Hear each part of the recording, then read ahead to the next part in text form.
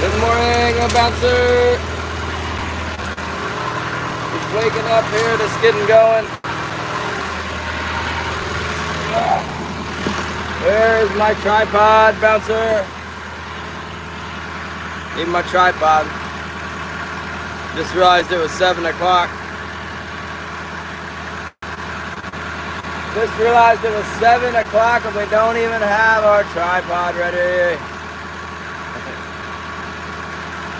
There's the old cross sound. Another boat headed out there.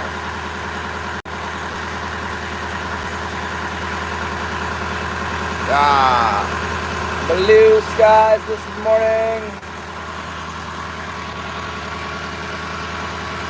JK, hook us at the John and let's go.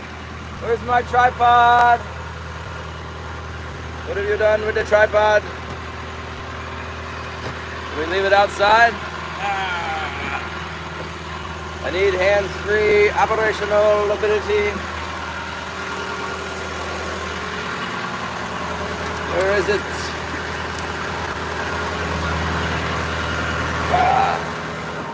If I got no tripod, that'll be the thing that makes us go to getting some water in the old fish hold for ballast. I kind of forgot about it there for a minute. It's okay. Oh, Gary, good morning. The crab trap is officially put away. I am not eating any more crabs for a while. I ate too many. I had too many crabs. I ate 7 of them, or I ate 5. No, I ate 6. I gave 1 away, thinking that I needed to eat 6 of those crabs, and that was really too many. No reason to eat 6 crabs that are that size. It was like total overload. We better move this so we don't lose it. How are we gonna move it? I gotta find y'all's. I don't know where I gotta move it, but I can't be there. Hold on. I lost the trap. I left it on the roof one time. I lost the daggone thing. Let's not do that. That one's tied down. That one's tied down. We gotta find our tripod. What have you done with the tripod? I got a GoPro tripod.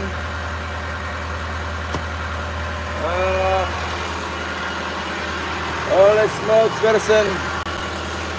We're in trouble now.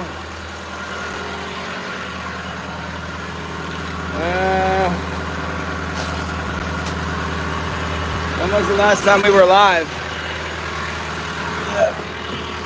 We were, I found it. Got it. Which way does it go? Goes in here like this. Yeah. Glenn, good morning. Let's cut you guys off there. All right. We're looking good now. We got our tripod.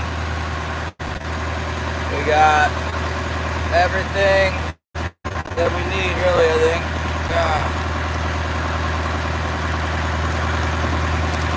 Here we go. All right, the octopus stand. You have the zip tied monster. Well, everyone's headed out here. It's supposed to be 6-foot seas and some wind today. Tempted to go home. I got everything ready on the boat to make the run to Yakutat, and I'm watching the weather like a hawk. And it seems like today would be a good day to take off. But now, like off in the future cast, it says that like on the 3rd or 4th, it also looks like a good time period. So today is not the best day. Let's see, Sunday, Monday. I don't think today's the best day. I think we're just gonna fish where we have been fishing, but I'm gonna contemplate as we run out. You know, it's supposed to be 6 foot and some 10, maybe 15 knot wind today. on my tail, I think. Yeah, we can fish on the way home, but more on this side because it's 65 miles to the anchorage. So that's like 10 hours of running at, 6 point something knots.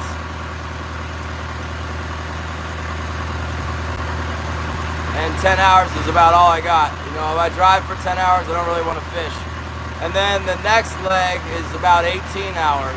So the dog won't go on the boat. I have to get the dog back to the dock.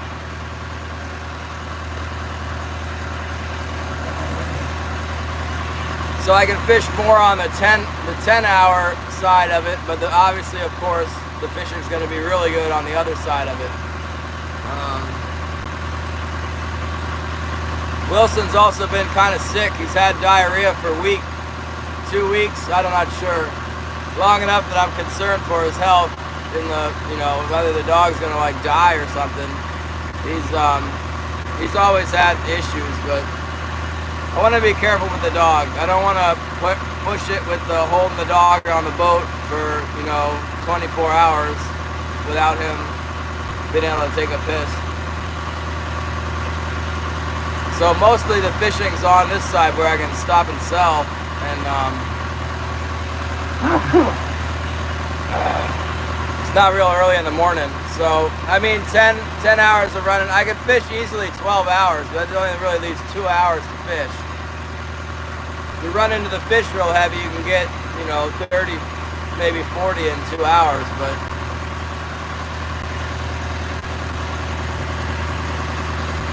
yeah, thanks. Yeah, I don't know. I looked at the weather. The NOAA forecast was saying like next week around Thursday, later in the week, it was going to be great. But looking at my predict wind, it says it's going to be windy at that time.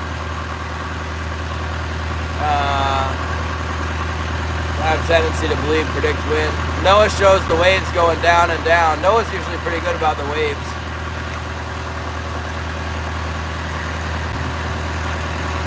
I could see some texture off Cape Spencer, but the tide's going out, a big tide's going out, so it's probably just roughed up from the tidal.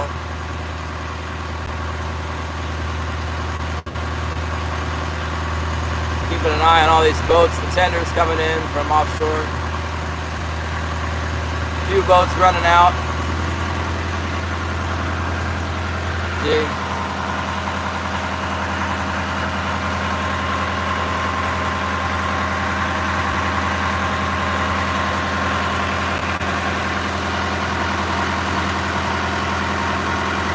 Kind of looks like a nice day to run out, doesn't it? To run back home.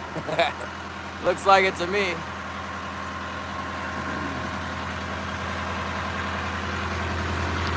I could definitely use the money. There's probably not much money in Yakutat right now. Windy showing it dying down Wednesday afternoon and Thursday. I need 2 days.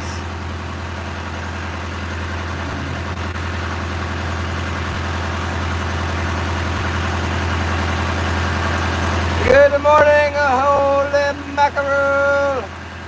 Did you see my AI holy mackerel I put on your community page? I put a couple of them.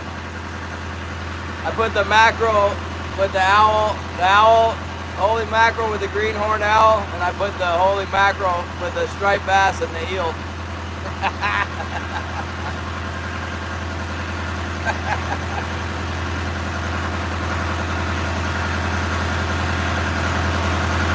You guys look at holy mackerel's that little avatar.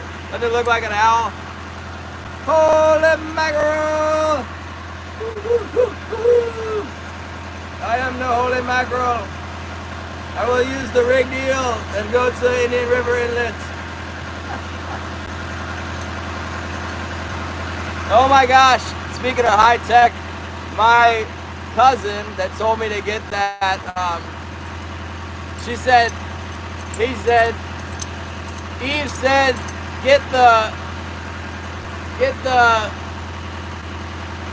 what was it? I don't know, whatever they said to get, I got it. And then I found out, they emailed me and they go, oh, I didn't know you were going to order it so fast. It's you need some software patch, something, yada, yada. The wireless microphone usually costs about $500, and I'm just like, man. So I went and looked up the one that they recommended, and it was on eBay. The average price was like $289, and I'm not gonna pay $289 for a microphone. So I found one that was $168, brand new, it said, and in Japan. So I ordered it, and it's on its way from Japan. And now I find out that's not the right microphone. So I'm not sure what. How is it not the right microphone for $168? That thing should, I don't know, catch fish for me or something. Fillet fish or broadcast to the moon for $168. It's the little tiny mic. DJI mic, inexpensive. I did walk Wilson. Good morning, Official Top. Good morning, Scotty. Bud Files, good morning. We are wanting to go home, but we're gonna keep fishing.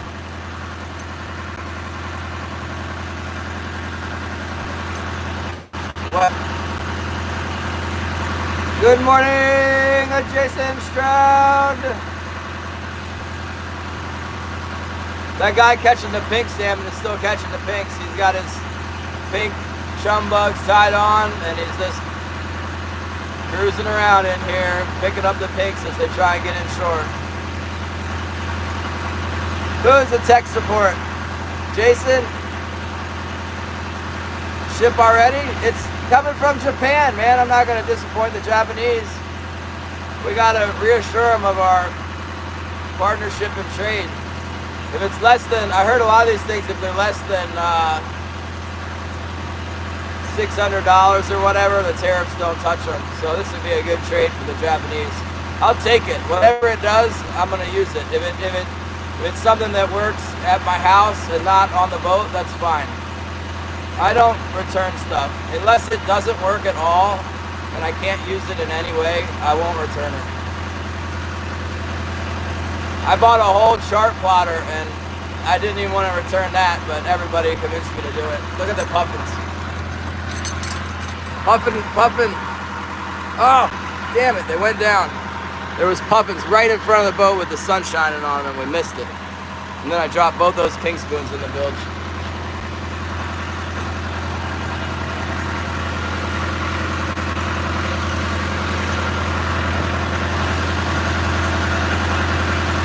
Yeah, we are ready to rock and roll. We got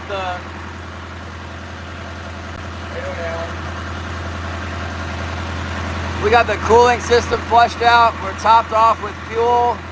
We got a bag of ice. We got a slush bag that's ice, still got ice in it. It's still beautiful.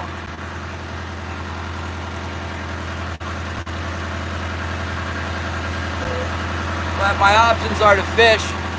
I can fish for a day or two and pile up some fish and then sell to this boat right here. He's right here, look. I can sell to the Pavlov, there he is. And Pavlov has fuel.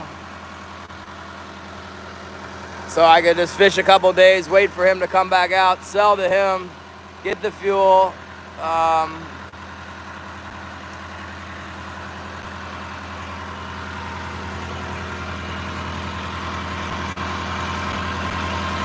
little shallow here. A little bit shallow. It says 33, but it's 26. It's 25. It's 23. Not paying attention.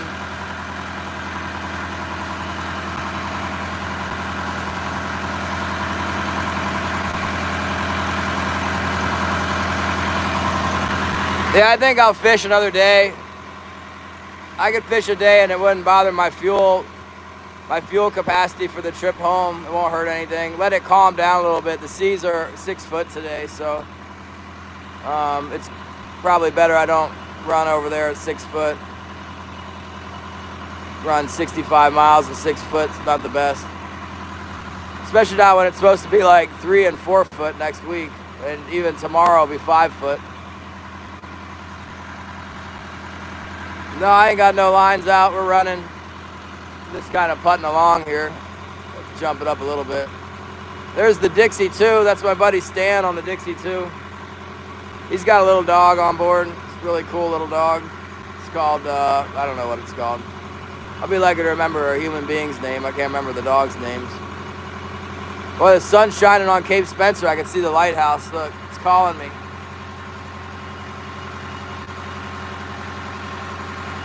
There's the Pavlov. Pavlov's gonna go through the pass there at slack tide probably, or maybe he's gonna go to the. You know what? He'll probably no. There's already a tender at the barge, the buying barge in town. He'll probably go on through the pass. It's hard to say. I don't know what he's doing. Maybe he's just gonna go back, get ice, and then go back out to the spot where we're going.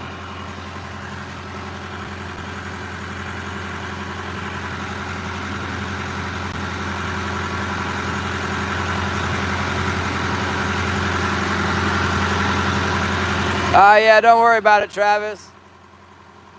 We had a rogue mod last week, but they're gone. How come the mods have it out for you?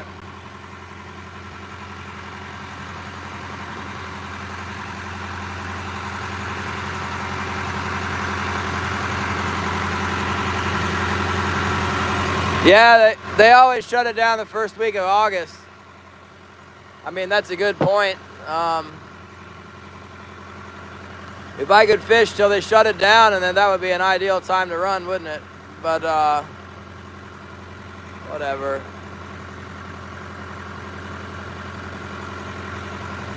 See how that goes. I think we're going to get some weird king salmon allocation. It's not going to be a derby when it opens. It's normally a king salmon derby when it opens back up for the second season. We struggle to get the fish until it's closed. And there's not so many fish, so they're talking about just splitting it up.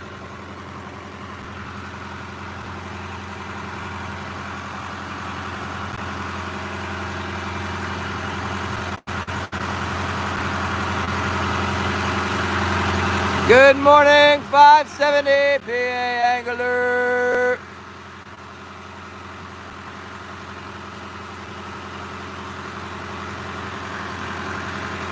Look out for the boat wake. Whoa, we're getting waked.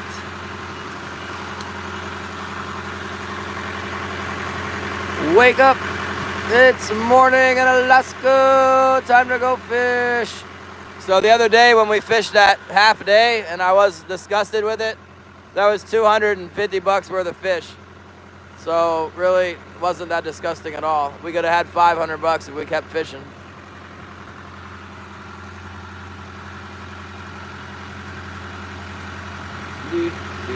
AK, good morning. Randy, good morning. Good morning, Lee. Yeah, I'm itching to get out of here, but I think I'll put another day or two in. Keep watching the weather. It's so nice to have Starlink and be able to look at all the detailed weather forecasts wherever you are instead of like only getting the radio with NOAA, and they really suck. They'll tell you to never go, or they'll tell you to go and then it'll be bad.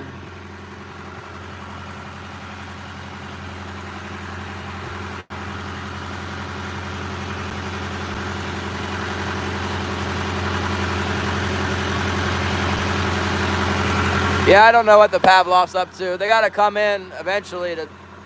There's another tender at the buying scow at Elfin Cove that's tied up there. I sold my whatever I had yesterday.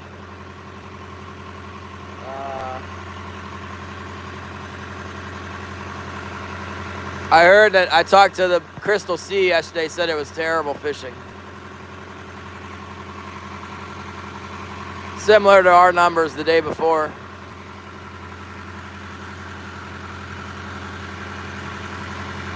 That's another reason why I just wanted to get the heck out of here. It's like terrible fishing and good weather. It does seem like the weather's going to get better, so we can make one more day out of it out here. Maybe the fish will come today.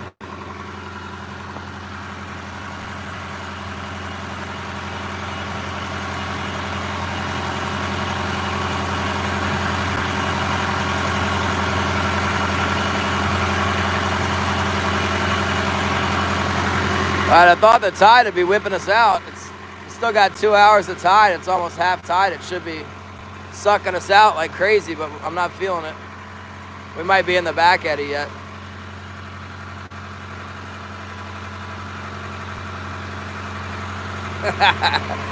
Did you guys get like a peep show of plumber butt and also no sound at the same time?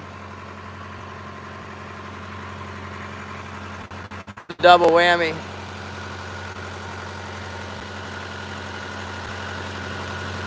Yeah, I need some money.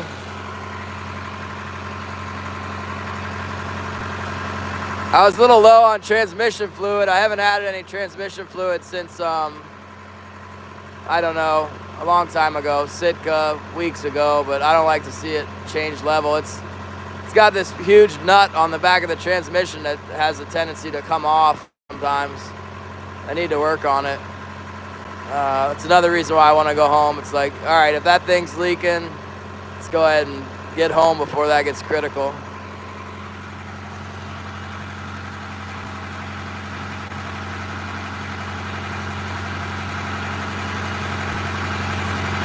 Good morning, Ducky Doug!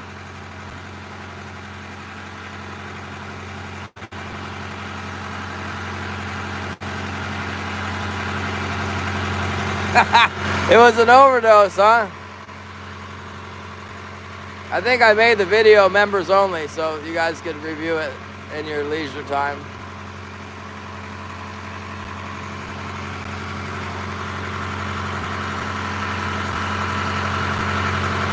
Yeah, I'm about 160 miles where I sit right now.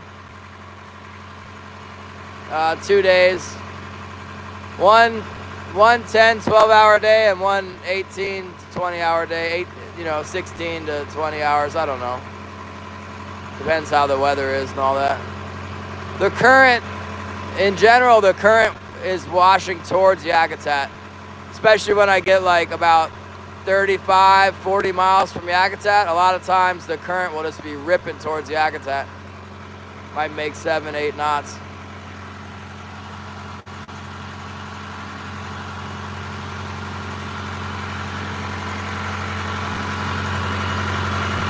Dougie Doug, thank you very much. Yeah, the members, I haven't been able to do much for the members. I don't know, I just struggle to get content for the regular platform. I got a members giveaway that I got to do, and I haven't done that.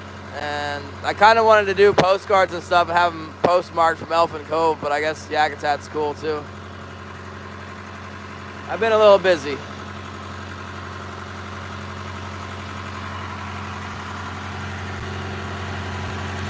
Oh, be driven! Gary Hardiman. 570 PA Angler. JK. Joshua. Yeah, the water's blue because the sky's blue. It's bouncing back off. The water actually appears deep green right now, like an evergreen, dark green is the color of the water. See it.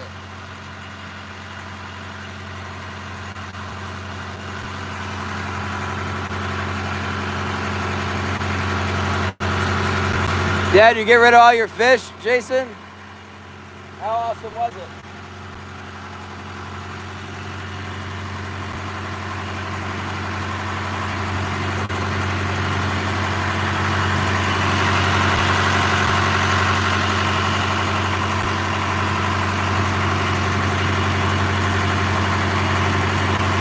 Seems like a little bit of a southwest swell coming in here. It's probably different out on the open ocean. We'll just get out here and see how the fleet's position. If the fleet's position over Cape Spencer, that might give us the bump that sends us home.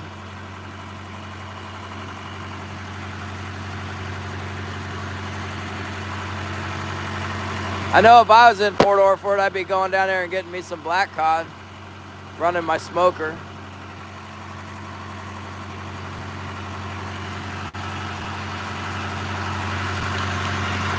Rinsed my bilge out too last night. Always got some oil hiding on the top. It won't pump out because it's so high up in the water.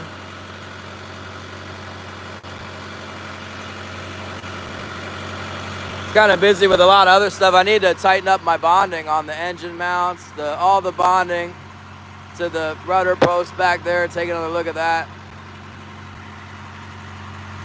Get it all tightened up. May make some improvements on it before the big coho run. We're really not even into the coho season yet. This is like an early run. That's why it's spotty.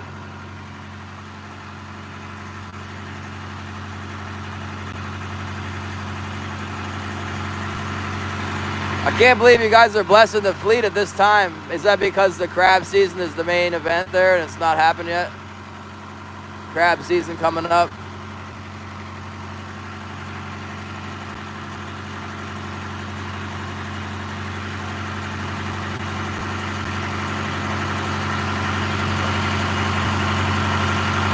I heard Bristol Bay is doing really good on sockeyes, almost another record. They just keep pumping them in. That's good. We want good news in the fishing industry. They say that the sockeyes compete with our troll fish, but we got pretty decent troll prices too.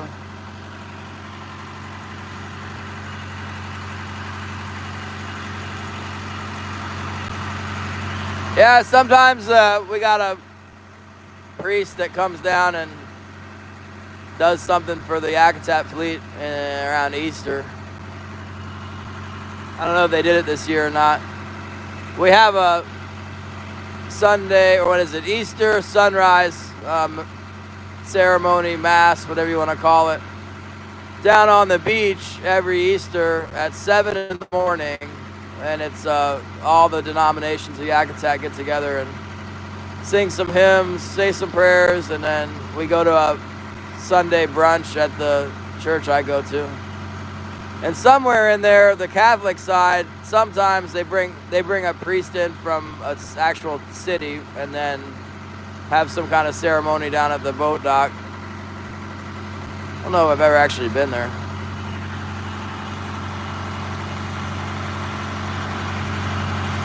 Good morning, Assuming. Good morning, California Dreaming. Let's go, 100 people. Tap, tap, tap, tap, tap, tap, tap, tap, tap, tap, tap, tap, tap, tap, tap, tap, tap. Tap the screen, 100 people, come on. You want to look at the scenery? Leave me a like.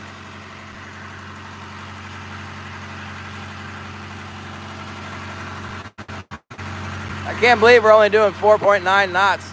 My tide chart must be a little behind. It should be doing like 7 knots right now. Look at this side here.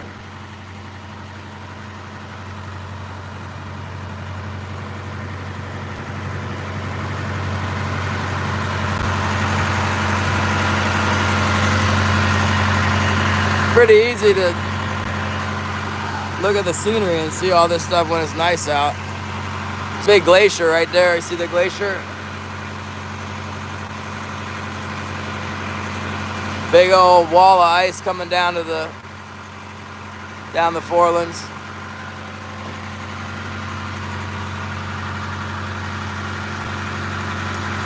Kumari, good morning. Kumari, good morning. Rodney, Joshua, good morning.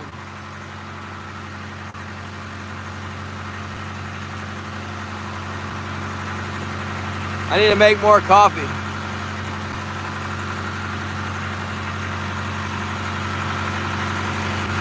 Let's set you guys out here with this beanbag.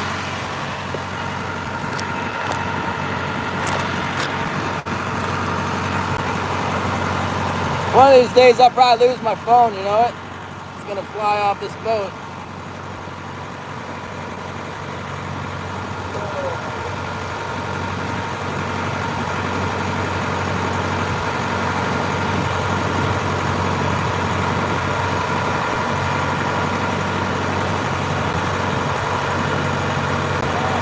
going so slow, man.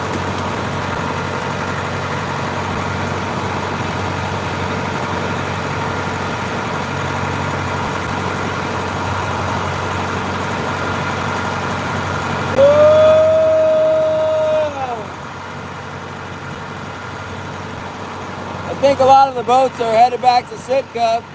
Everybody's trying to get the chum salmon. It's a big price on chum. Pretty big. And there's good coho fishing down there too right now.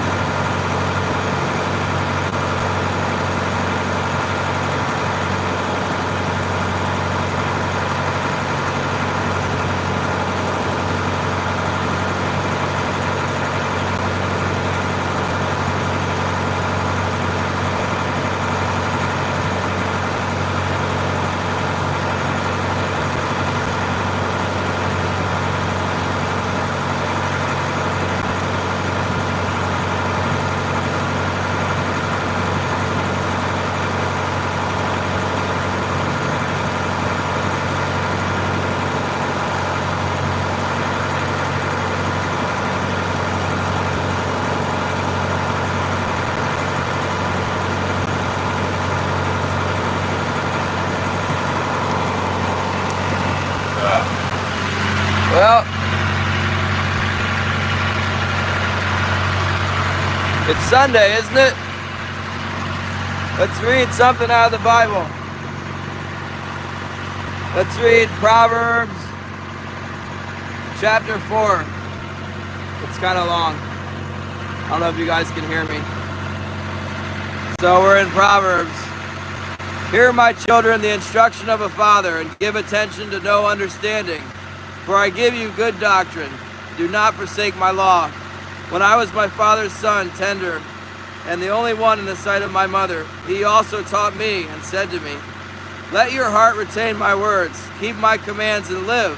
Get wisdom, get understanding. Do not forget, do not turn away from the words of my mouth.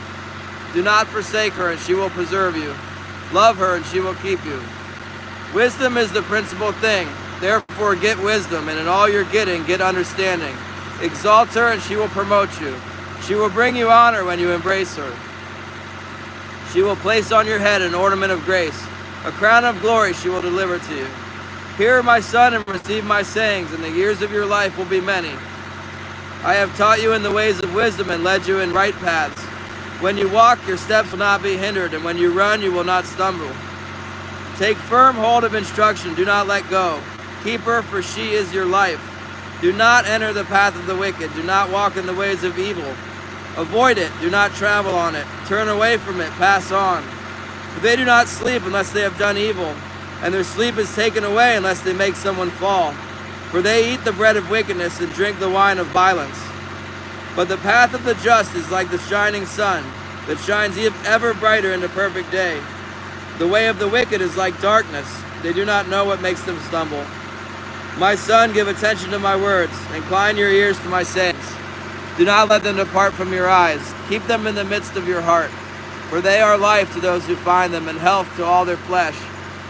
Keep your heart with all diligence, for out of it spring the issues of life. Put away from you a deceitful mouth, and put perverse lips far from you. Let your eyes look straight ahead, and your eyelids look right before you. Ponder the path of your feet, and let your ways be established. Do not turn to the right or to the left. Remove your foot from evil. There you go.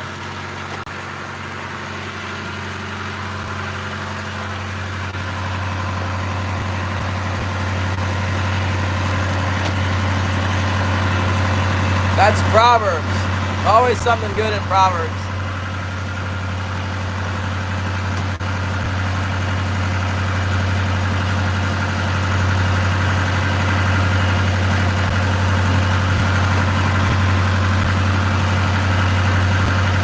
So calm out here on this side of the sound. The other side looks choppy, but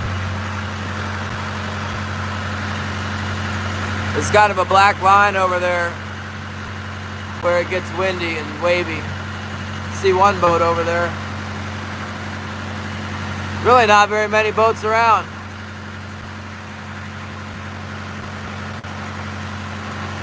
Can't tell whether that is a commercial boat or I think it's probably a sport boat. I'm not sure. Something there.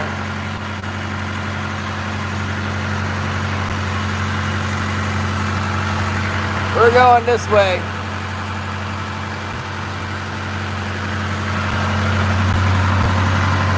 It's gonna be a minute. I'll wait, go a little bit further before we drop in. Steady! Good morning, Vaughn. It's pretty early in Alaska, 7:45.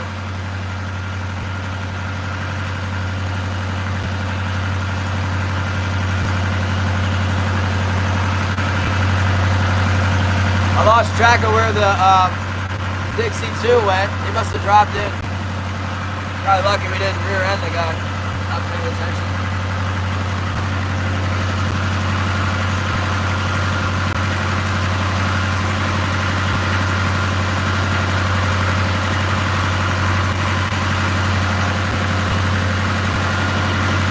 Yeah, it was noticeably chilly this morning. I'll tell you what, temperature dropped 10 degrees from what it has been. Oh, now I see the Dixie 2.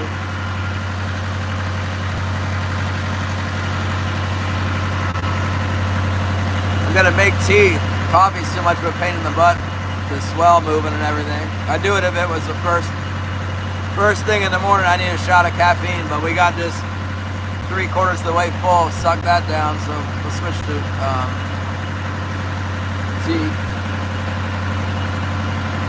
Hopefully there'll be some fish around this morning. David Bennett, good morning. Good to see you.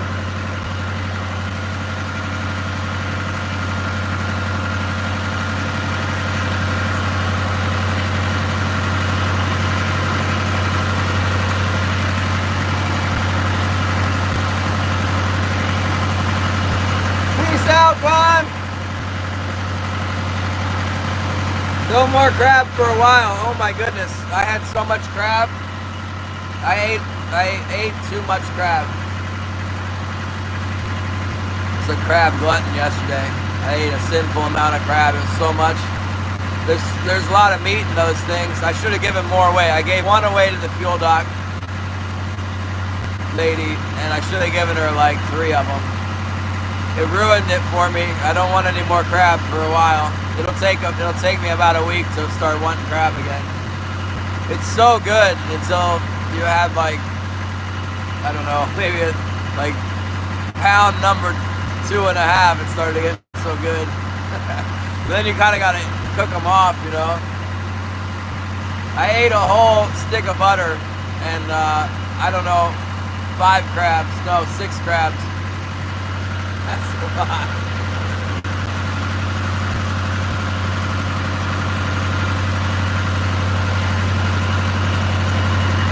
If I had paid like $200 for that, I'd feel better about it. But I can basically get them all I want now. I know where they are. I got to find them in Yakutat too. There's some of them in Yakutat as well. And I'd like to enjoy it just as much as I enjoyed the first 3 or 4 crabs. The 5 and 6 crabs was definitely too much. The other thing was the last crabs I got were heavy. Where like the first ones were light. Then as it started to get more and more crabs I ate, they were like heavier and heavier and more meat in them.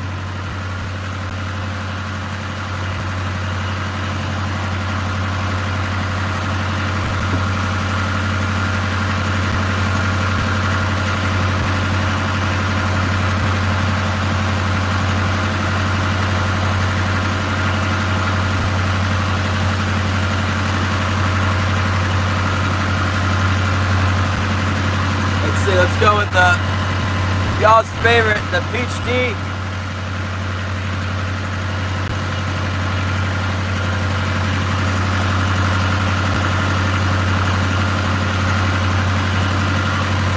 One peach and one's Lipton's. Already dumped a bunch of sugar in there too.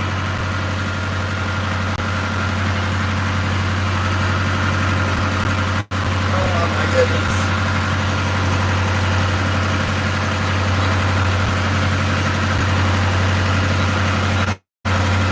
Big giant charter boat just came out throwing a huge wake up. Hold on. Hold on.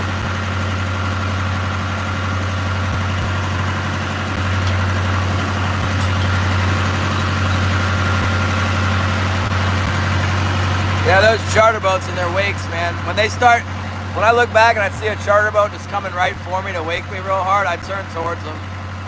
So you know what? So they're like, they got to do something about it. You don't need to be running right next to me at 30 knots. They freak out when you turn towards them. They're on a collision path, nearly like just barely gonna miss you. I turn right towards them. So they have to move big time. Stupid. Not gonna say anything else.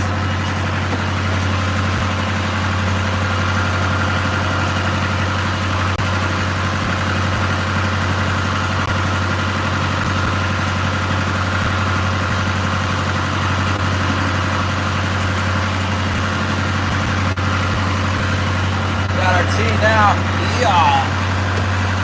yeah, it looks perfectly calm on the east side across town, and then the west side looks all rippled up, all black over there like there's wind. I think they were saying northwest wind today. I don't want to deal with that.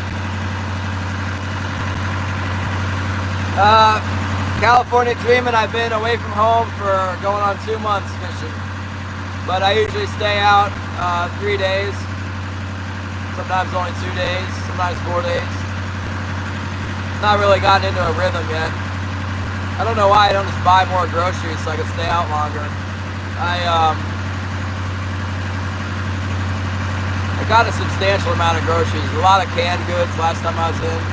Looks like I'm a little low on sugar. It also looks like I could use some more automatic transmission fluid on the boat.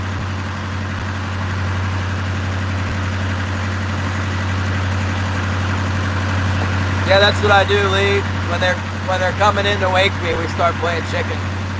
Cause I don't like it. I've had my coffee and my counters cleared too many times by 35-foot charter boats running 10 feet off my side at 30 knots. Dump my coffee over, it puts me in a bad mood. I've had stuff on my roof that gets pitched off my roof because of the wake.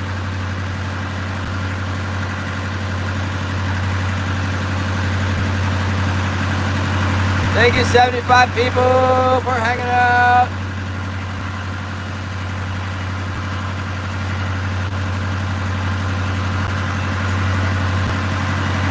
Take the tea bags out of there.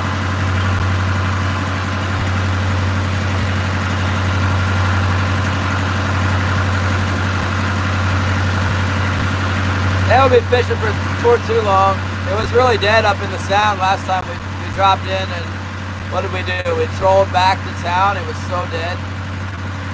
We got to get out on the edge of out on the corner of the mouth of the sound here where there's some migratory fish passing back and forth. We're not really got any in the sound. Later on in the season when they want to run up into the inside passage, they build up the sound, but this time of year they're just traveling up and down the 100 fathom line basically on the ocean. They boil around at the corners, you know, on both capes.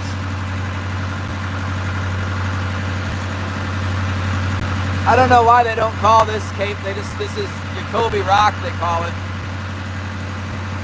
They should have a name for the corner of Cross Sound, but the spot's called Jacoby Rock basically. And then right around the corner is Surge Bay.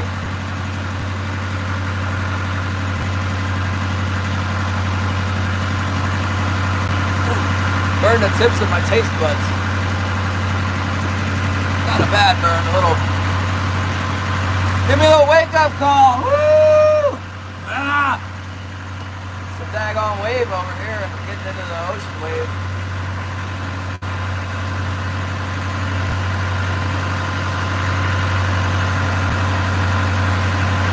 Big ball of kelp. All that stuff's coming. Current line, there's a big current around here. Must be a bigger tide because it was -2 foot. You know, you're not going to get down to -2 foot unless there's a lot of water moving. Almost deer season. Gotta let it cool off a little bit more.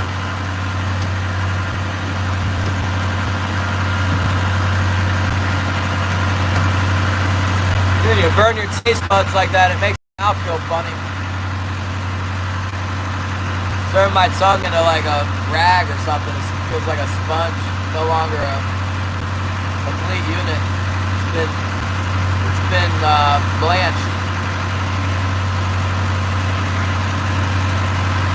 It'll grow back.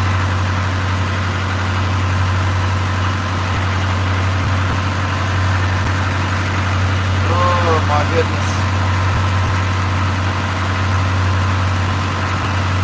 Yeah, I wanted a shot of that peach tea, but they got me. It bit back.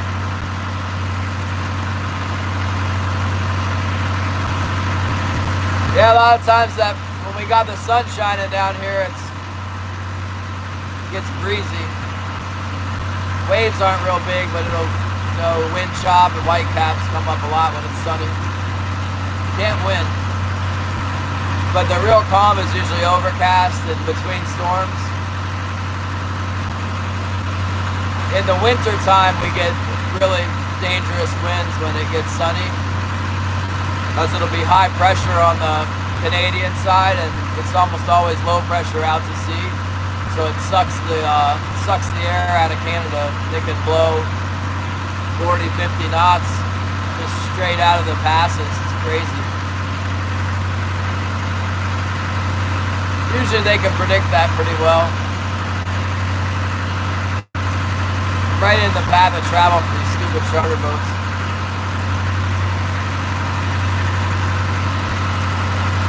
I'll tell you what, Elfin Cove is bustling with charter fleet. They must have 20 like 18 to 25-year-olds that work there. It's like an army of young people that are cleaning the boats and scrubbing the clothes and just doing all kinds of stuff. And then they got, I don't know how many clients they got. They might have 20 clients and a bunch of old people come up here to fish. And they got this whole bunch of young people doing all the service and a couple manager, older type of people, owner type people for the lodge walking around.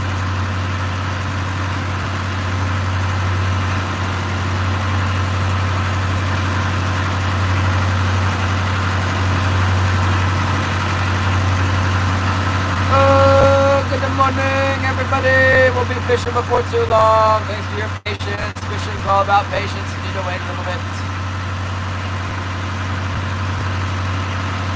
Sunday, I was originally talking about leaving on Tuesday when I looked at the weather, and then I started looking at it thinking like, well, and the fishing report's really bad. I mean, if the fishing's not going to be good, I feel like I should go home.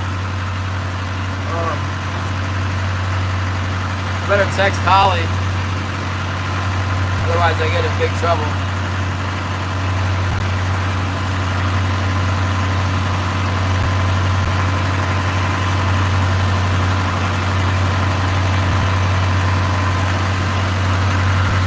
Holly's gonna go into Yakutat on Wednesday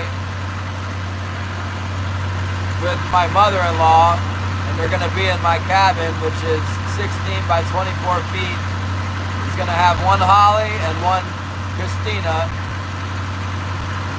I think I might have to stay on the boat.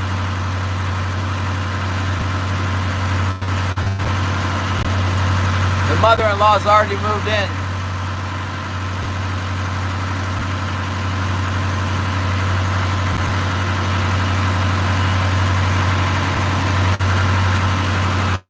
I need a mother-in-law apartment that's not inside my house.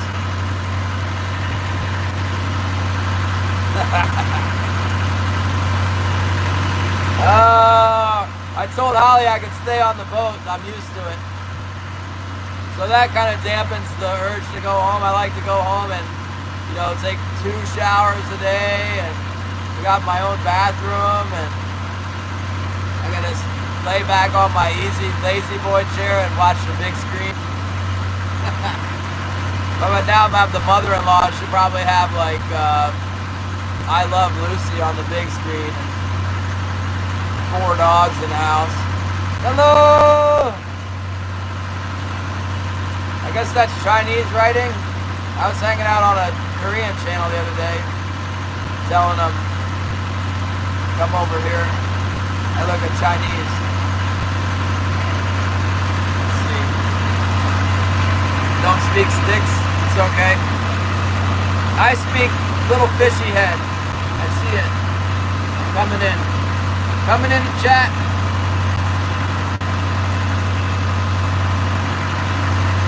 I'm coming. Here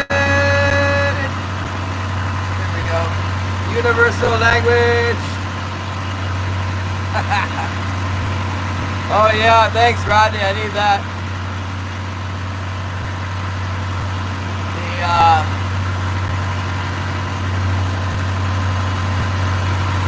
I think I like my mother-in-law a lot. I just don't want to live with her in a 16 by 20 foot house. 3 dogs, a Holly, a Devon. It seems like enough. Yeah, JK. They're moving in. I'm not even going to be there. They're both going to move in.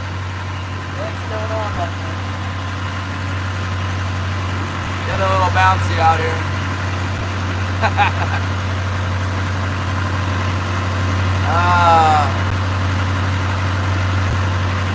Well, fortunately, the mother-in-law has her own house in Arizona. It's far, far away. But she wants to come to Alaska. She likes to eat fish. I am. I'm already on the boat. That's what I told Holly. I said, I can just stay on the boat. Ah!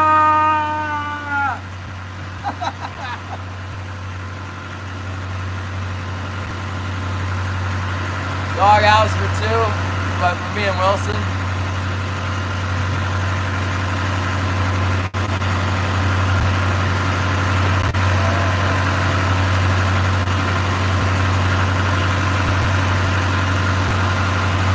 Yeah, I've got a boat shed, you know, I want to convert the boat shed into a guest house.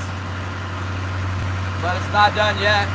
I'm not really making any money this summer. Some summers go great, I come back with like 50,000 bucks or whatever. And this summer I'm like, I don't got nothing really. Because you spend it all on the shipping. You know, I have a little extra money, spend it on the shipping the stuff, the trailer and the truck.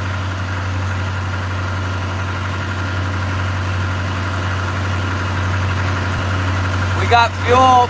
We had a pretty sizable fuel bill again. It was $250 in fuel. So basically that half day we fished was just for fuel money for about a week. Burned 40 gallons. About 4 days worth of fishing for me. Fuel's $5 a gallon here. No, we're trolling. We're not trolling yet. We're gonna be fishing. Let's send the chart plotter up.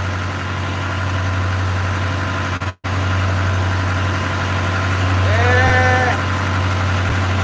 We're not even really gonna drop in for like 40 minutes because for some reason the tides, I don't know what the heck, dragging something, maybe dragging a bucket with me or what, but I'm going real slow. I'm running her easy because I don't want to listen to the engine. Doing the live stream and running the engine at full pitch is a little bit much. I'm not in a hurry. I'm not in a hurry. We save fuel like this. Nothing to get in a big rush about here. Let's come out and drop our lines in when we get there and see what happens. Yeah, that's true. I would have been in, I would just be coming out of Huna right now and burning a lot more fuel. But we got the crabs right close to town. Finally found them.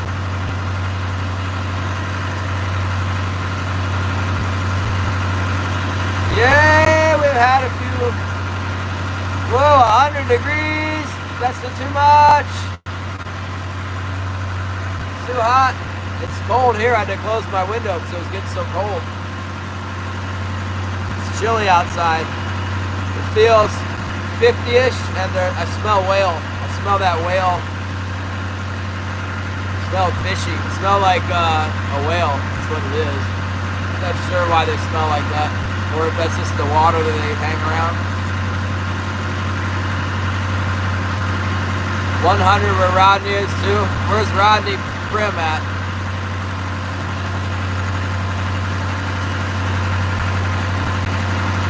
That might be a commercial boat over there. And look with my glasses.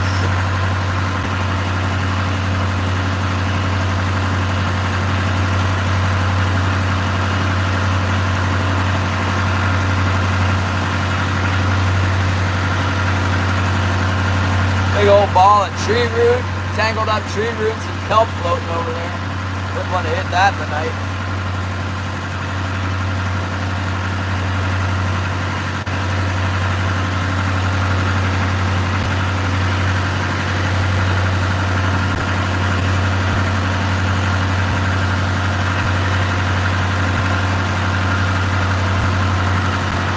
I see the first commercial boat actually fishing.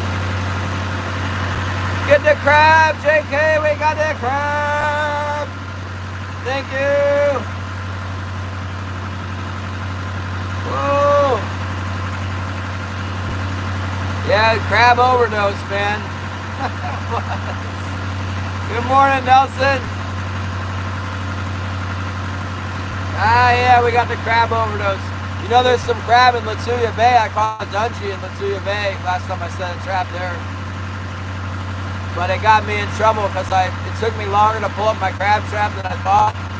And I missed the tide, and I ended up going on the outgoing tide. It was pretty sketchy, man. It was one of the more epically bad, you know, epic entrance into the ocean, man, with the Latuya Bay and outgoing tide with the swell up. Oh my goodness gracious.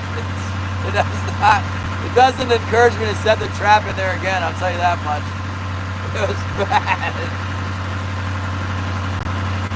Yeah, I missed the tide. I was gonna try and get out there on the high tide, right? And then I missed it, and I ended up going out with the outgoing tide. It was so bad.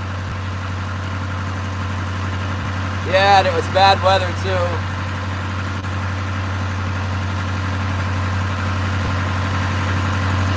I got a crab though. I had set my other, I used to have it. I lost it because I didn't tie it down last year when I left here. The weather wasn't great, but it was supposed to be really nice the next day, so I just shot out of here.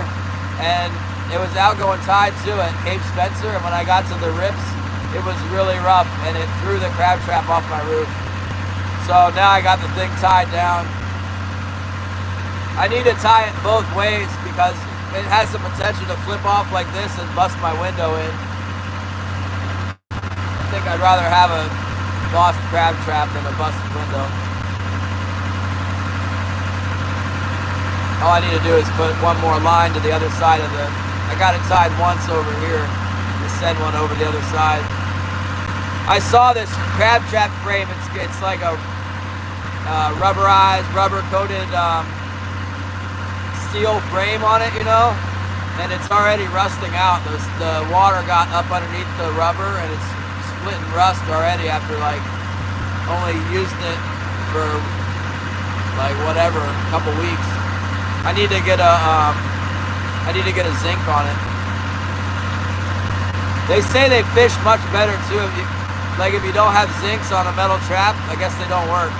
So who knows how many crabs we would have got if we had a thing zinced up.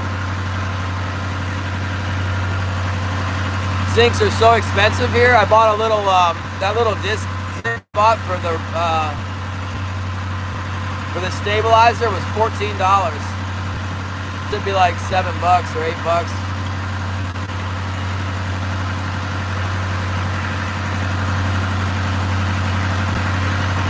They charge a premium for the zinc and for metal at that shop. They got really good prices for hooks and lures and spoons, but they don't have a good price on lead and zinc. They got the stuff though.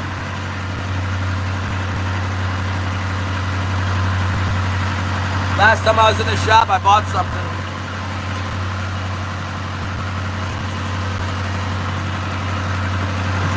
Because I'm already thinking about Winter Kings. If I'm not going to make money on cohos, which happens a lot of years, Yakutat's had a failure of the troll fishery for coho for years. We really, really, really rely on Winter Kings, you know. The Winter Kings, especially at the beginning, is a big boost. It's usually a big boost in October, and then it dies off, and then it starts to get good again in December.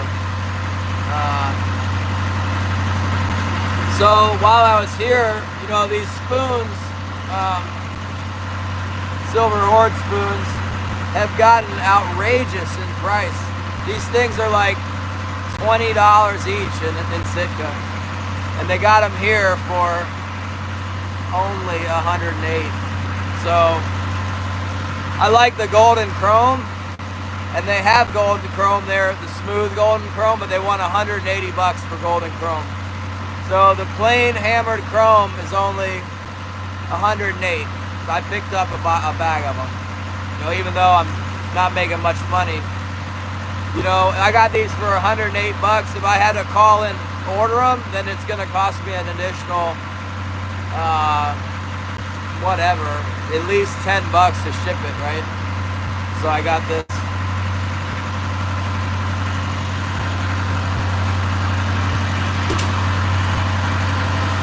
I can order stuff, and I did order. I ordered a thermostat for a temperature gauge because mine was acting funny. It seems to be acting right now, but I have a spare on the boat. But I have to. You got to order way ahead because you order something, it goes to Juneau. Well, first it goes to Anchorage, and then it goes to Juneau, and then it's got to wait around for the bush plane, basically bring it out once a week. So it could be something that would, in the lower 48, something that would take 5 days to get. In Elephant Cove, it might take 2.5, 3 weeks. So I'm not going to be here that long. So I can't get anything for the mail right now. I tried the drone spoon before. You know, the drone spoon is a lot like that Clark spoon. It's got the fixed hook.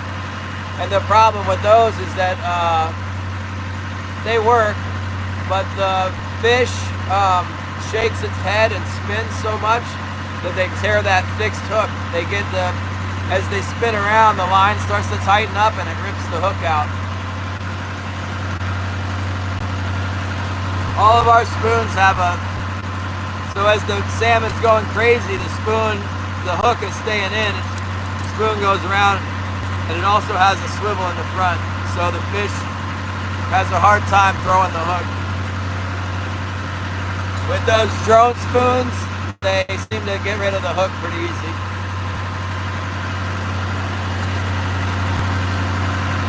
I do order zincs to Yakutat. That's how I get them, and they're a lot cheaper.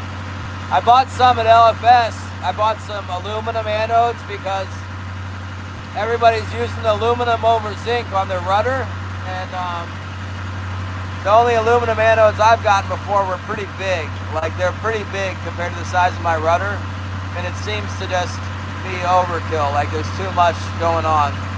So I saw some aluminum anodes in Sitka at LFS that were small, like the size, they're like, I don't know, they're like this big. So I was gonna try that. Maybe a mistake. I will probably put the aluminum anodes on my rudder and try it during the end of coho trolling and see how the kings like it. And if the kings aren't responding well to the anode pattern I have on the boat, then I'm going to remove them.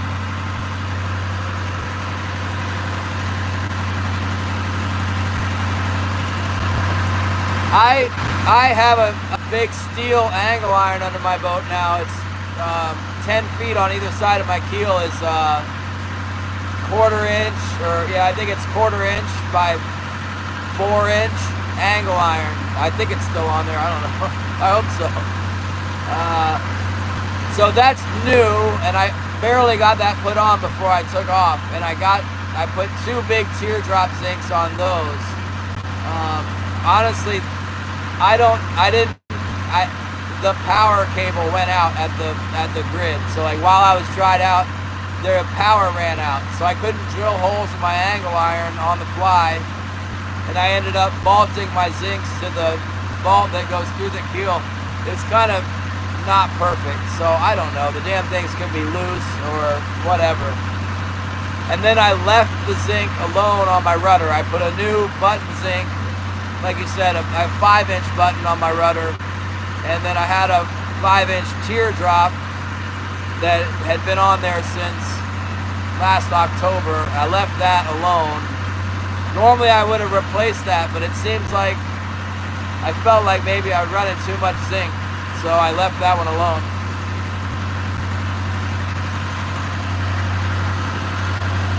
So now that rudder zinc is really ate up. I was looking because I was plowing through the mud. I looked down there to see what I had going on, and I was looking at my zincs. I still have my hub zinc on the wheel, you know, on the propeller. That's the most important one down there. And I got a big zinc underneath of that on the rudder foot that's fully intact. But the zincs on my rudder are looking really weak. I mean, the 5-inch button zinc, it looks like it's burning up.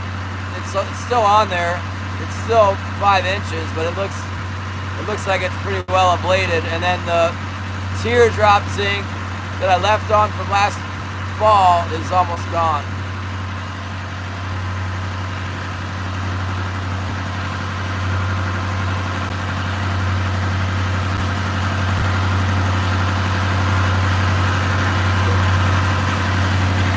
One old timer told me that he thinks that his boat, so this is the guy who used to own the Mabel A, he said he thought when the zincs got worn down that the boat would clatter better, like he would get more fish in piles, like big numbers of fish would grab the hooks. And then he said when he would replace the zincs and put new zincs on before they got a lot of surface area from the erosion of the zinc, he said he thought he caught fish better on a scratch, like he'd get more like one fish here, one fish there. I don't know, 6 of one, half a dozen of the other. I kind of like the sound of loading up, not changing the zincs at all. They say the rule of thumb is if the zinc is halfway eaten up, replace it. So I got a couple on my rudder that look like they need replaced. So I was gonna replace the rudder zincs, and then I have no idea what the zincs look like on those angle irons because I can't see that from the dock. I can see my propeller and my rudder from the dock.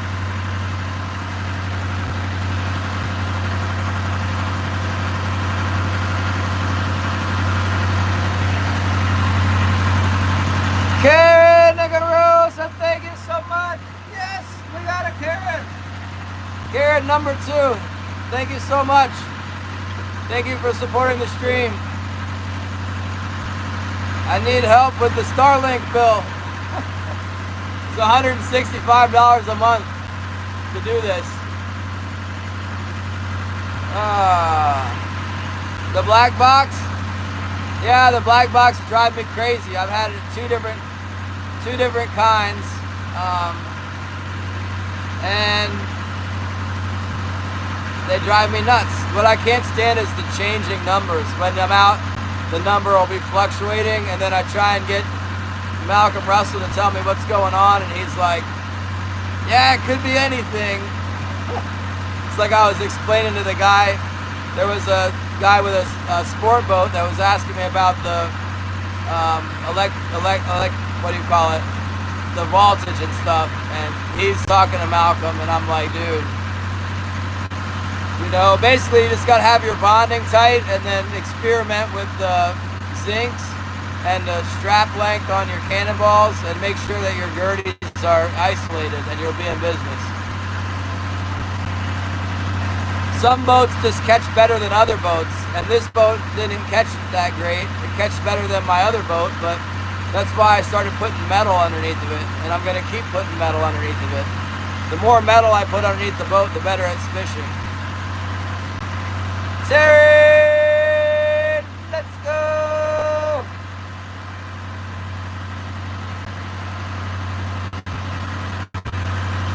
Where's that, Joe? That sounds terrible.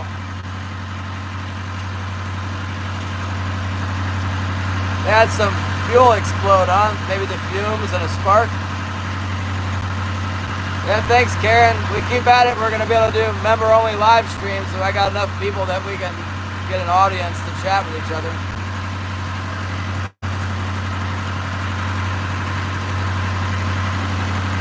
It's definitely helping with the finances. I like talking to you guys and showing you everything that we got going on, but it cuts into the efficiency of me catching fish when I'm goofing off with the camera. Hopefully we'll get it up to par before too long. Once I figure out what I'm doing too, it'll make it easier.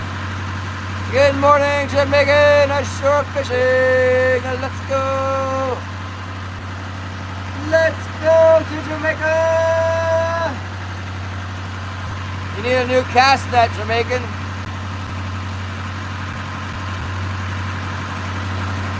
Was it gas, Joe? The gas boat blew up? Usually diesel's pretty hard to make it explode.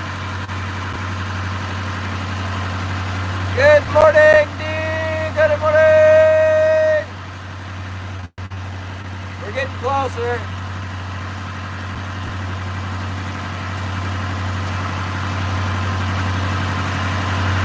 It's getting windier too. We're getting out here to the edge of the ocean and the wind's ruffling the water a little bit. It's still super nice. Feels chilly. All that cool air should be getting those cohos. You know, honestly, I hate to say it, but I won't even say it. I'm not gonna say it. But there's certain things that cause this coho salmon to move towards the coast, and cold air is one of them. And then the other one is, I don't want to think about it. Yeah, we don't have gas on these commercial boats, not any of mine anyway. Gas price got so high that it makes it pretty much infeasible to run gas for trolling. There used to be a bunch of gas boats that would fish. There's still some, but they're really small. I guess there's still some gas boats, hand trollers. Get out, boys. Kid, thank you so much. Got the membership for Karen.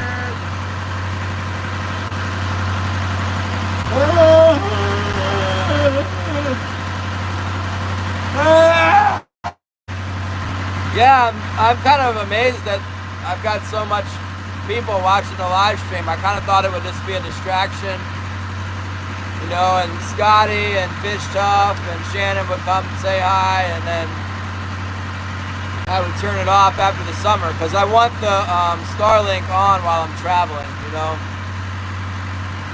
I'm addicted to YouTube. I gotta have it. So I got the Starlink, and now we can stream. But I really didn't think it was going to be a success. It's turning out to be a pretty big success, thanks to you guys. Good morning, Bobby! Good morning, Beardo from Texas. Oh.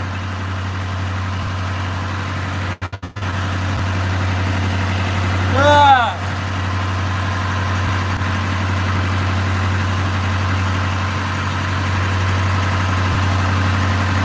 Yeah, I'd like to get that mic working. It sounds like, I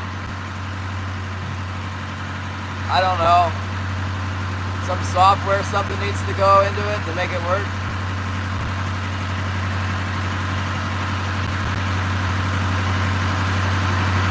The weather is, it's getting a little bit of texture on the water, but nothing, I mean, it might be like 3 miles an hour wind.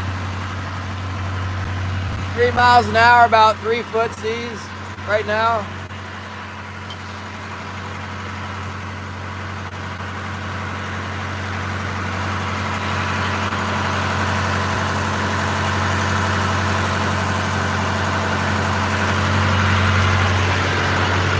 We're getting there. Kenneth the Crazy. Email via ham radio before Starlink. Yeah, I know some guy that's got that.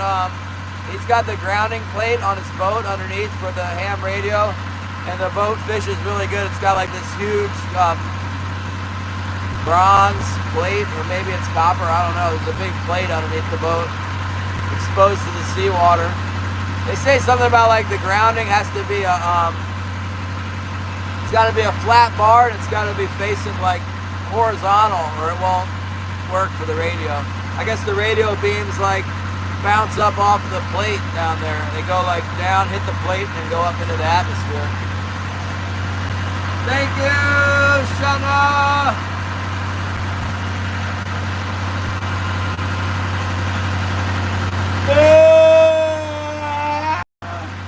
They actually got a good deal on those shower tokens. I got a shower this morning. I did some laundry the other day, and I was buying them $5 a piece, and then the lady offered me 30 for 10 for 30, so that's $3 a piece. That's cheap right there. It's a nice cheap shower, and the shower is longer, 10 minutes. You're not going to get a better deal on laundry. Coho salmon, that's all that's open. There's pink salmon are open too, but they're a lot of trouble and they're not worth much. You kind of got to use different equipment if you want to catch a lot of them.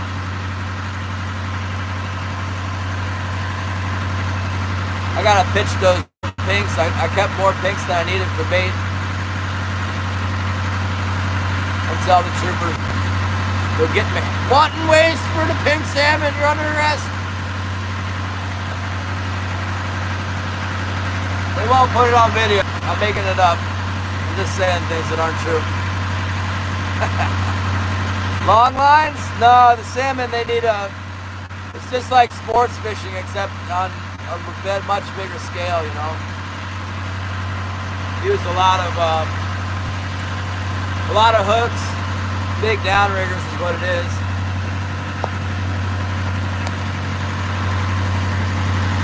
Hydraulic downriggers.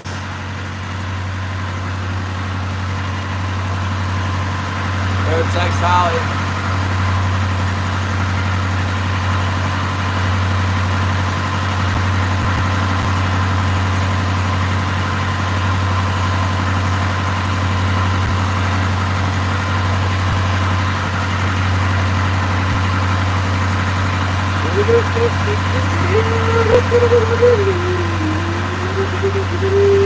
Aha! Jumbo cannonball, yep. Yeah, I could fish, ship fish to Texas. I just don't have the permits for it. Might get into it. I mean, I'm sure I will at some point. I don't know. We got to deal with the fish buyers here. They take care of us. They give us ice. They'll do all kinds of stuff for us. They got some tools. If we break down, they can help us get the boat running again. They can move equipment for us if we need something big moved in.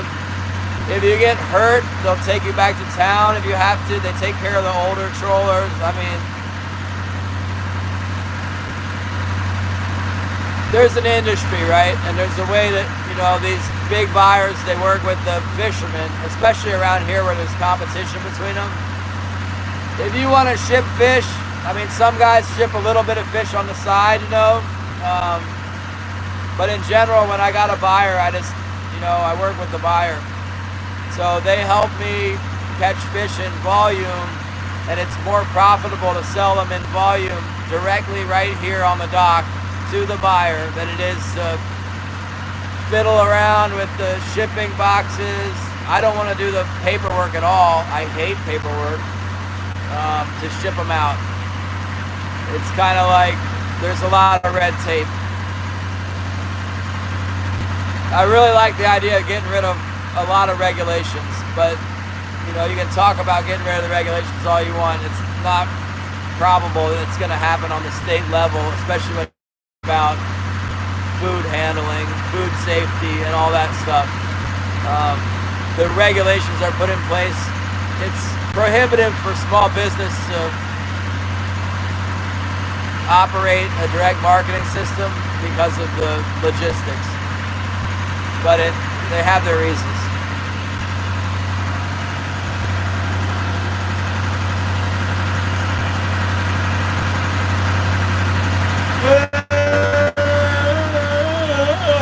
Well, one thing about the buyer is they're making ice, right? And it's a big deal.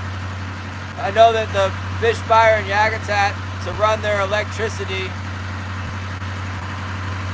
and make ice, not to mention they use a chemical, some kind of ammonia chemical they have to ship in and hazmat.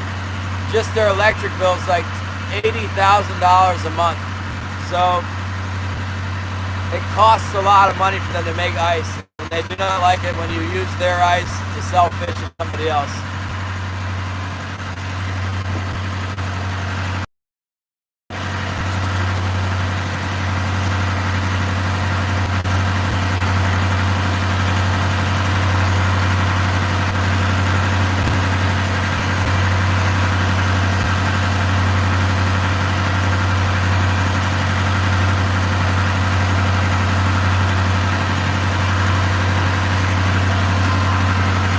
I told Holly I want to go get some blueberries. We can put some blueberries up in the jar. That'd be cool. I've never had time to do that before.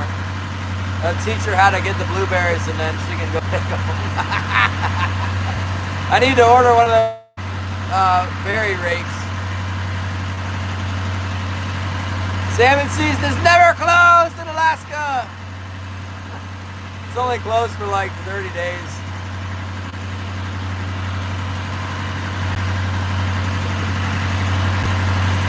Fish all winter.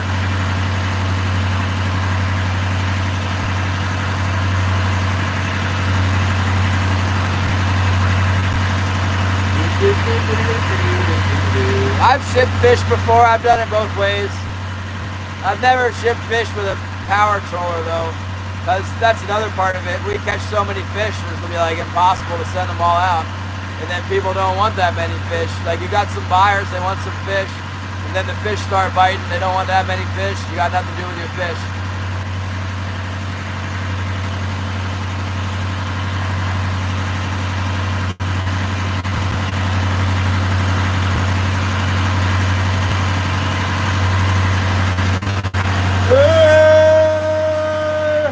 We're gonna get up, we're gonna do this.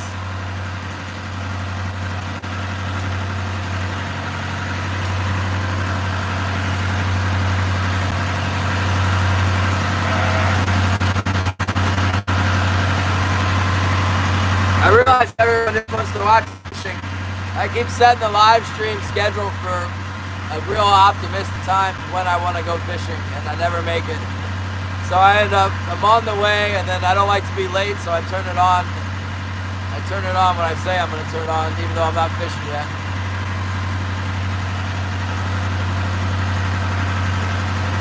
Let's see.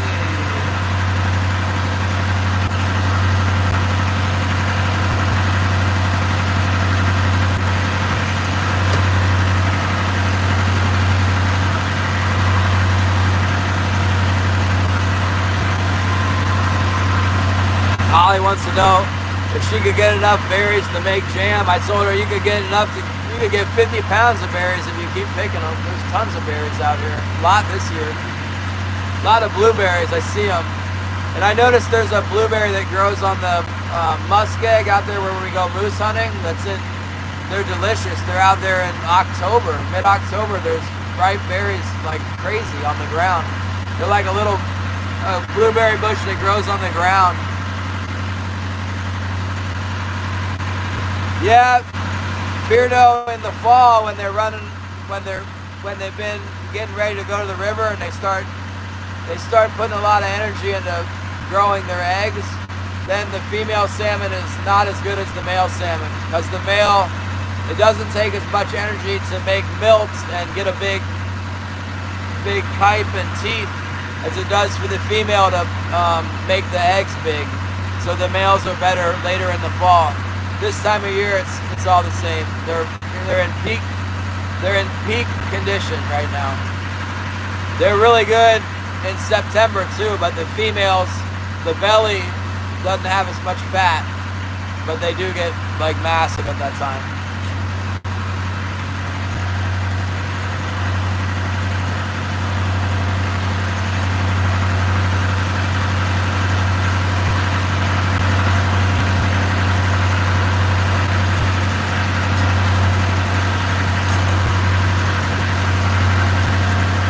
Getting to the fishing area, but there's no fishing boats.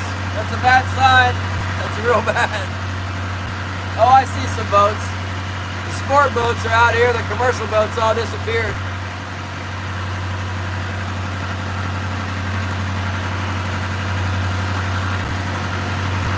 I heard the fleet's moving down towards Sitka because they're waiting for the chums. Chums at 75 cents. I'm not sure if it's 75 cents at Sitka, but that's a big money maker right there. You just go around in a circle with 100 other boats and everybody get chump salmon on every hook. Buyers waiting around every corner.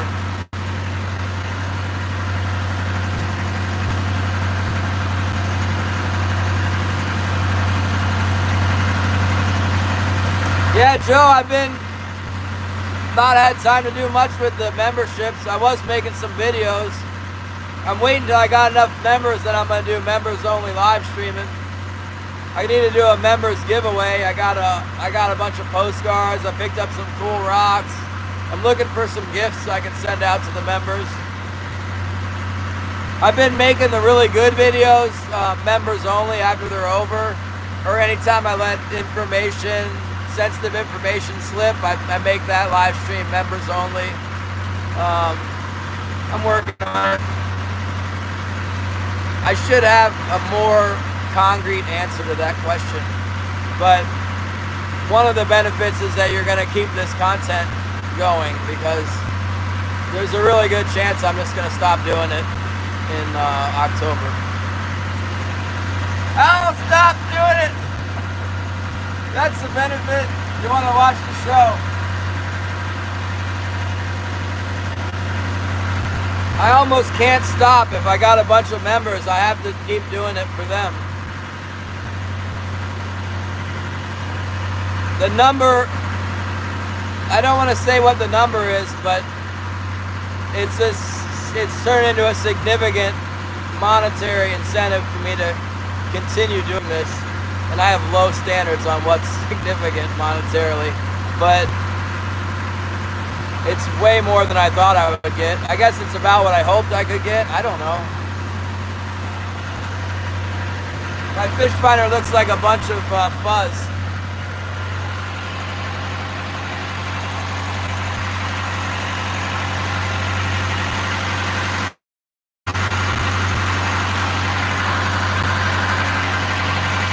You can see we fish over here.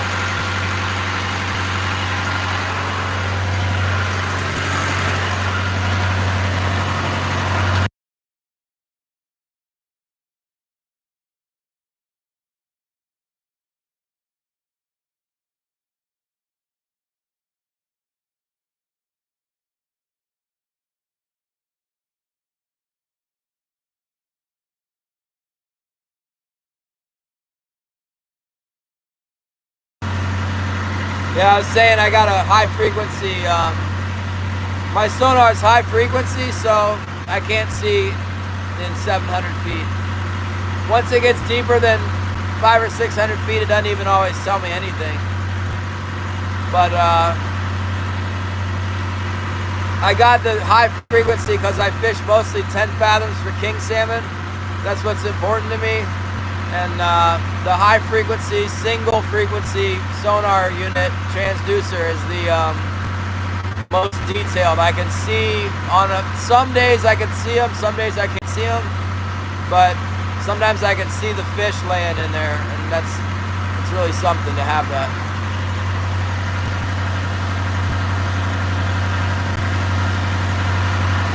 A fathom is 6 feet.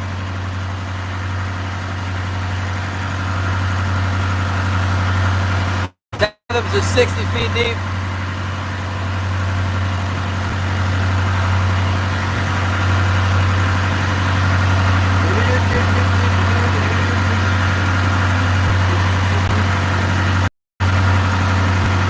I see a local boat fishing up here.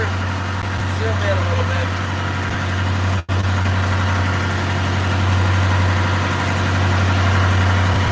Just a little bit farther, about 10 minutes more. I'm gonna drop in.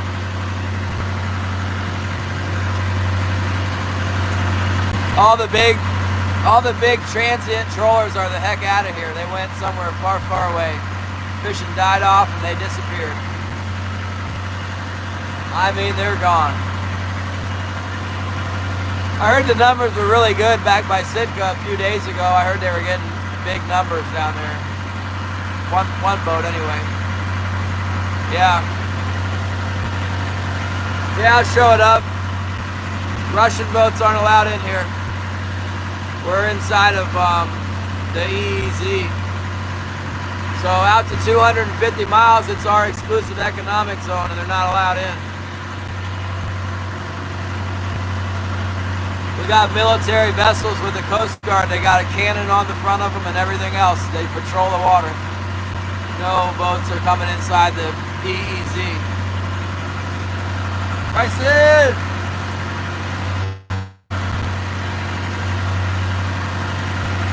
See a bunch of pink salmon jumping here. I guess that boat that's fishing pinks is still doing good because they're still doing it, and they are offloading in front of me yesterday. They were still taking a long time to offload. I know they got fish. I didn't even ask. Just minding my own business. I pitched my fish off by hand so I didn't have to mess with my slush. All I had was like 25 fish, and they were worth $10 exactly each, 250 something bucks. So the average, you know, between the big ones and the little ones, $10 a piece for these fish. That's a lot of money, really. They were hard to catch though.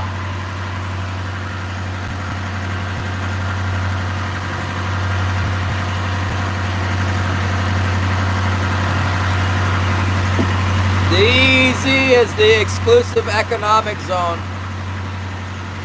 It's the United States exclusive economic zone for fishing. It's out to 250 miles offshore.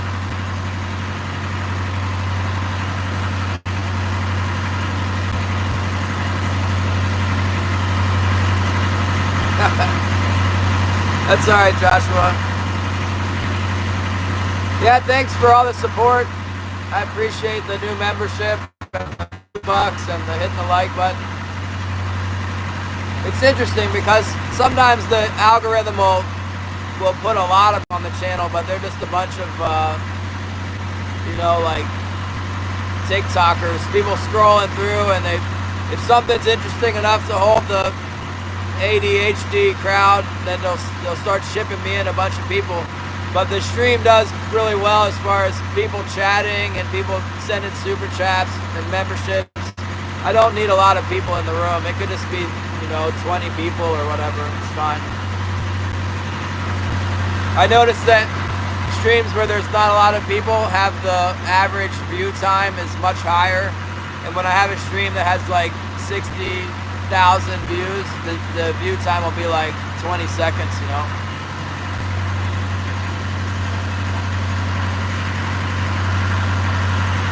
He got kicked off in Aruba. That's crazy. I've been to the Lesser Antilles once. My brother got married on Nevis in the Lesser Antilles. Nevis, St. Kitts. I think that's near Aruba, like relatively. It's pretty cool. Every time I go to a place like that, I'm like, I'm never leaving, but then I have to leave. I'm gonna come back. But I never come back. Yeah, I wanted to move to Nevis. It was so cool. Back when I was in my 20s. I was a real troublemaker in my 20s, let me tell you. Oh, dang. A big old fish just jumped. That might have even been a coho. Let's drop in. That looked like a coho to me. Better drop them in.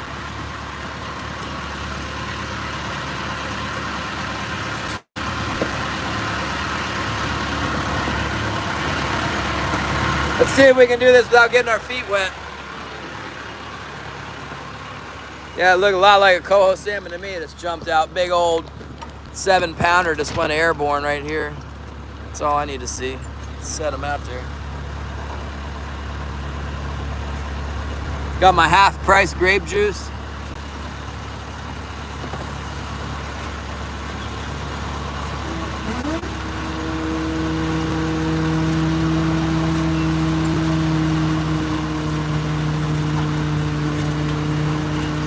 Dude, I never even put my stabilizers out. It's so nice.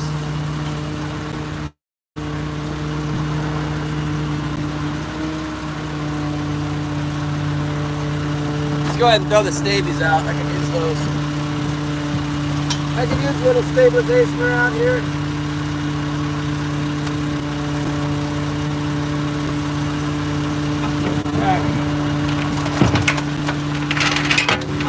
Haven't been fishing for a few days.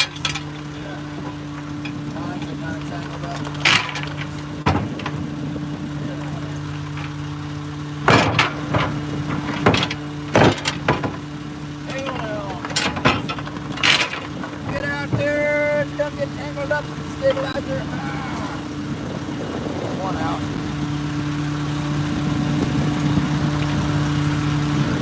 Good job for the crack shells. Happened with me too. Slip hands. Rated on our fishing show. 13 anyway.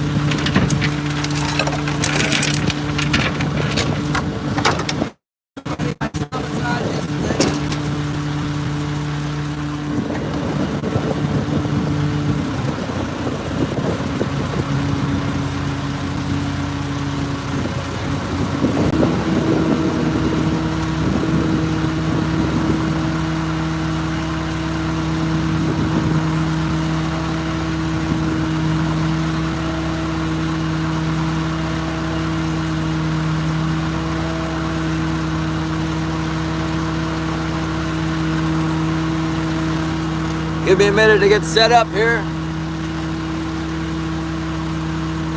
Bright and sunny today. My goodness, that sun is bright.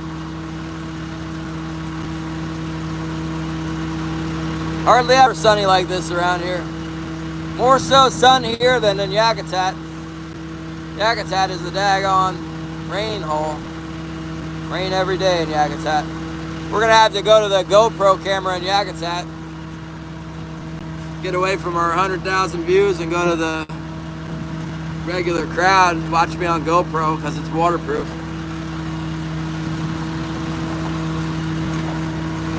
See this shrimp trap.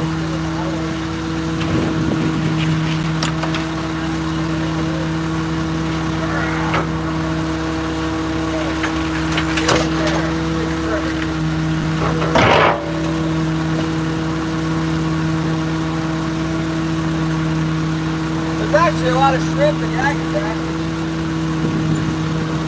Heard there's a problem with the shrimp trap disappearing.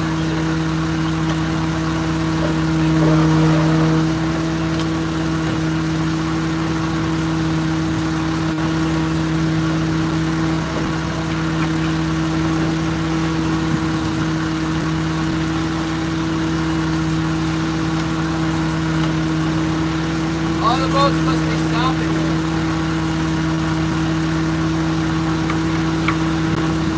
That'll be good for us. No other boats.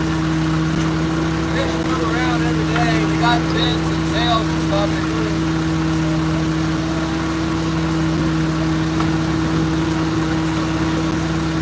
$10 a piece, I'll be honest with you, I wouldn't mind getting another 25 fish. I'll take it. How about 30 fish? $300 to take this for money. Let's buy some groceries. A lot of groceries for $300.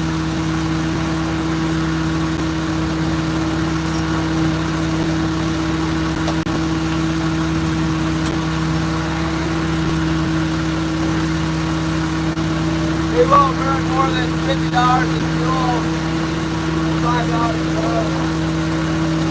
We might get $10 today.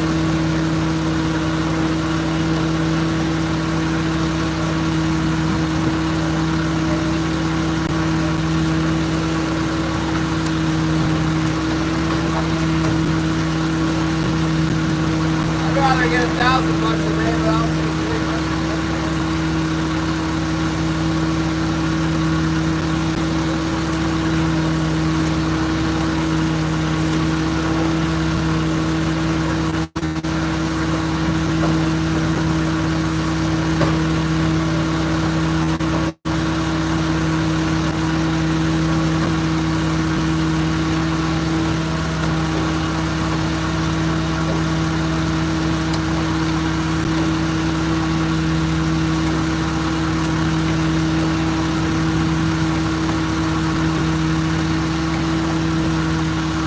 Couple commercial boats just coming out over by. Stan on the Dixon 2 coming out behind me. And Robert on the door is coming out behind me. There's nobody out here right now. Just us coming out from town.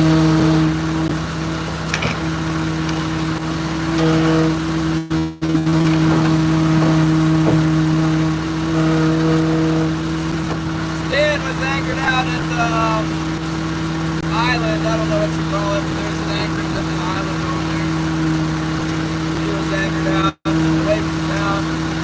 Probably trying to stay away from the store. If you don't go into town, you don't spend your money.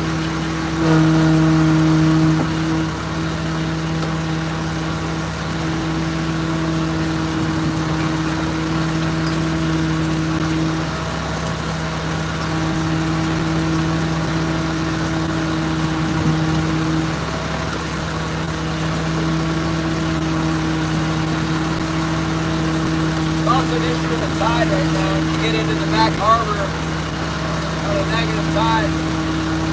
Wow. Found out yesterday.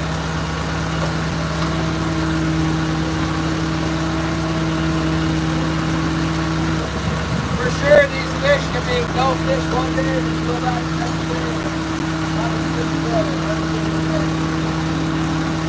A lot of times in Yakutat when it's scratching fish, people don't go. Just go every day. Somebody spend a lot of money. Nobody else fishing. Just doing the fish.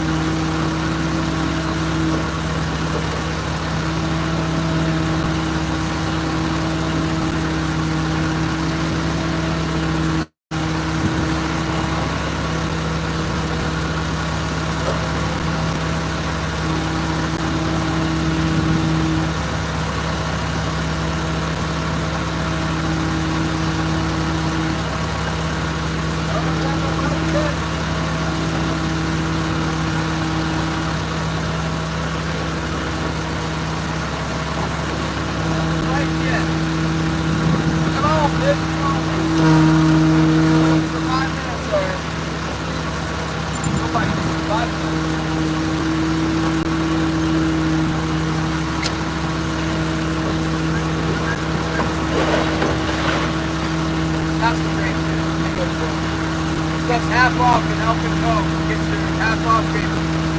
Expired.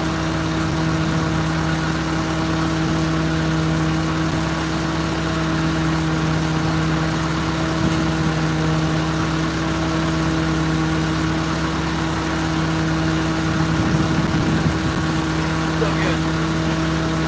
Boy, that black, I got this disgusting bilge water in my pit.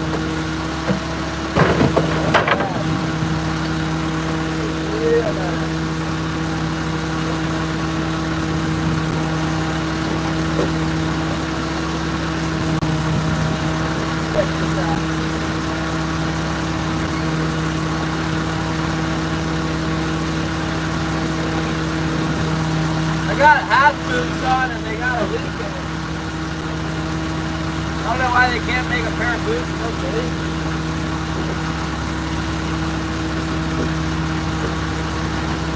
They moved the extra tough company to China, but the quality went to crud. So some other company started making the boots, still making them in China. All the boots are crud. They worked for like 2 months and they started leaking.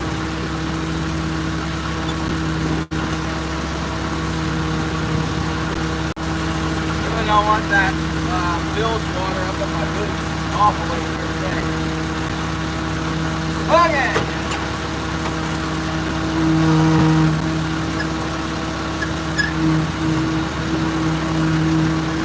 Here we go.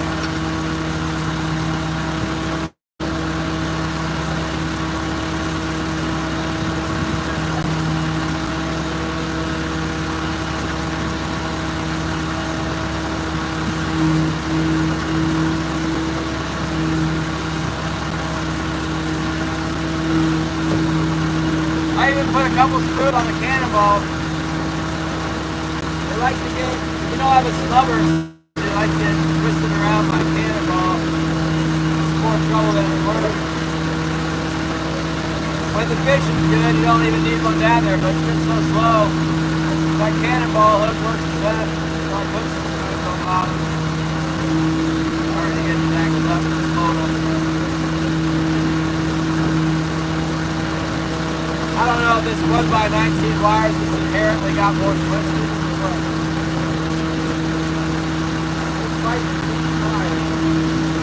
Twisted wires, twisted leaders around the cannonball.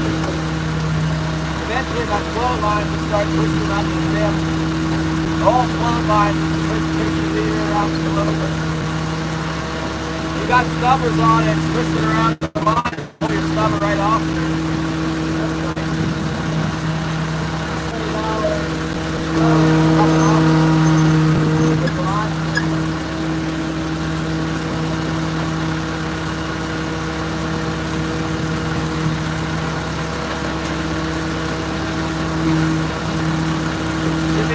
Fish around, they were already big. Just like every day they get bigger. Doesn't even seem like it, that's what's happening.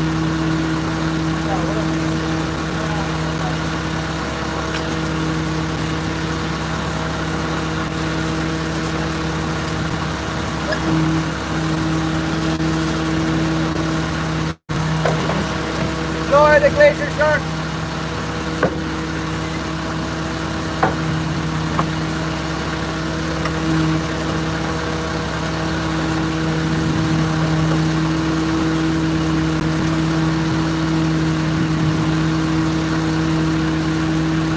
Yeah, those big highlighter boats are real mobile. Once the bite dies, they get the heck out of town.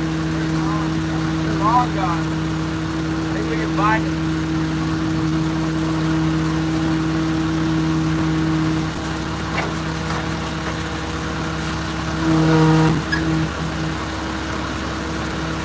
It does make me feel better about not catching a lot of fish last summer out here.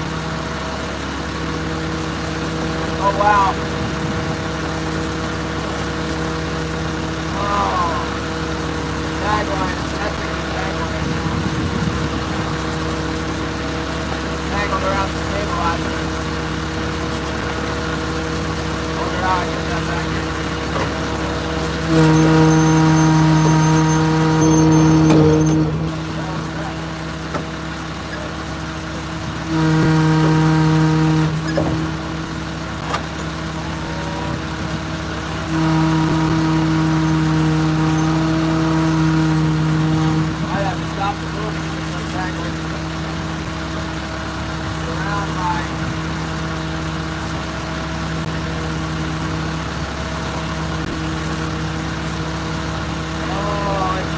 I use this thing to tie Wilson off with so we can run around the dock. And then he runs around the dock and it gets all tangled up on the pole. Should have an extra, keep an extra tag line. I have an extra one on that side, I don't have an extra on this side.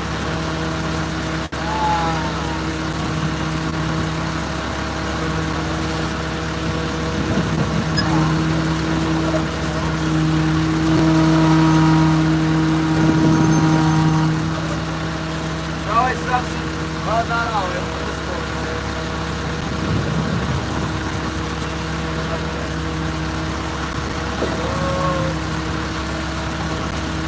Just an annoying problem. We'll fix it.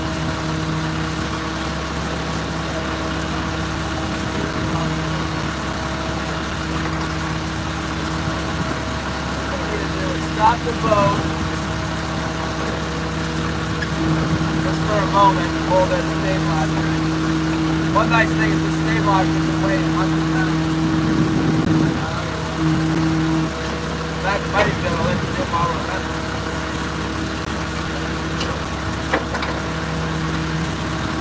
Problem is, see that? Let's cut you guys off. This is tangled up there. See that line going over top there like that? Oh man, that's not where that's supposed to be. That's not what that's supposed to look like at all.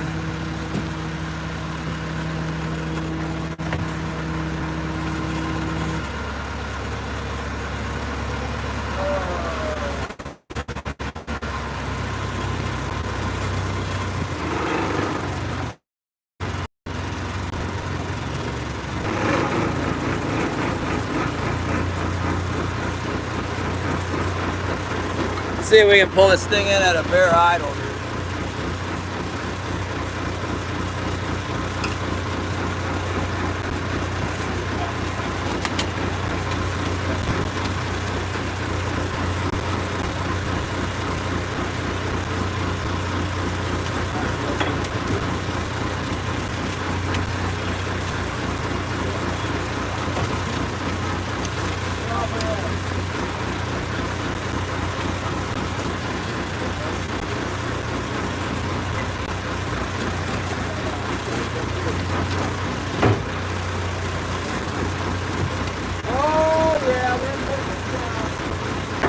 Responsible for that. Super dangerous. Dangerous work trying to flip me off the boat, you know?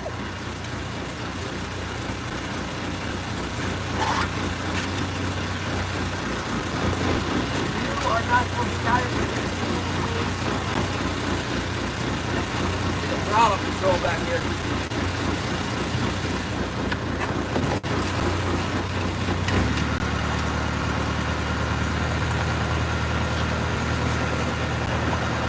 It's a little bit rough for the dog. It's not real rough, Wilson. You know that? It's okay. Not too bad. I'll stay outside with the papa. I'll stay outside with the papa, okay? Lay down.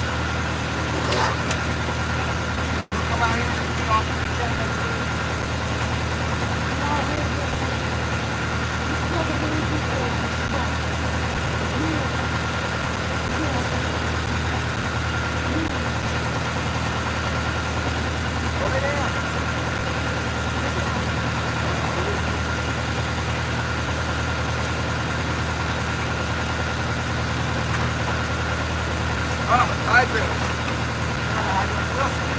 Let's go back inside. Inside. It's inside dog. Come get.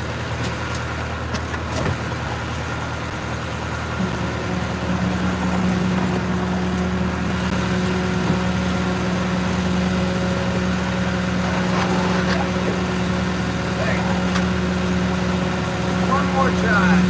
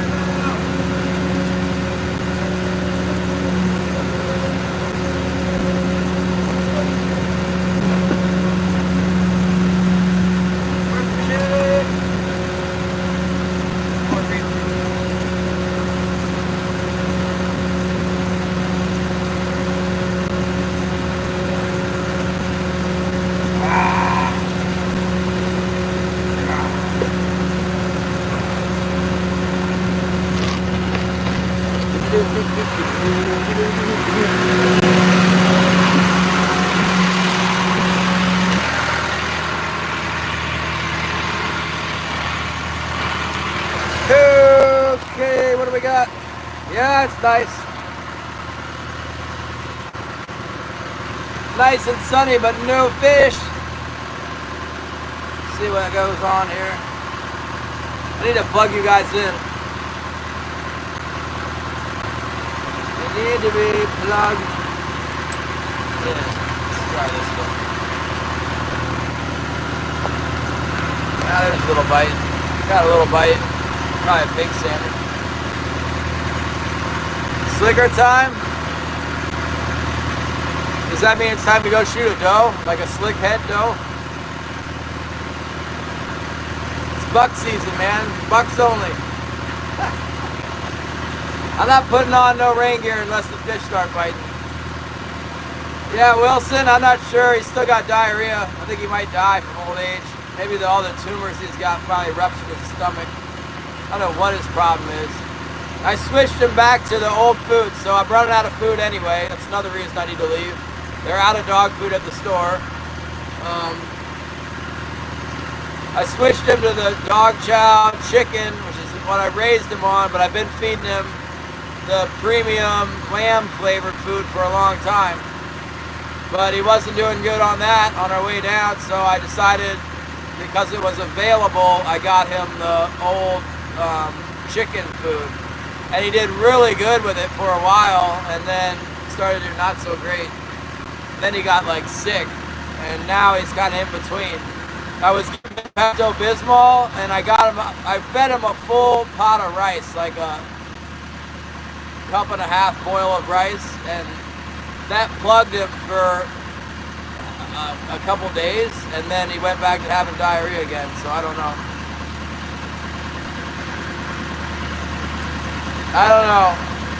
We got a bunch of more dogs coming. Holly's got dogs, and one of them's really old.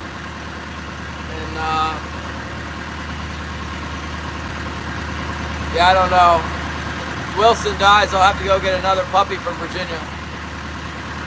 I want one just like Wilson. I should probably go get one ahead of time.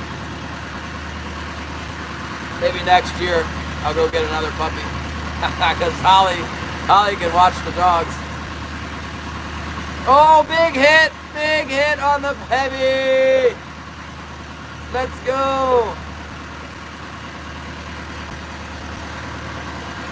Picked one up. Oh, he's hitting it.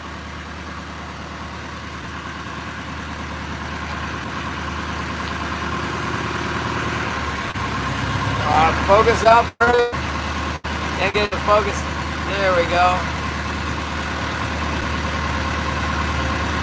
We had a little bite there.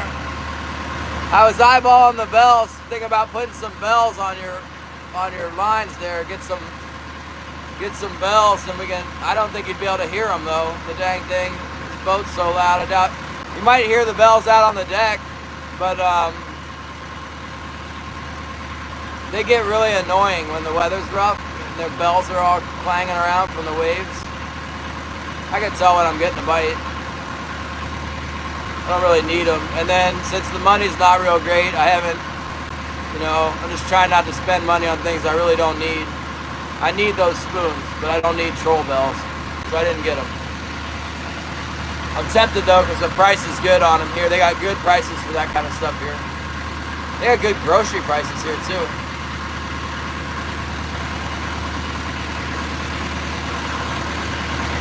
Compared to Yakutat. Thanks, mostly 66. Thank you very much.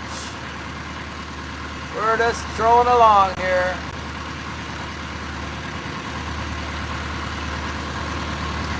They make like really big cowbells. That's another thing I don't like about the cowbells. They fall apart. They only last for like a year and then they break off. The little knocker breaks off on the inside. They're cheap Chinese, recycled. What do you call it when they just pour the metal into a form?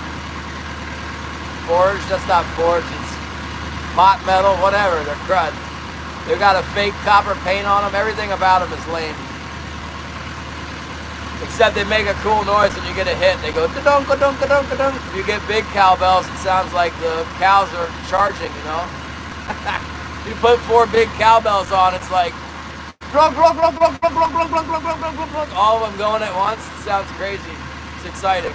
But then when you go out in the rough weather, it also sounds crazy and it's not exciting. It's highly irritating.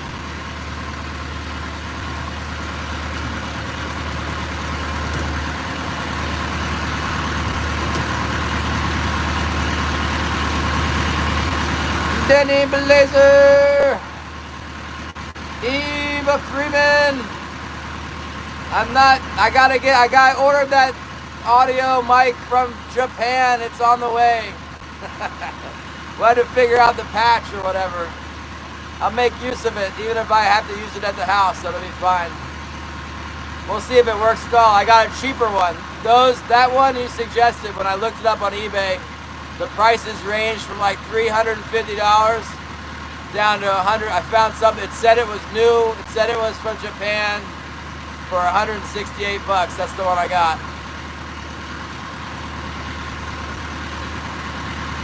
Air horns. Doot, doot, doot, doot, doot.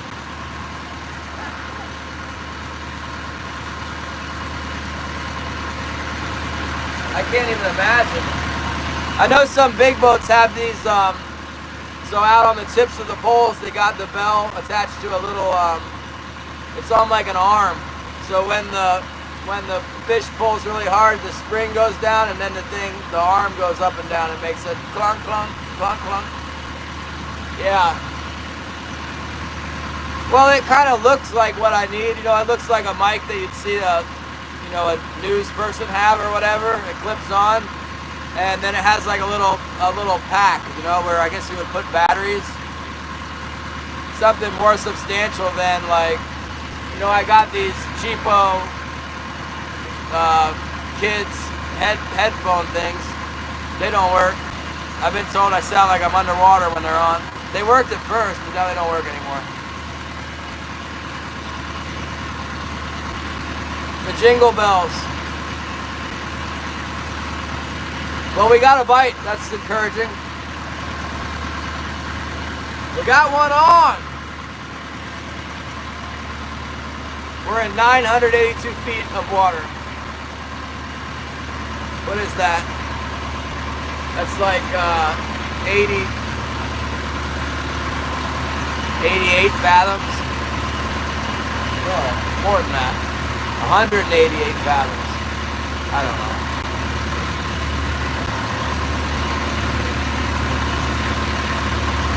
Oh, an electronic doorbell, huh? What's it got to get pulled on that makes it go ring? Oh, they're hitting our float, I think. We're getting some bites. Things could be worse around here. Could be worse.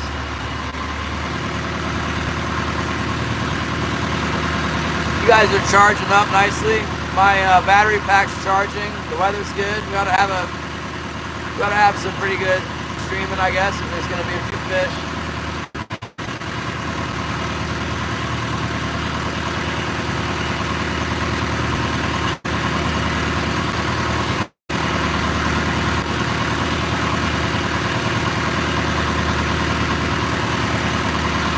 When the wire separates, so are you fishing like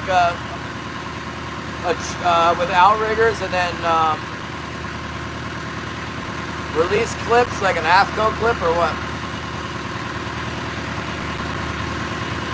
On the boat, yeah. Well,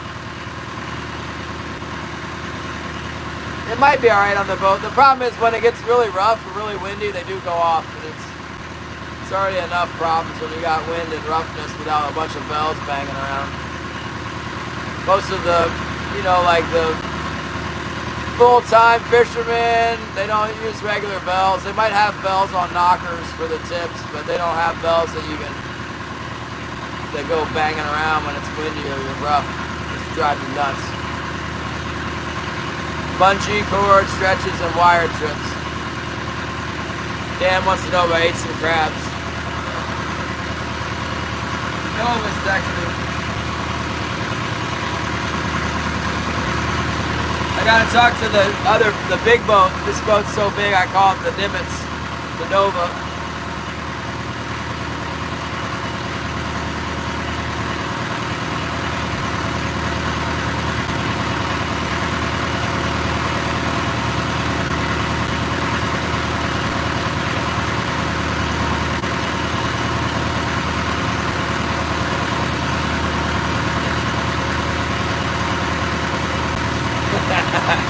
I told him I gave one away at 8.6. I don't want crab anymore. How do you see the red light? Where is it, in the cabin? You got a problem with not knowing you got tuna on or what?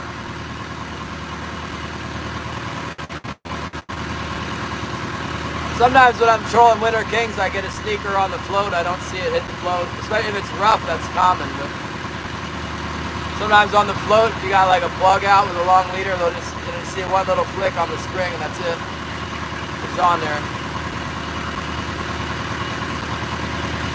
Yeah, I know the Nimitz is a big boat. Dan says I was overserved the crab. I overserved myself.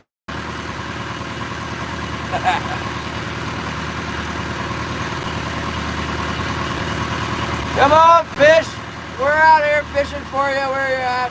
We got one bite on the starboard heavy.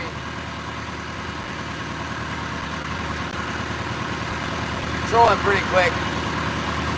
Dan wants to know if I'm going back fishing. See?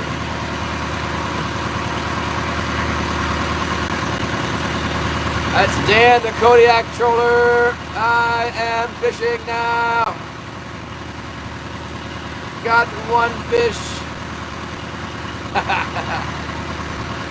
Hanging. After sunset, huh? Dan said to bring home the bacon. I know. It's stressful, man. If we don't bring home the bacon, we'll be broke. Dan wants to know if I'm at home shore. Why would I be at home shore?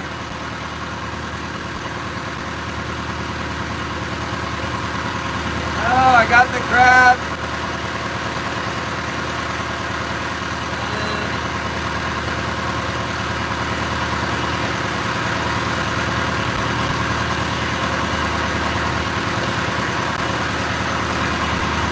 I know there were some boats that fished through the weather out here, and then it was so bad, the fishing was so bad, they just went somewhere else and tied up. There's a couple big boats tied up at Elfin Cove right now because of fishing. There's a couple big boats that are tied up because they're broke down, and then, I don't know, I think people are migrating to Sitka for the big chum roundup, you know? That's what trollers do now. Pay good money for the chum this year, comparatively speaking. 2 years ago it was 20 cents. Everybody had a heart attack. About killed us. I just left. I'm not fishing for 20 cents.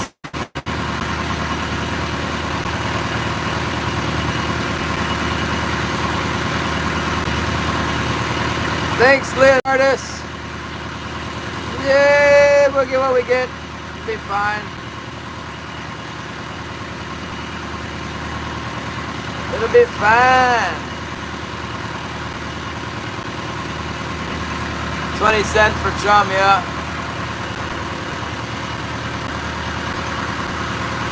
On the ocean.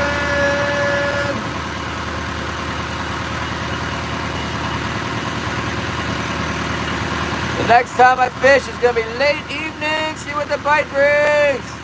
Mostly 66. What are you fishing for? Thanks for the 82 thumbs up, you guys. That's a good enough. Oh, we're getting a bite. Same wire though. It might just be that. I think we got a big one on there. Maybe it's just mad, shaking around, trying to get away. Oh, it's still shaking. Come on, fishy.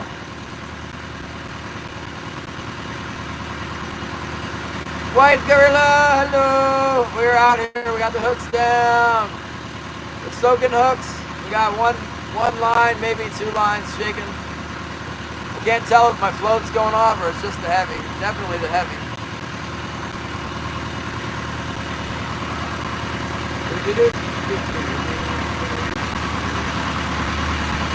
What's it gonna take to load these hooks?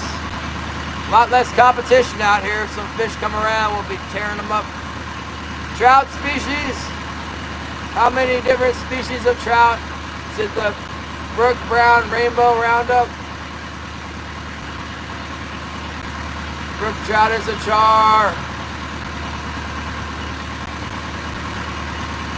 One seagull out here. Pretty weak. No whales, no boats. See some charter boats on the horizon. Let's look at that a little bit closer.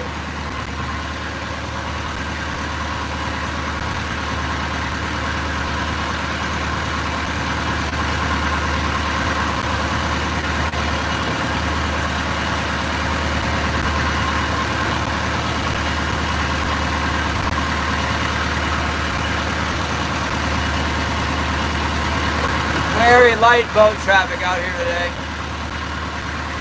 Very, very few commercial boats.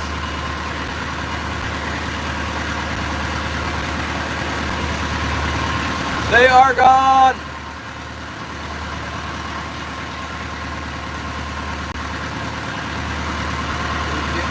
Oh, bite on the other side. Let's go. Boom, boom, boom, boom, boom. We got at least 2 hooks.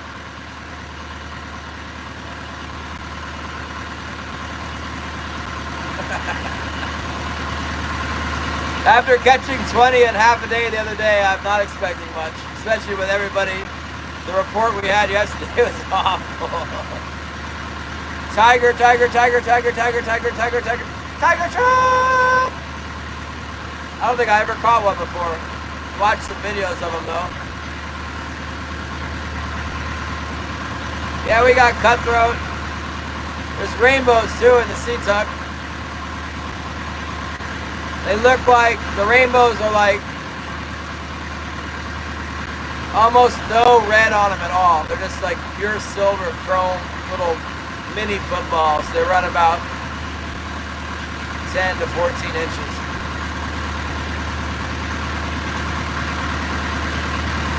You'd think they were just like steelhead smolt or whatever, steelhead, juvenile steelhead, but I've been told that they're rainbow trout. We're gonna have to go fish that. I need to get a battery power pack thing for this. We can go to the sea tuck. I'll wear it like a, I'll put the Starlink. I'll be like a super dorky streamer guy with carrying around a Starlink. I might as well mount it to my head. Starlink dish right here. Back while I'm fishing the sea tuck. Road trip, Salmon, steelhead. It's good for salmon and steelhead in the fall down there. I think that's the time, isn't it? Great Lakes. Up here we get salmon in the fall. We get the coho salmon. And the steelhead, they do come in November, they say. I don't know, I've never caught them in November. But right after the coho go away, the steelhead start coming. I mostly fish for steelhead in early spring and springtime. There's lots of them in Yakutat.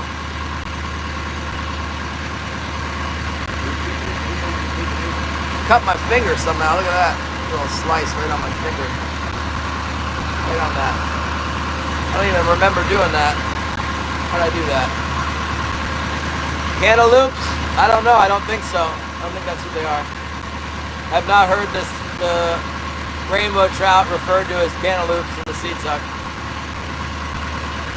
Someone was telling me they fished all the little lakes and streams around Yakutat had cutthroat, lots of them. I've never, there's one spot where I've caught them, but it's all highly regulated to keep the tourists off of it.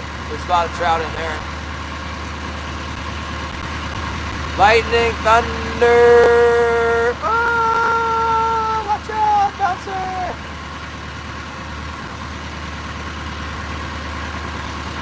Come on, fish. What you got for us? I guess things could be worse. We got a couple.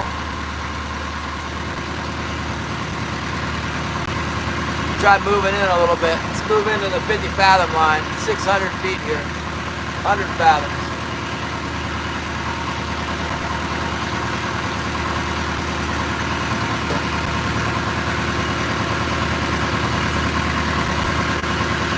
Yeah, I guess we'll stay around here today and then we're dipping out tomorrow if this is what it's going to be. We're not staying around to do this. And I don't want to keep circling around out here, burn up all my fuel. You know, I like to have a full tank of fuel to go home. Hurricane, hello. I am from Alaska. I like the tuna fishing there. Glendale Lake. Where's that? Sounds like Texas.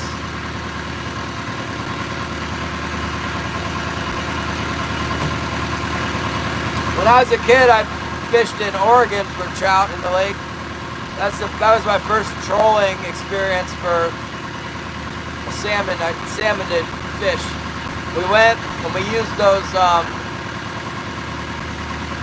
It was high technology, and they still use them. It's like, you know, the inline trolling like thing for the trout, where it's like a, I can't remember what they call it, but we had one that had little plastic wings. They were like Mylar little spinners on there, like a whole bunch of these Mylar fins going around. And then I'd never seen anything like it. This is in Oregon, and I can't remember which lake, Cottage Grove Lake or something like that.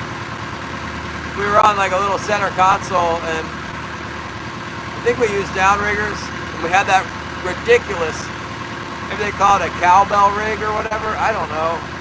It's like 4 feet long with a bunch of flashing, spinning blades on it. And then at the end, this is crazy, at the end was the wedding ring deal, I think they call it. It's like got a little garnet encrusted little ring with a bunch of red beads, and then like a eagle claw hook.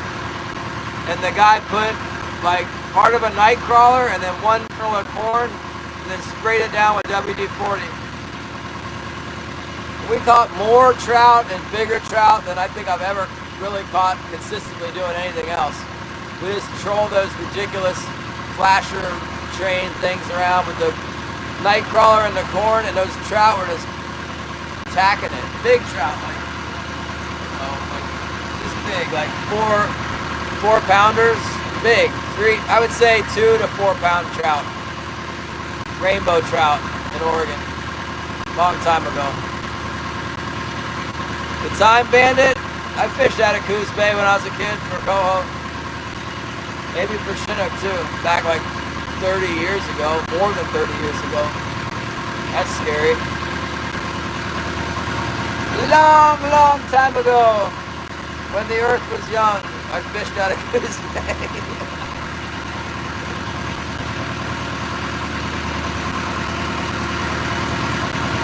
I remember when we went in Coos Bay, we were fishing for coho and they used the Dipsy diver thing, and I can't remember if we used a flasher, but I remember the hoochie, I remember they cut a little piece of herring, like a little tiny triangle of herring, and hooked it on the hook with the hoochie and sent it back there, and the coho just grabbed on that thing right away. We got our limit. Remember the waves were like really big, and then we caught our limit in less than like 3 hours and came back in. I think the limit was only like 2 or 3 fish. They were so precious when you went through all that trouble to get the 2 or 3 coho. It was like paradise, Christmas, whatever. It was awesome as a kid to go get those fish. And then we used a smoker. We had the Big Chief smoker and smoked those things up. It's like the best thing. I remember that. Even today I remember it very clearly.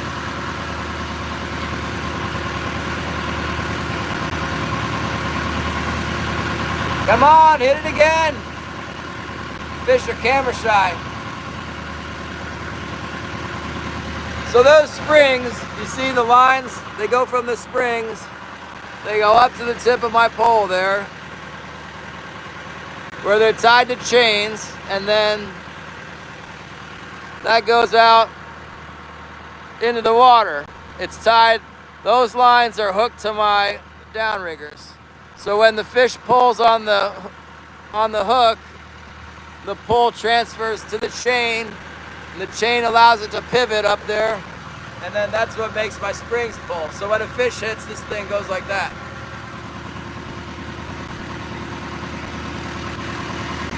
Nobody really understands, except for trollers. It's kind of complicated. Yeah, I can tell when I'm getting the bite. The coho, they tend to hit once, they'll hit, and the spring will go crazy, and then they give up and they just swim with you. So it's hard. A king salmon is more powerful and it'll pull on it for a while. But usually the coho just smack it once, and by the time I get the camera turned around, they're done.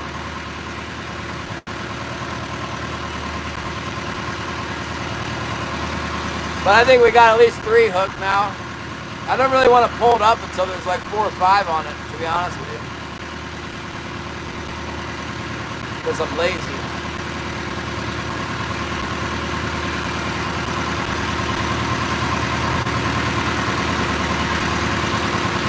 I used to use a roller. I had a roller on my poles, so that when they pull, they could really pull the spring with the roller. But the problem is when you hit the bottom and get stuck, then all the springs go wow, and you lose your springs. And I liked it because if you got a big fish, it pulls the tag line through the roller, and it lets the spring really stretch so it's got a little bit more give. But I just gave up on it. It kept cutting the line. Eventually it cuts through the tag line, and they're just a pain in the butt. The springs get stretched out. They're expensive. The rollers are expensive. You need them for other stuff. So one year I tried the chain deal like everybody else uses. The chain, and it's fine. The fish aren't getting away. I can tell when I'm getting a bite. Everything's fine. I just use the chain now. I used to put a pulley up there. Fished with a pulley for a long time.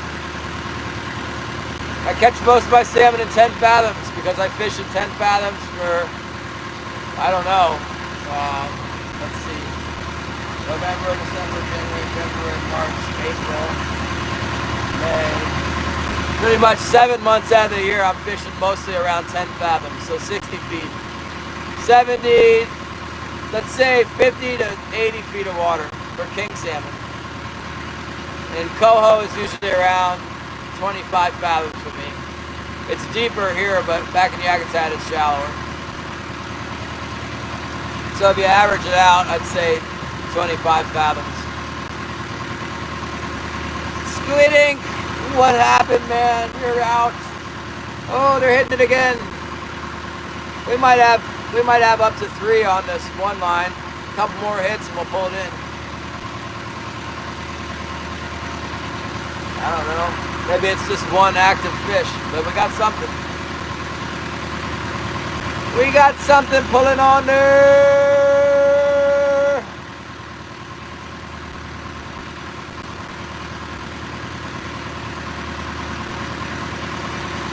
Yeah, now we know there's a few fish out there in the deep. We don't get any on this shallower drag. We'll just go back out there again.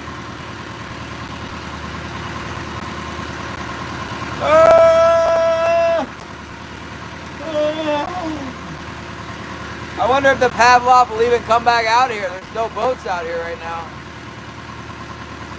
They'd be waiting for the season to start. I mean, the fish are coming. There's no doubt the fish will be here since they're not here right now. They might be here in an hour. Yeah, well, I mean, like 100. That's an average. We're fishing more like 50 fathoms here, like 30 to 50 fathoms is average here across sound. In Yakutat though, we fish more like 20 fathoms, 15 to 20 fathoms, sometimes 30 and 40 fathoms in Yakutat, but mostly it's 15, 20 fathoms in Yakutat. This is where we catch the fish. Down in southeast, they're deeper. For whatever reason, everything's deeper down here. It's not that we don't catch the fish near the surface. You know, I've only got 20 fathoms of line out, you know, 120. And most of the fish hit around the middle to the top, but some days they're down deeper. You run into a big patch of them, they might be in the middle of the water, but as your wire goes by, they start biting and they'll go up and down and fill up your wire. So you want to have quite a few hooks out there.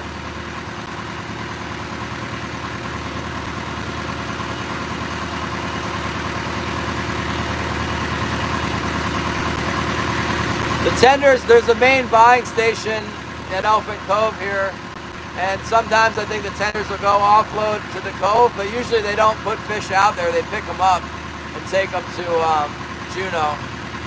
That's where they go here, is Juneau, the capital. It's the closest port with a processor and a facility is in Juneau. Later on in the fall, when the fishing is consistently good here, they send tenders from everywhere. All the processors send tenders here. But a lot of big boats come here and fish every day, even in bad weather, and catch a lot of fish. So different boats will have loyalty to different processors, and the processors will send their tender up to gather the fish from their fleet, you know. Right now, the fishing's not good, so the only boats here are the local boats. We all sell to AGS, so the other boats don't come because there's not enough fish. Whenever there's enough fish, they'll come, unless there's something else going on.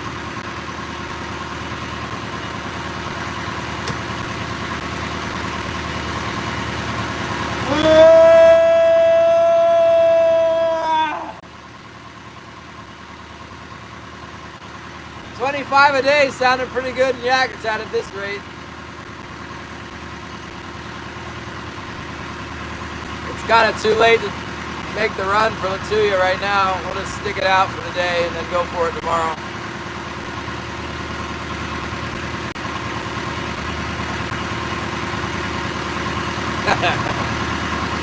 Yeah, every single hook is pretty much an inevitability, God willing. Every fall, yeah, there'll be a big push of fish.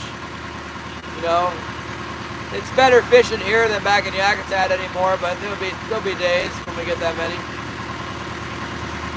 The coho have been circumnavigating our trolling area in Yakutat, so the gill netters have been getting them real good in the fall, but the trollers haven't been getting them. This year I'm gonna go with my gill net and go after them. I got a gill net, I got a river net ready, I got a skiff, I got everything but a trailer in Yakutat, and I just shipped a trailer into Yakutat. So hopefully that pays for itself.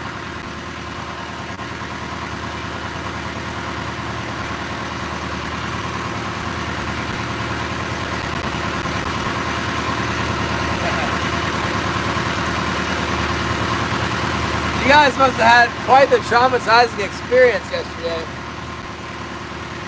I had no idea that was gonna happen. Are you sure that wasn't a woman?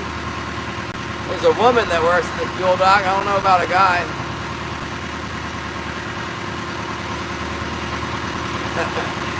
Yeah, no, we'll get them. We've had some pretty good fishing on the streams. It really shows in the numbers. When the fishing's good and I'm out there slinging fish around, a whole lot of people like to watch. And then when nothing's happening, not that many people.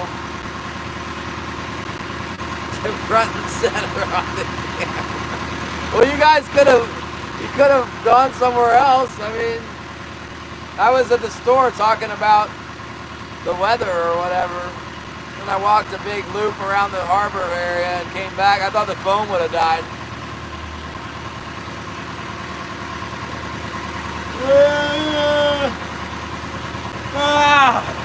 Man, this is boring. Come on, fish. Give me a break.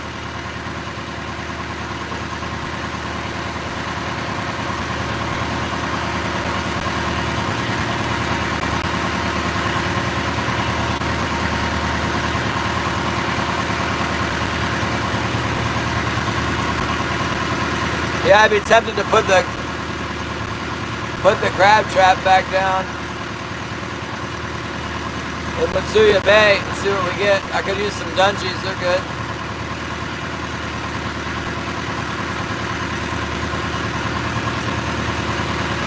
Full moon, yeah. No, I just fish. I go fishing every day. Sometimes the full moon's bad, sometimes it's good. You know it's bad when you don't catch fish. Pretty bad. You wish it was a woman.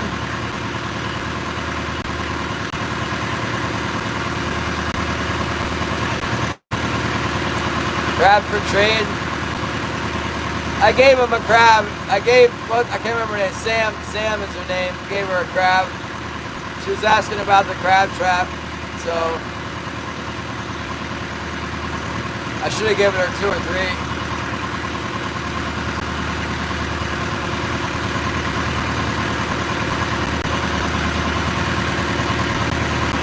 No feed on the sonar. There ain't nothing going on around here.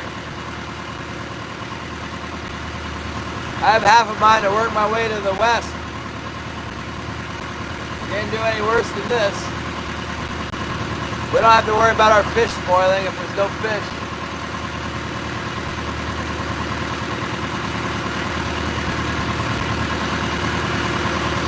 It's a terrible fishing. We're not going to get skunked. I can tell that much. We already got some fish.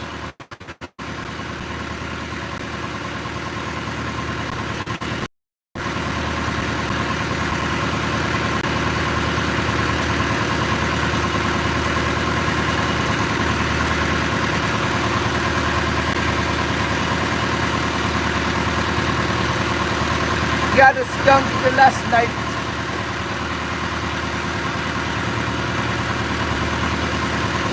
We could go west of Cape Spence. Oh, bite on the floor!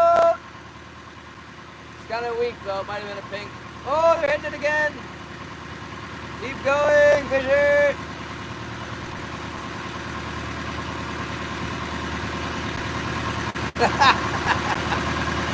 How many people did you have to watch fuel up? 2 boats?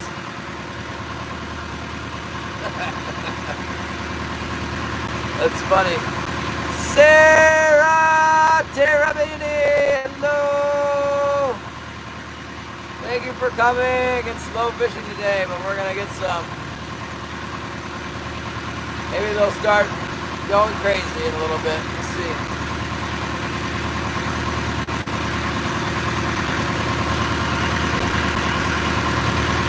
Come out to the coast. The crickets are out here. All I hear is crickets. Hey, I should have a crack sensor.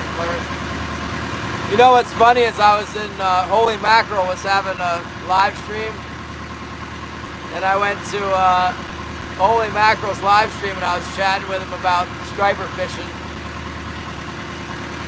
and he was giving me a hard time. He couldn't understand what I was telling him about rigging an eel on a jig head. So I tried out the new YouTube's got an AI, like a, what do you call it, GP or whatever. What is it? GP something chat. Anyway, YouTube has its own AI computer now where you can make up crazy stuff and it'll generate a picture. And I made a holy mackerel. I told it, give me a mackerel fish with angelic flying fish wings, fishing with a fishing rod, and an eel for many striped bass fish. And it put out a ridiculous picture. I sent it to Holy Mackerel's community page. It's pretty funny. I did the owl first, and then I did the Holy Mackerel fishing for the stripers. I told him I was going to post something on his community page about the eel, and that I did something with the owl. And he goes, that's fine as long as it's not some kind of a weird picture. Man, it's the weirdest picture possible. Gary saw it. It's so weird. I accidentally typed in owl with red feathers, a mean owl with red feathers, and God for the holy. I wrote in God instead of something else, and then it had like the owl with the AI interpretation of what God would be, and like he was holding the owl, and the owl had the fish and all that. But I didn't. It was funny, but it seemed blasphemous, like on a high level. So I didn't post that up. Got rid of it. It was a good holy mackerel with the owl and the fish, but it wasn't meant to be. I had to let it go.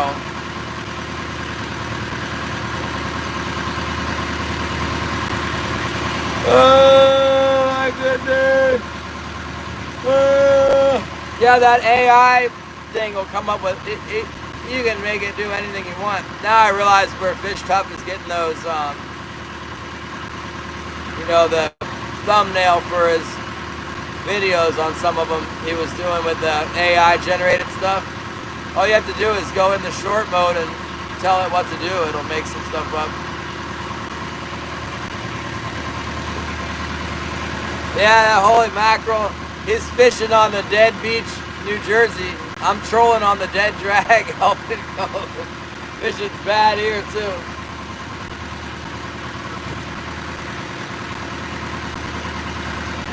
It's so bad.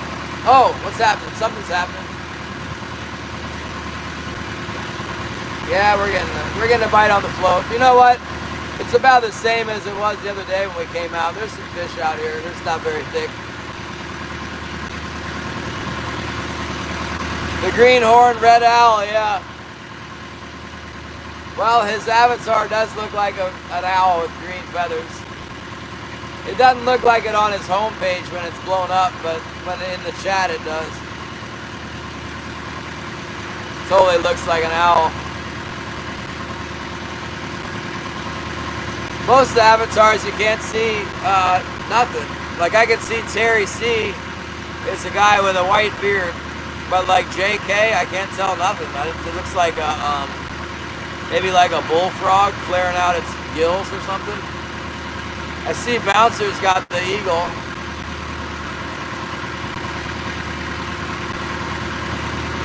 JK could be like a gray colored crab, or like maybe a tick, like a gray tick. It's awful. What else do we got here? I see Sarah Terabini. See her in there. I can see Patrick. He's got a good one. Mostly looks like somebody I know, but it's hard to tell. Trapper Scotty's pretty obvious. But you got the Trapper Scotty. Mama Cookie, I can't tell what that is. It looks like maybe a cherry and a stuffed animal's hand or something. Not sure. I was working on mine to try and make it. A blue crab. It's not a gray colored tick that's all swallowed up with dog blood, squirming around on the floor. With a little tick arm sticking out.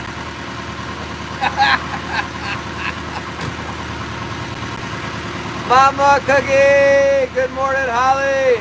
Love you too, babe. Oh my goodness. Can't you make a blue crab that we could see in the chat? Like, I don't know. Oh, I see it now. But, you know, it's like so zoomed in on the crab back that you can't see the arms or the claws.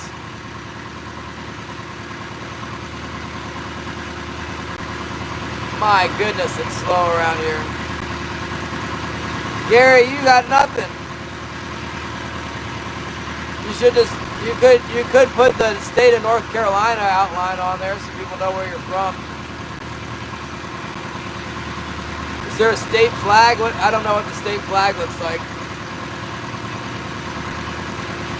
Virginia's got kind of a cool state flag. Mostly. Maybe I am your cousin.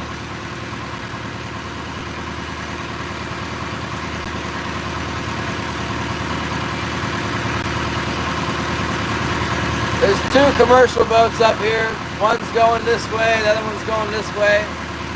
And then there's 1, 2, 3, 3 sport boats. It's really, really not where it's going out right here. 4 sport boats.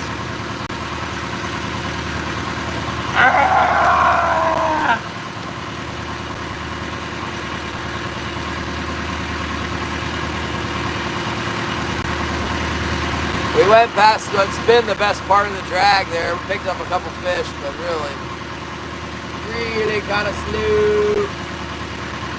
There's no birds, there's no whales, there's no boats.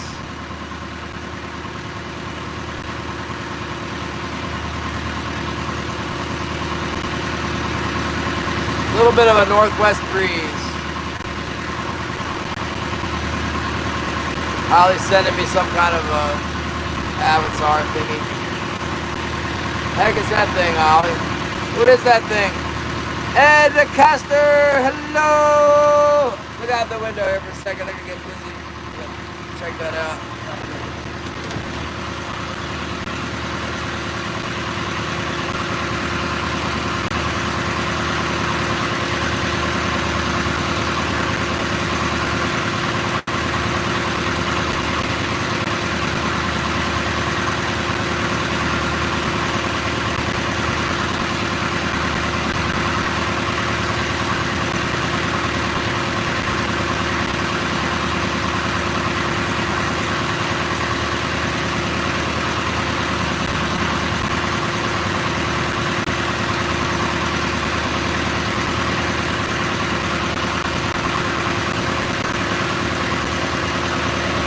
Yeah, they're biting a little bit right now. You guys got a pretty good charge on. Let me pull this thing out here and put it outside. We better get to work before we lose all the ones we hook.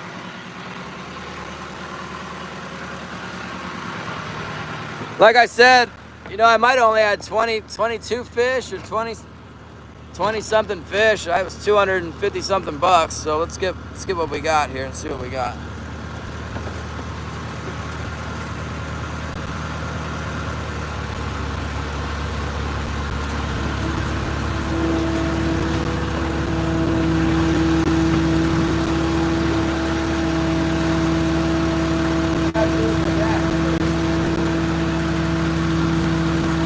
Here we go.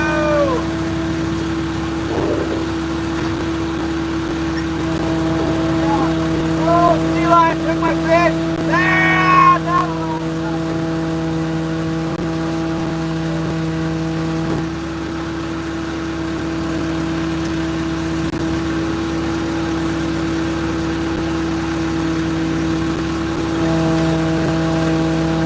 That's something good.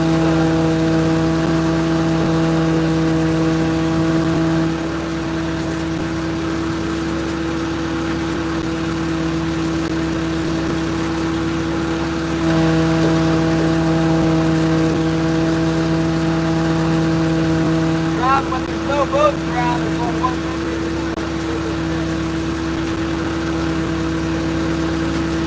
You got some boats around, they go in the biggest boat, the most fish. There's no boats.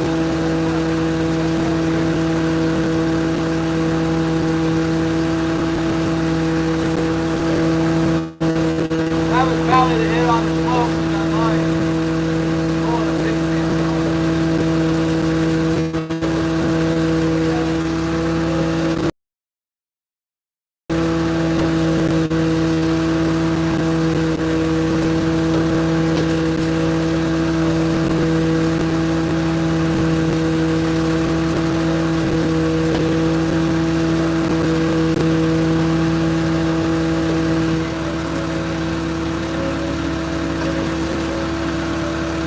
At least it didn't get my spoon. Look, it ripped the gill right out of it.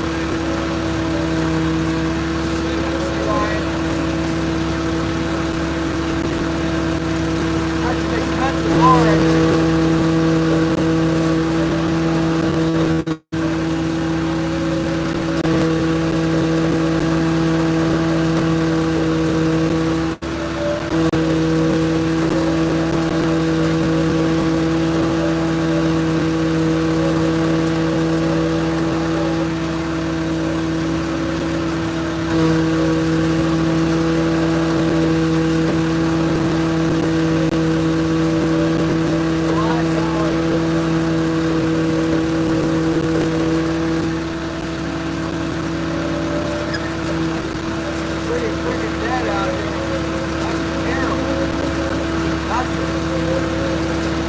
Don't catch anything, and yeah, you got sea lion.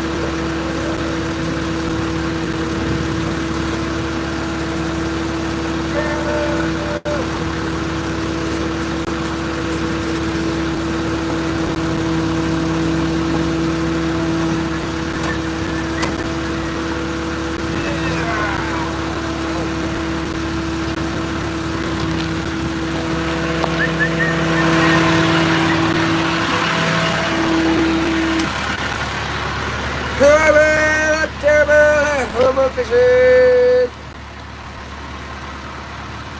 Sea lion attack!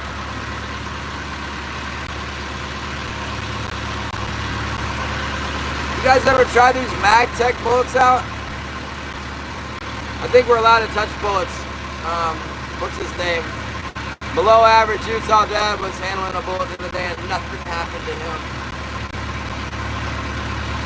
Killed a moose with one of these once out of a 454.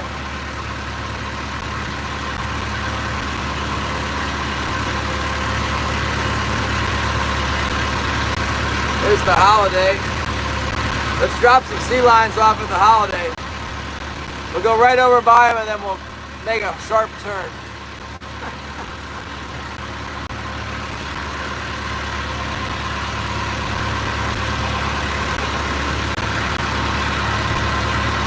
Tell you what, thought I got some fish on there, and then I go back to pull my fish in and all I see is a sea lion out there thrashing around a bunch of fish and gulls flying everywhere and all that.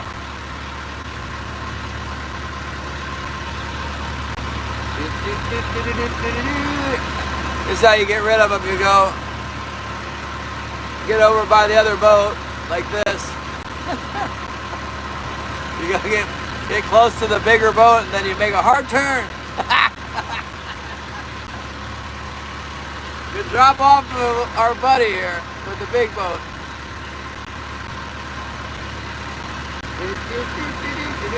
Everybody does it.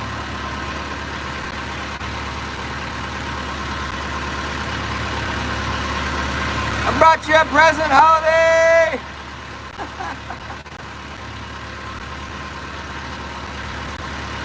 There's birds flapping around behind him too.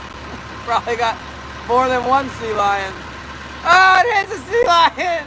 Look at what... I'll go and try and get rid of the sea lion on him. He's got his own sea lion. Oh no, man. Little horror.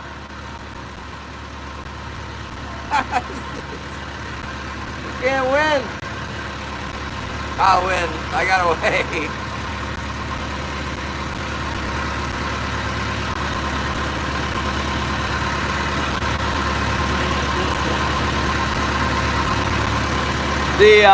They don't like it when you shoot into the water, but I don't like shooting $2 bullets into the water for no reason. It's got to be a good reason. This is horrible. Let's go over to Cape Spencer and start working our way out of here, man. I can't take it. Maybe they'll hit on the other way. Sea lion Lapooza. Halibut's $8.25 right now. I heard something like that. I should have gone fishing this spring. Although I guess it financed my fuel and wire and hooks and all that stuff to go down here. Paid for something with it. I got a bunch of money. I'm not sure what happened to it from my halibut. Hopefully it's still $8 next year. Maybe it could be more, God willing, it'll be more. And no inflation, you know. It doesn't help if the price goes up if you got inflation at the same time. What we've had in the fishing world is the price goes down and the inflation goes up. It's killing us.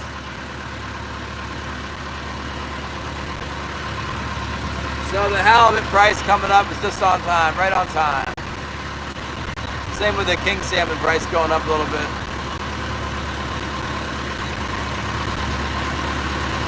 Yeah, well, I thought I was going to drop a sea lion off with that guy, but he's got his own sea lion.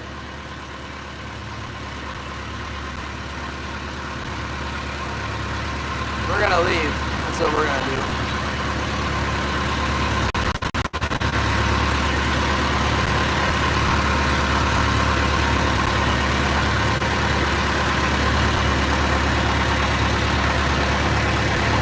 Now I'm seeing things. I thought I'd seen a sea lion head pop out of the water coming at me.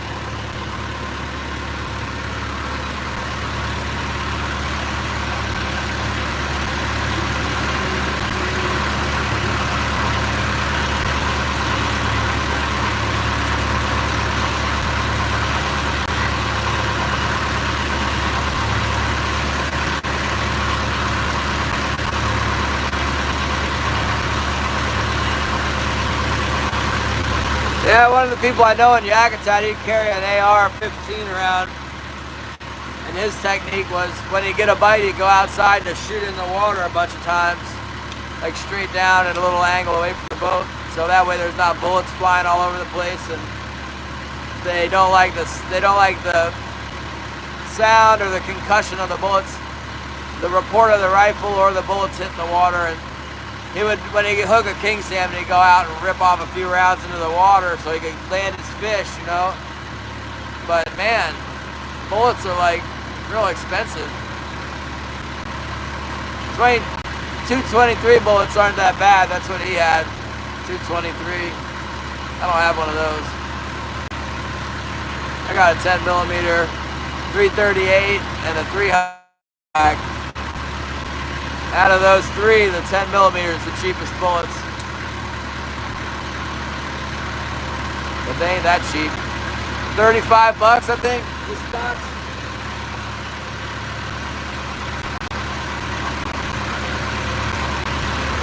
Price came off of it. I think it was 35 or maybe 38 bucks for 50.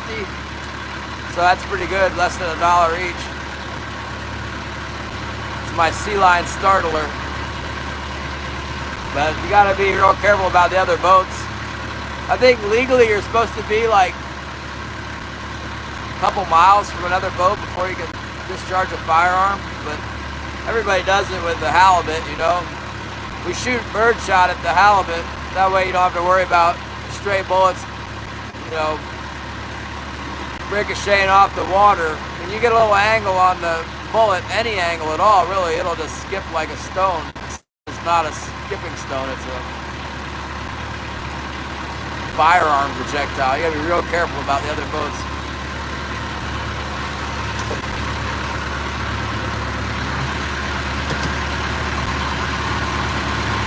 Yeah, it's not anymore. I was looking at a brick of 22 ammo in Yakutat, and it was like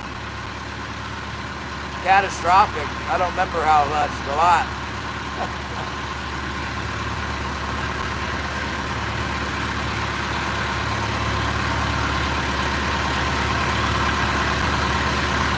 I like a shotgun with birdshot out here. I do.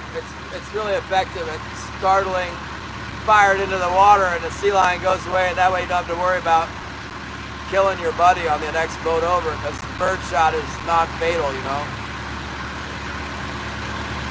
from a distance. But you start talking about handguns and rifles, you got to be really careful around other boats. They'll skip off the water and go out of sight. Even if you could hit a boat that you don't even see it, you know.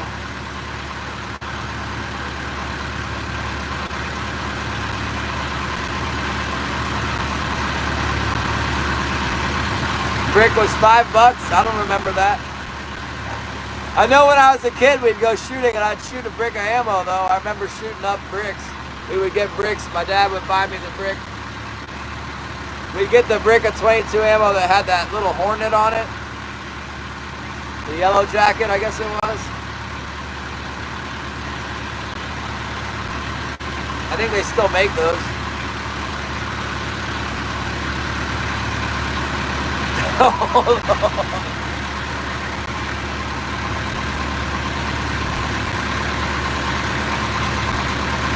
Yeah, the stingers. I put some squirrels down with those puppies.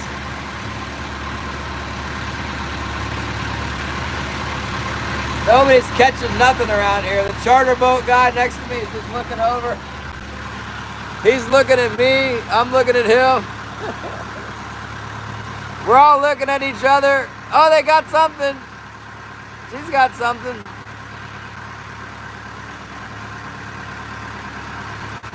There's a fish.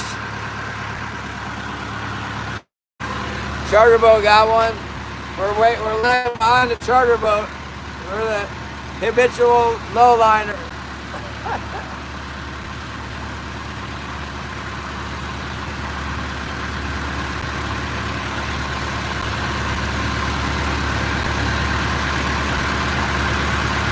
They didn't get the net out for it.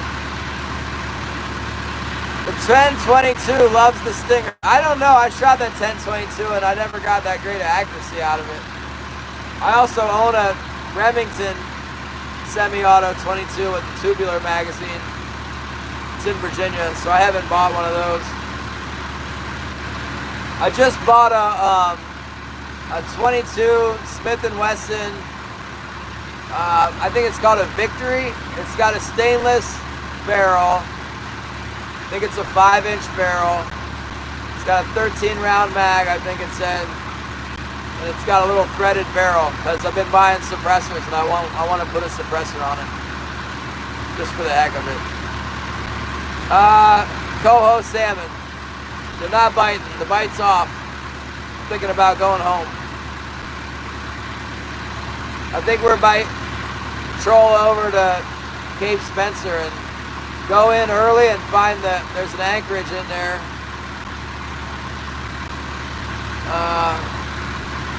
Maybe I was told I could walk my dog in there, so I was thinking I might go over there today. Go anchor up somewhere on the other side of Spencer. We'll be working our way home. The Babylais texted me right now telling me not to leave.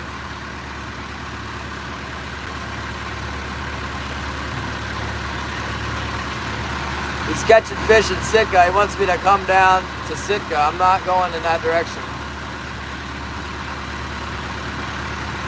Oh, that's not the Dixie 2, that's the Peggy. I see Peggy. I think that's Amanda from Petersburg on there. I see a whole bunch of pink salmon jumping around in front of me. Them sea lions go eat those pink salmon and leave me alone. They probably can't catch them. Probably have to like swim really fast to catch a pink salmon. They don't want to do it. They can swim 3.7 knots. They can get my salmon.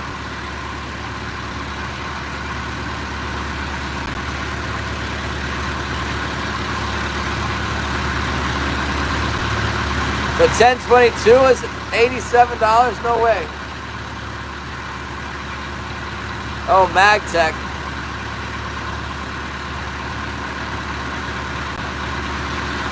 Yeah, I don't know about this Smith & Wesson.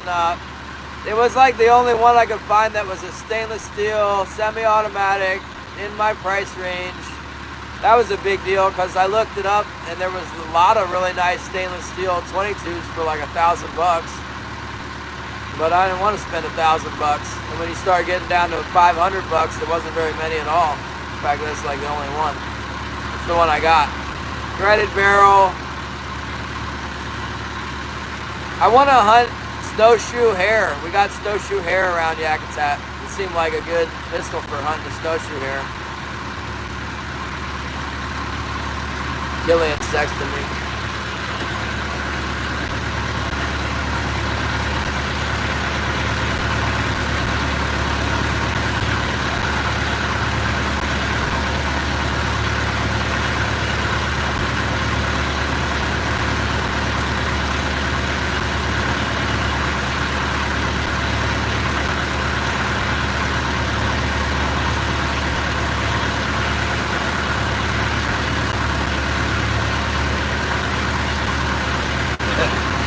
Holy Mackerel has made some video of my channel. I don't know what he's done.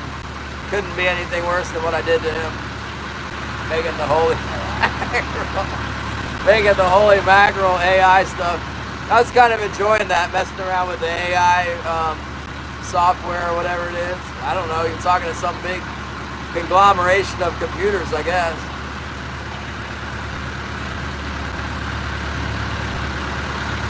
I don't know how far you can take it with that Holy Mackerel or the AI stuff.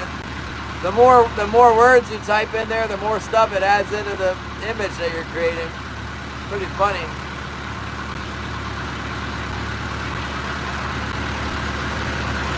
Yeah, anyway, I think it'd be pretty cool to use that 22 I got, put a little suppressor on it, and then you could be like 007 on the snowshoe hare. You could even get the skis and do like cross-country ski. Like, remember the gold, what was it, the Goldfinger?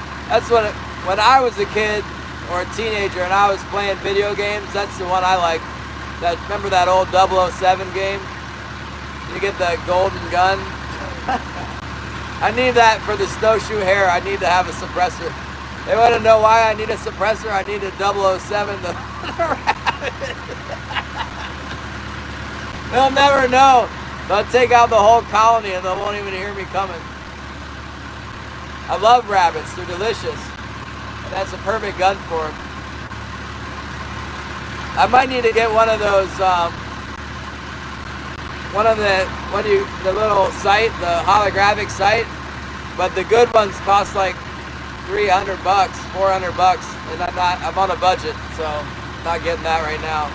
But I'll probably have it. I'll get the little red dot sight. I'll get one with a fine sight so I can hit the rabbit right between the eyes, you know, and put a suppressor on it. That's my plan. That's my current firearm deal that I'm working on. I ordered it. The guy told me it would be in town in a week and a half, maybe 2 weeks. I ordered it in Yakutat before I left. And it was like 5 weeks. 5 weeks, at least 4 weeks, and it still wasn't there. It came in the day I left Yakutat, it showed up. And I paid for it. I paid $550. I called the guy with my credit card number. Now I got to go home and pick it up. We'll just have to hope that I haven't violated enough laws on the YouTube stream that I'm under investigation. They won't give it to me. We should be okay. I didn't get no tickets. I did not even contact law enforcement while I was out of town. I should be able to go pick up my pistol, no problem. Yakutat.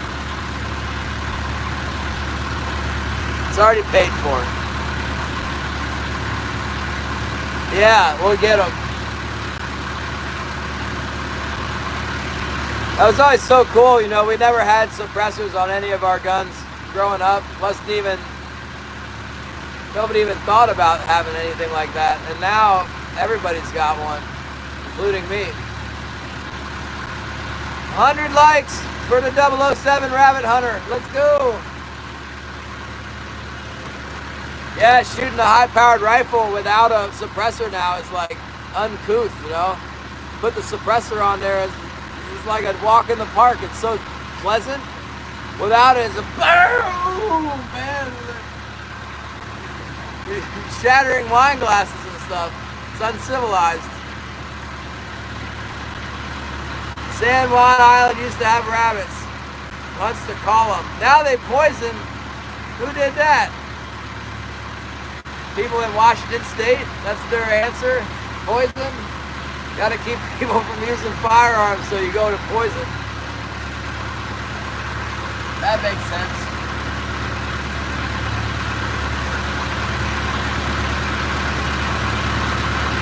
We're going over to Cape Spencer. This is so bad. It couldn't get any worse than this over there.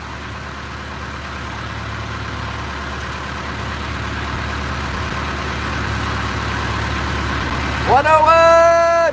What did Holy Mackerel do? What has he done? Oh, there's the bite. Show me one more bite and we'll go get it. Oh, let's go get him before the sea lion gets him.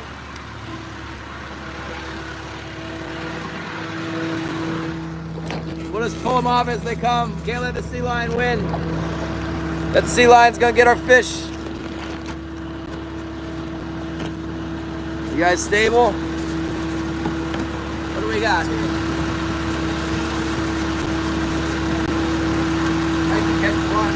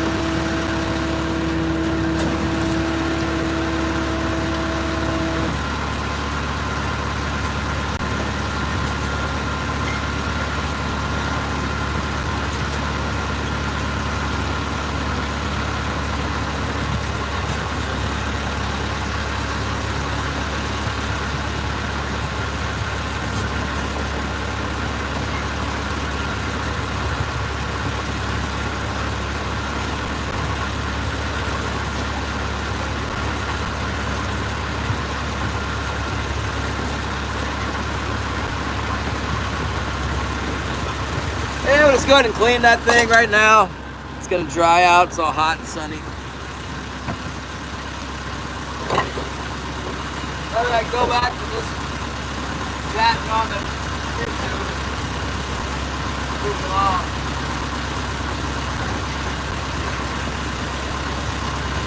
This one fish put away here. Nice one over there. Keeping up with our gas.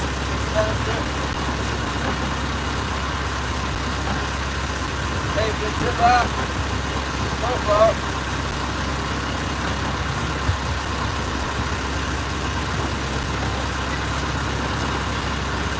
Can you even believe it? Out of all those hooks, I ain't all good.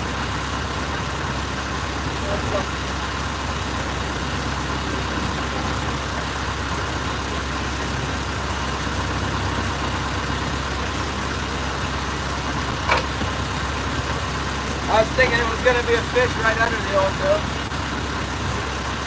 Say something like, my old goat's not working.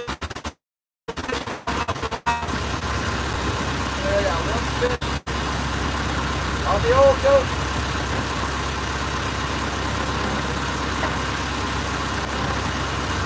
Maybe we'll leave it ourselves. The only color across there. Last coho. Very nice fish though. Got it. Ooh. Coming right on the ice. So go back to relaxing. Yeah.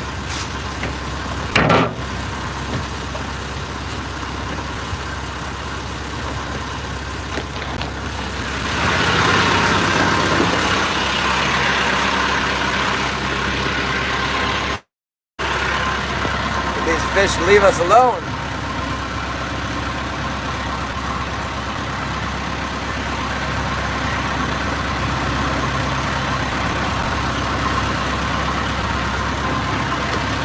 Quit bothering me, fish. You're one fish for half a fish an hour. Get out of here, man.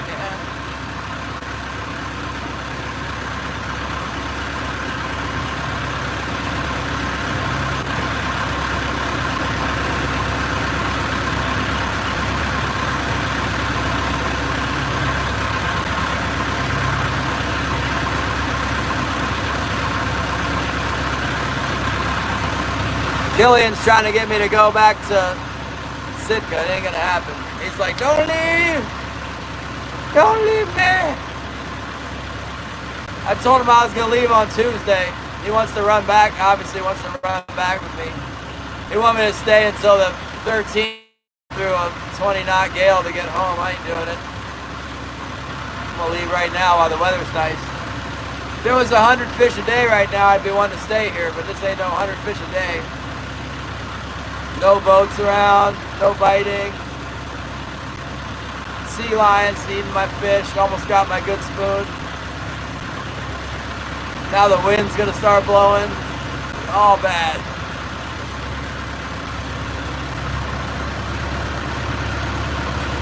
We're gonna go to the other side across town, try Cape Spencer.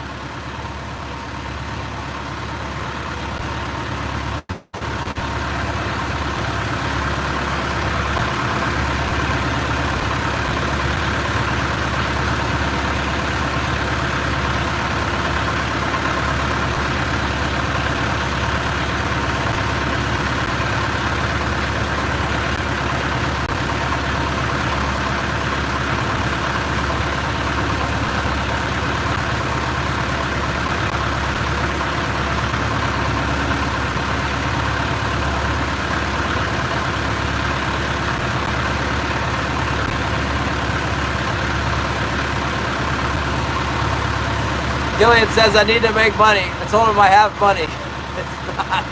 I don't have to stay here to make money. It's okay.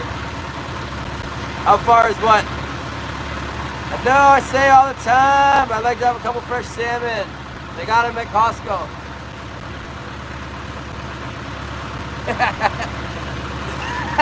Killian says I'm going broke. I'm going to have to row my set set net. I have to use a rowboat to row my set net out.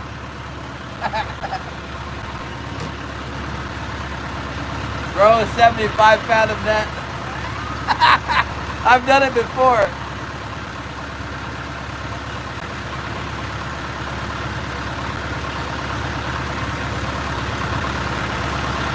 I'm gonna tell them I got the trailer coming for the set net skin.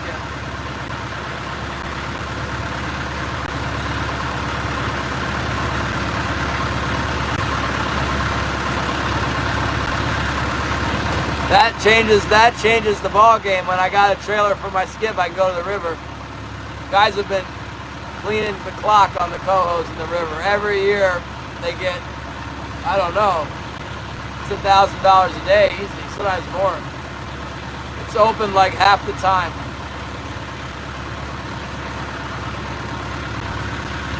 He wants to give me some bottom paint. I want the good stuff.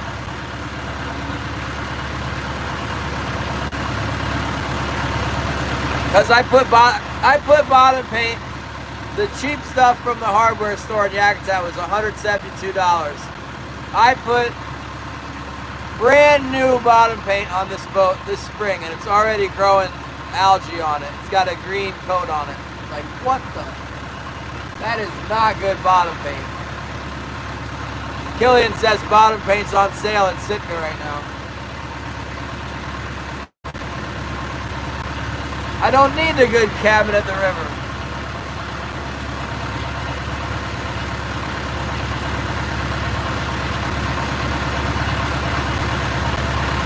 I used 1.5 gallons.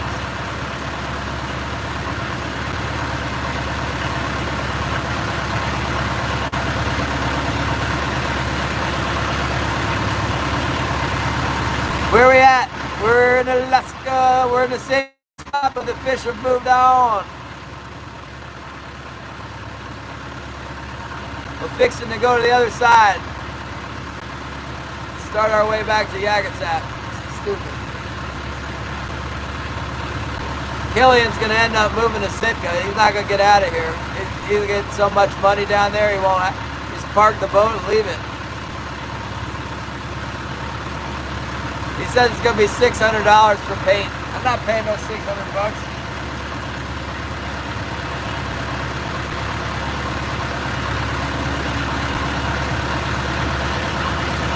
Wonder what kind of paint it is.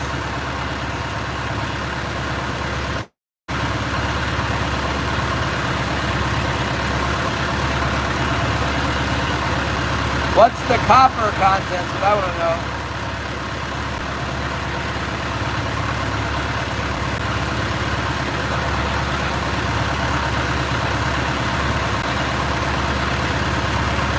Because the cheap stuff that I got and I put on my boat only had like 24% copper, and the stuff that costs, they got paint in Yakutat that costs $460 a gallon. I'm not paying them $460. That paint has 57 or 60% copper. That's the good stuff. Yeah, it's gonna foul, but it shouldn't be fouling in 3 months. That's stupid. Cheap ass paint. Come on.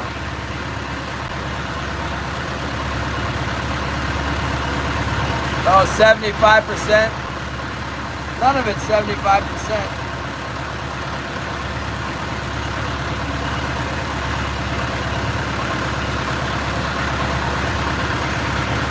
They got good bottom paint at this store right here. I put it on last year and it made it through the whole winter. I think it was last year I put it on. Put it on in the fall.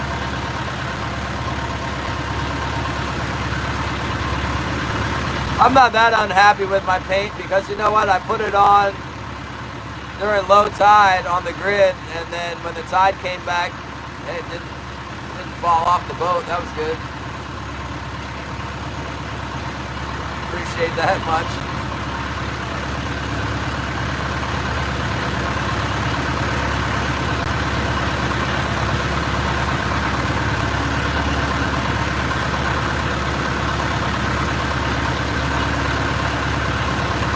So here's what he's gonna do. I'll be like, give me the $300 paint, and then he's gonna go, oh, you have to come to Sitka to get your paint and pay me my 300 bucks. Ah!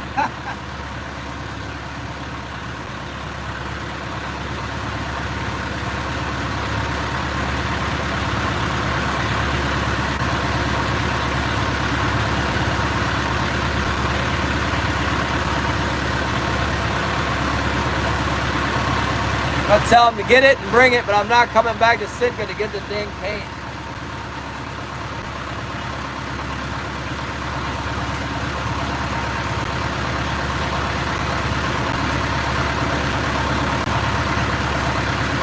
Like the lead weights, you know?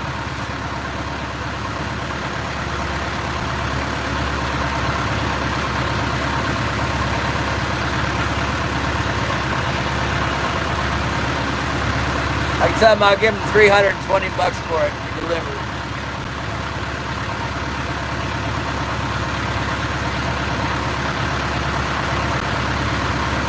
No, I tell him I'll give him 303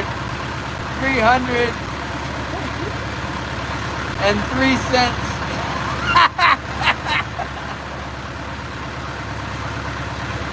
Delivery fee. Delivered.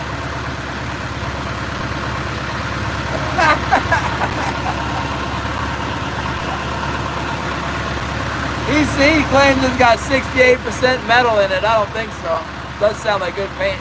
It's on sale. It probably does. It's probably froze or is out of date. It's gonna fall right back off the boat when I put it on there. Cyro, hello. Thank you for coming. What happened? Nothing. Killian found some paint in Sitka. They're selling bottom paint for cheap. My bottom paint, I did like special preparation. I power washed the boat. I put bottom paint on in June. Maybe at the end of May. And it's already got brown stuff growing on it. 2 gallons, she said. Probably get 2 gallons. They had 2 gallons on the cart. I then put one aside to sell the other. I'll get the same color. If we mix if we mix red and blue, we could have purple bottom paint. Then the king salmon would just go crazy and start jumping at the boat. You could just get a dip net and dip them up while they're jumping at your paint, you know.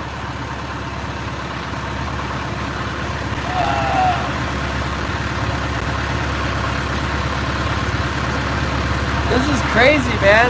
Like on my whole coach, best sale is $1,400 bucks. Now I got $300 in bottom paint. They no fish here now. Karen, hello. Thank you, Karen. Thank you for coming. Holy mackerel. We got a bigger fish than you, holy mackerel. But we're like the same as the holy mackerel live stream. Only got one fish here. Been fishing for hours. We had a sea lion come and attack the boat. Took our fish.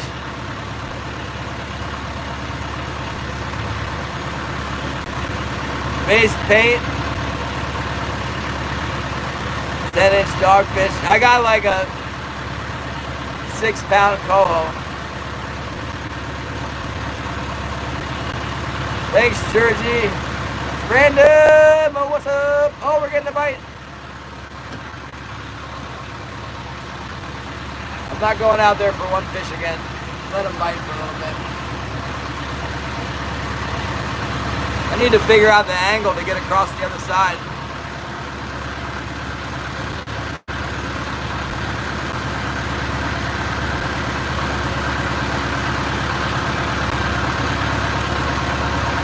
I think anywhere around here is good to go across. Killian's trying to get me to stay. He wants to run. I know what he wants. He wants to run back with me so that if he breaks down, I tow him. Sounds like a terrible thing. He's probably going to break down the way his boat's been running. Yeah, we're in Alaska. Holy back. I don't believe in luck. We got the Bible. In the Bible it says to put away all superstitions. Just rely on God. No problems here. We get what we get. I used to be superstitious. I gave up on it. It's easier this way.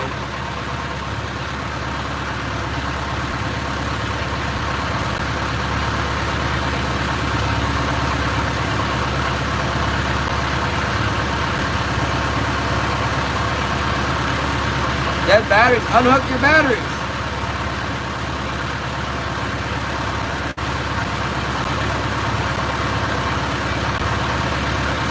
And close your packing gland.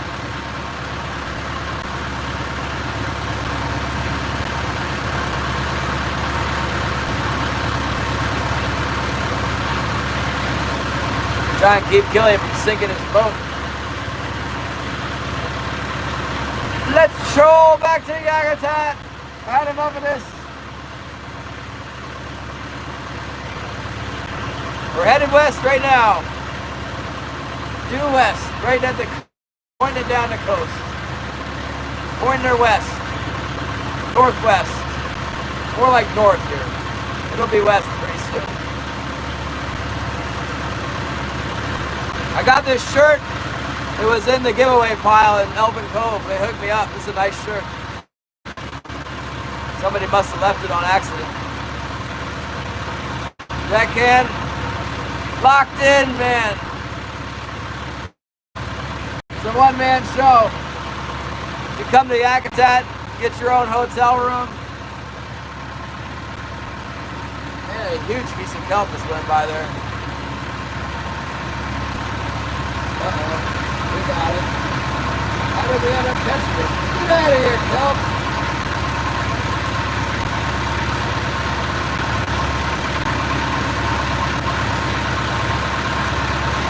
Oh, that's really unfortunate. We got this monster kelp hooked up. I'm assuming it's gonna break off. Look at this. Killing me here. You see it? Oh, it just broke. Good. Hopefully it doesn't get my float. It was like one of those big kelp. It was so big at that old age. Daggone thing is colossal kelp. Biggest kelp around. Let's plug you guys back in. 100 people, what are you doing here? We're just chatting. Fishing's really bad right now. It's not even worth going out there to pull the lines up. All the boats left the area. We're going to a different zone. We're gonna go across Sound to Cape Spencer, where there's also no boats, and anchor up over there. I've never anchored up over there. We'll check it out. Hotel at Yak. Yeah, there's lodges and stuff. The hotel in Yakutat is called the Mooring Lodge. And Yakutat Lodge. I actually like Yakutat Lodge better. The Mooring Lodge is closer to my boat. Nothing's cheap there. You take a cab. I don't even know if there is a cab, but if there is, it's going to be like 30 bucks to go 5 miles. Rental cars around 200 a day. Restaurant is a little bit high, like a hamburger's like 18, 20 bucks. You get a nice hamburger for 20 bucks though.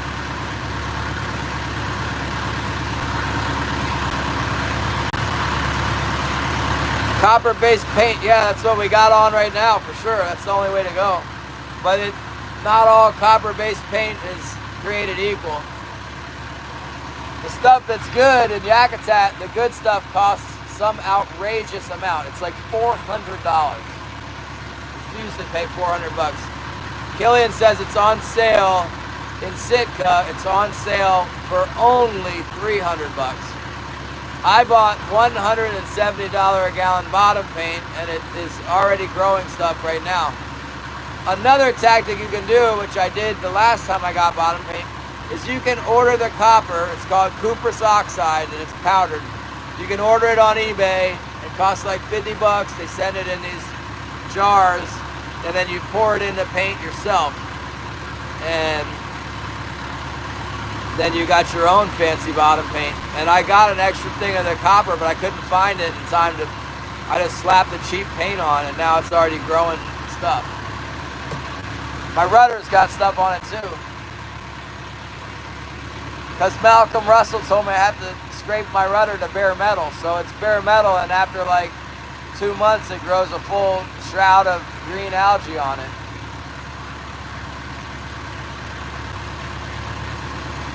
Yeah, why goo? It's Yakutat, man. It's everything costs a fortune to get in there. They gotta fly the food in, or they gotta bring it in on the barge. And the barge has figured out that like they've got a monopoly. There's only one barge. It's a monopoly. They charge whatever they want. An absolute fortune. It's actually less to fly stuff in most cases. I have a particular grudge with the barge because I just paid $7,000 to ship a car and a trailer. Every time I go to the grocery store now, I worry my credit card's gonna bounce because I got paid this humongous bill on there and haven't replenished it yet. On the end of the road. It is. None of these other boats go up there because it's like off the chart. You know, you got like the globe or the map of like where people operate. That is off. It's off the chart. Trollers don't go up there except the biggest ones that have got a lot of bravery to go up there in the fall. And anymore, the price is so bad that the rumor has it the price is $1 in Yakutat. Everybody just hears it's $1 in Yakutat and it's out of they don't really know that the price goes up. It goes up at the last minute. When the fish are really big, the price gets better. But all they know is it's $1, so they don't come up there. It's $2 right now, actually. But only for the big fish. It's still $1 for the small ones. $5. Whatever. If you live there, you can go fishing, but you're not. Nobody wants to drive 300 miles to go sell a coho salmon for $1 a pound, you know. Freezer boats come up there. That's probably where all the freezer boats are right now. They're probably all fishing over the line in front of the sea tuck. There's plenty of other rivers too. There's all these rivers up this coast that the big boats can fish in front of and catch hundreds of fish every day with no other people around.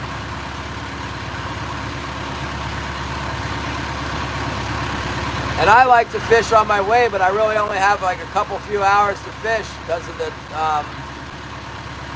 dog. My dog's got to go potty off the boat, and now he's got habitual diarrhea, so I got to put him off. If it's nice out, he can go crap on the deck, and he will if he's sick, but he still won't pee on the deck. He's not in good shape, so I don't want to push it. I'm pretty much just going to drive home once I'm done. I might fish. I might leave. It's not good. So I'm headed across Sound. I'm headed towards home now. If I run into a fish over here, I might bring them back take them back to town. Chances are, by the time I get on the other side of Cape Spencer, I'm going home. We'll see how it goes.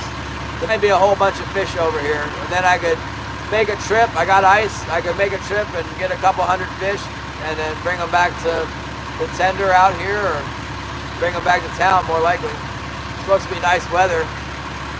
The weather is generally nice. I don't like the big picture of these low spinning around out in the Gulf, but the coastal forecast is good, like really good. What's up?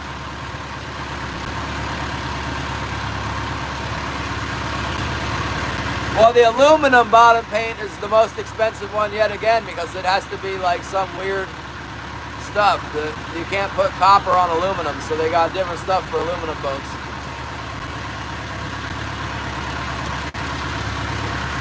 Or another way you can go with the aluminum is you got to epoxy coat the aluminum, and then you put the regular bottom paint on top of the epoxy, you know.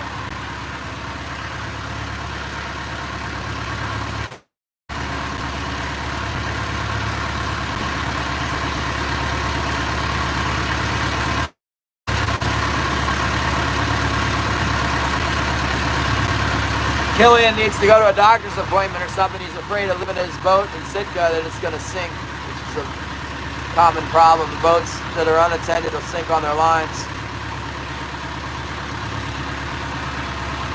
You would think that if you got a good boat, it doesn't fill up with water, but that's not true.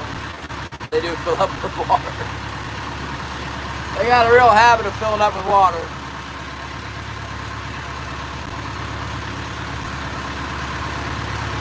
Where did all the fish go? What the heck, man? Stay fishy, Redmond! Oh, what's up? We're just chilling. We fish aren't biting, we're moving. We're trolling our way out of here, dang blasted non-biting fish.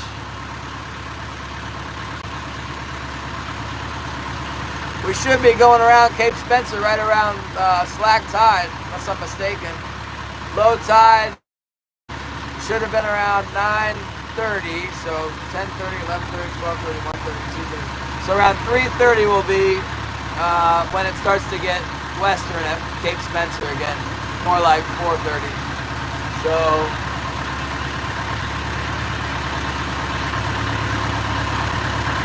we're 7 miles to get away from the worst part of Cape Spencer. Trolling at 3 knots, so 2 hours. So we're well within the safety period of incoming tide towards slack tide. Be right on time to get over there.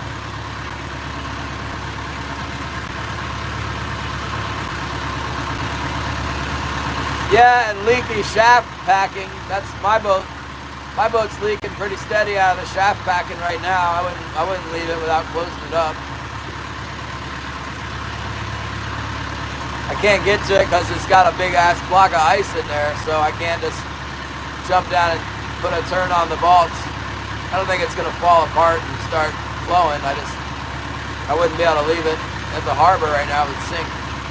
I don't use automatic pumps. I just manually pump out. I need to do that right now, actually. Pump her out. Pumping. I got 2 bilge pumps running. Still pumping. We're still pumping.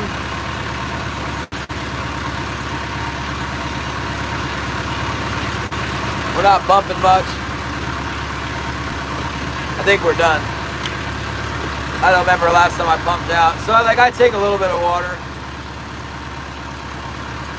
But I wouldn't want to leave my boat unattended like it is. It would sink. It would sink after about a week. But all I have to do is go in there's a certain spot that's tighten up a couple bolts and no more leaking, or very, very little. Then I could leave it for like a month.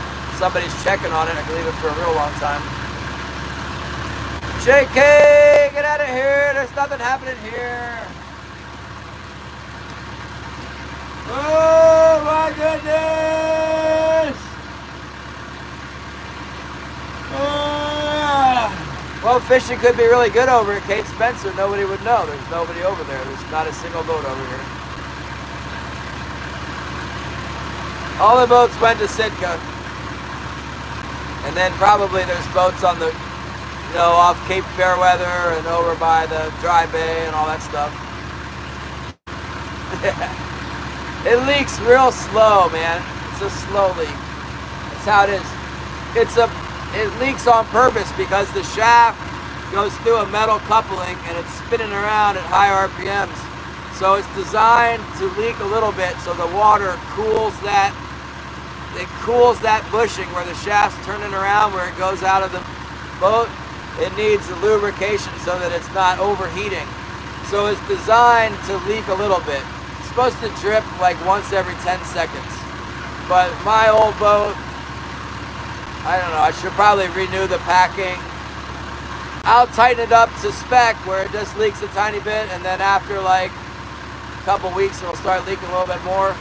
I haven't tightened it up for 2 months, so it leaks pretty steady, but it's not gonna like sink out here unless I don't pump it out. But it's a slow leak. It's a controlled amount of sinking. We sink very slowly around here. I have a lot of pumps. I have 2 pumps in the engine room, and I have 1 pump in the stern, and then I have 1 pump just like on a string. I can put wherever I need it. We had the ability to pump out something like I don't know, 3,000 gallons per hour with our 12-volt system. It's not really a problem if we take it a little drippy drip. We're not in the structure, holy mackerel. We're right out in the middle of the bay, look.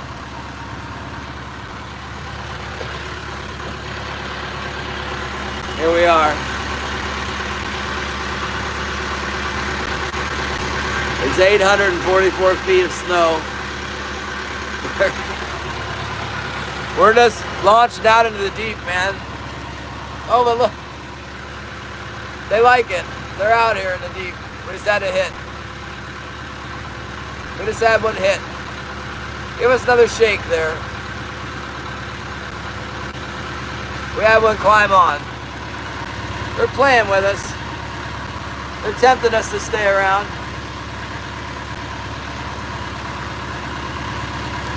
The best haul for my Yamaha 2 horsepower for speed. I don't know, man. Like a canoe, maybe? Big canoe.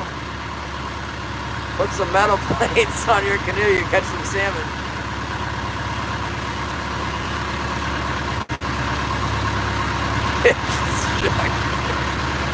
I am. I'm fishing the open water, the deep structure.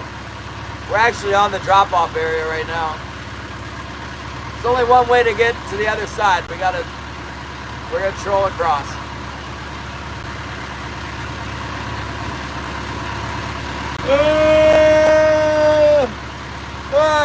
I should really switch to dry ice. I got some plain ice. It's just so much easier to put the fish on slush. Because I could like fish around over here for a while by Cape Spencer and Icy Point and Cape Fairweather and then run my fish to Yakutat instead of driving backwards in the opposite direction of home. But I really need to put the fish on regular ice. I can hold them for 5 days if I pack them in melting ice where they're not sitting in water, and I belly pack all the fish with ice and pack them in that ice real hold them for 5 days. But if I throw them in the slush, they're only really good for 3 or 4 days at the most. 4 days, they don't like them about 4 days in Yakutat.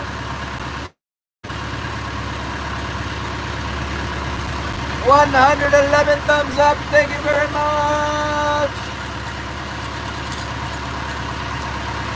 Holy mackerel, you are golden.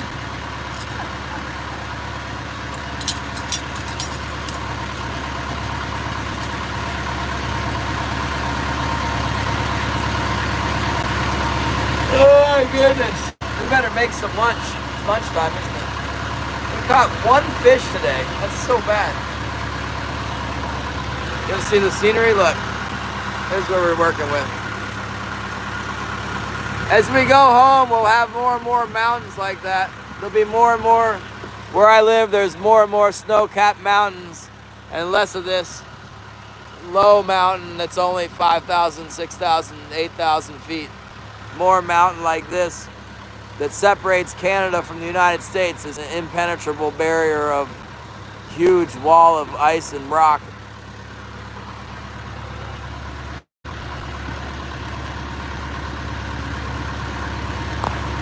Catfish a dog, hello, catfish dog.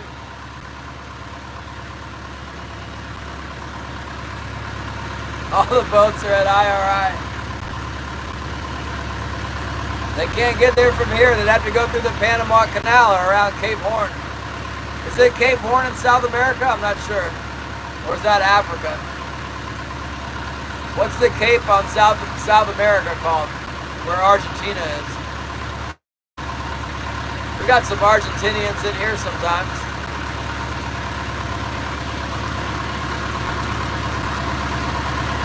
Oh my goodness! I see another boat. There's a trawler on Cape Spencer. This thing could be halibut fishing. How'd you like your holy mackerel with the fishing with the fishing lines and the eel for the striped bass? I thought the AI did a pretty good job with that. I should have the holy mackerel with a halo though. I forgot to tell it to put a halo on there. It was getting late when I was doing that.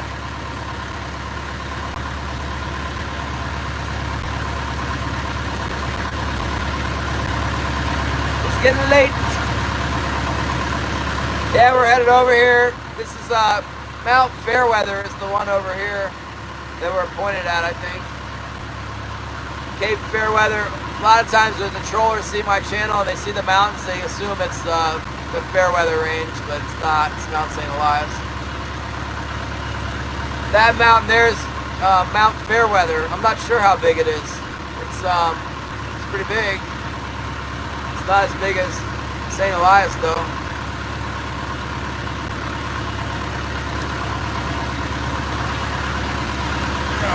Chilly. Oh my gracious.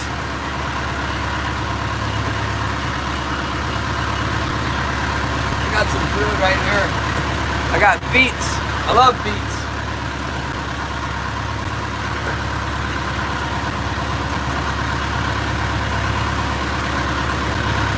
I got beets and a leftover hamburger from last night.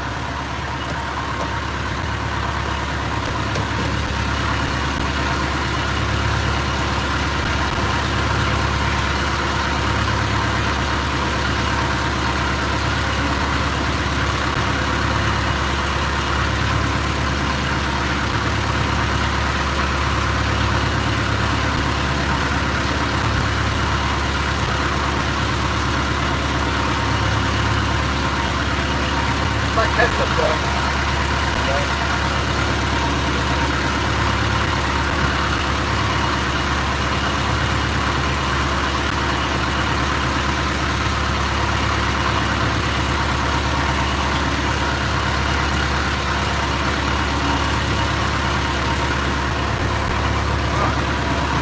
What do you think? Got a hamburger, put some beets on there, some ketchup, some bread. Let's bless the food. Lord, thank you for this day, God. We just praise you, Lord. Worship you on this Sunday, Lord. Thank you for all your blessings, God. Thank you for giving us food, Lord, in abundance. God, I just pray for safety for our journey, Lord. If you want to give us some fish, that would be nice. God, I pray for Israel, Lord, that they may have peace, God. For our nation's leaders to look to you for answers, God. And we just love you this day, Lord. Thank you for Sunday. Send a blessing to all my YouTube people, God, that they may know you and benefit from your greatness. In Jesus' name I pray. Amen. Now we can eat. Oh, we can eat without doing that, but I don't think it would be very smart.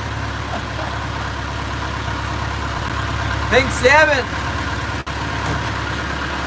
I use it for bait. Caught a crab with it. We got the big crab out that thing.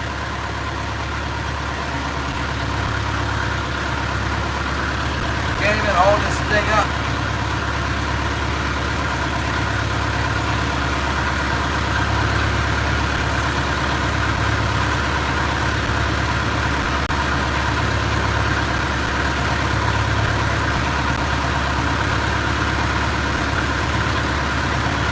Another big trawler headed this way.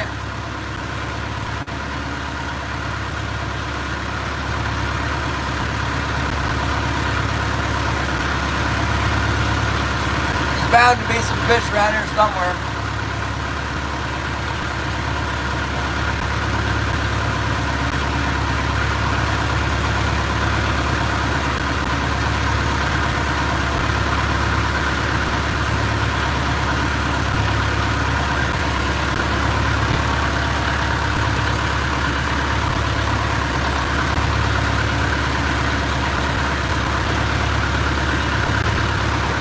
They said it's supposed to be 6 foot seas today. It's like, it's almost flat calm in here. It's probably 6 foot off Cape Fairweather, I guess. It's rough over there.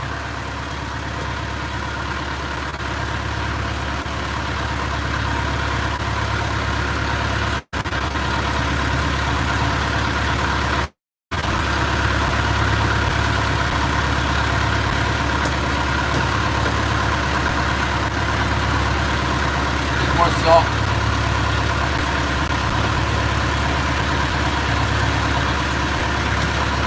Maybe I put too much salt.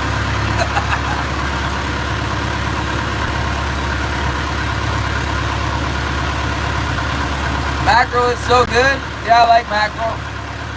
I like the Boston mackerel. I like the Spanish mackerel. Never really had king mackerel. I've eaten a lot of Boston mackerel. Living in Virginia, they put the Boston mackerel up in they sell it, you know, it's available, or it used to be. When I lived there, we could get Boston mackerel. Sometimes I would catch Spanish mackerel, like this time of year.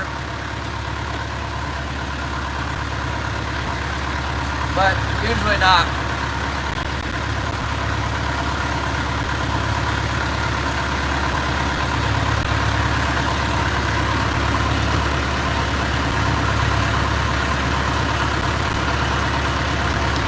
I used to always go to the beach, North Carolina, on the Outer Banks, and Spanish mackerel is like the prize in the summertime on the beach. There's really not much going on, but those Spanish mackerel come up and biting on all the little minnows, and there's really fancy surf fishing rods with like Spanish mackerel emblems, and they throw this lure called I can't remember what it was, a sting silver maybe? It's just like a lead jig that you could throw really, really far. And then you just burn that sucker back in, and you know, you might get a Spanish mackerel. It's gorgeous fish. It tastes really good.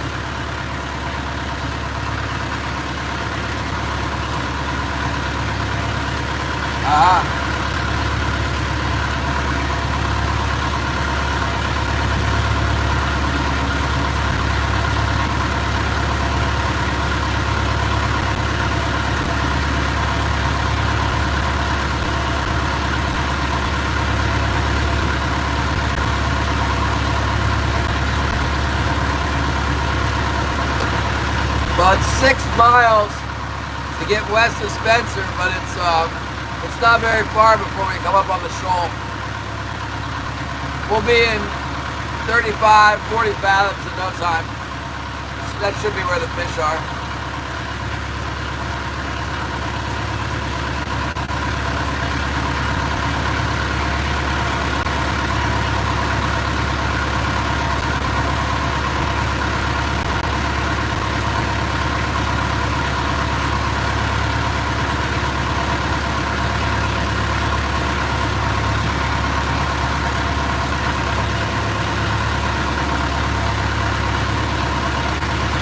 Tomatoes and herring sound like bouncer, sure.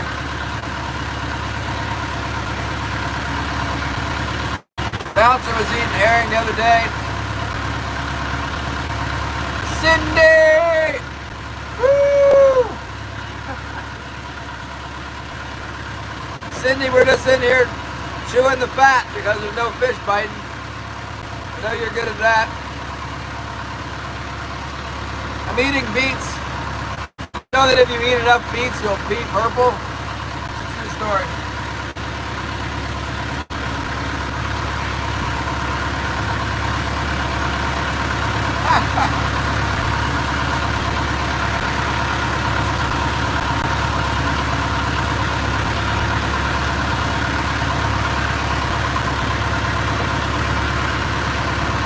I was watching Cindy fish the other night. There's a giant airboat going back and forth. That thing sounded like a jet aircraft getting ready to take off.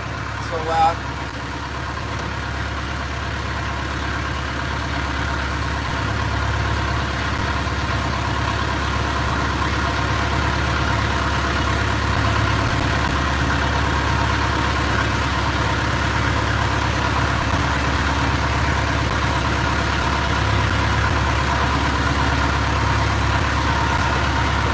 Yeah, I love beets. I bought them in Sitka.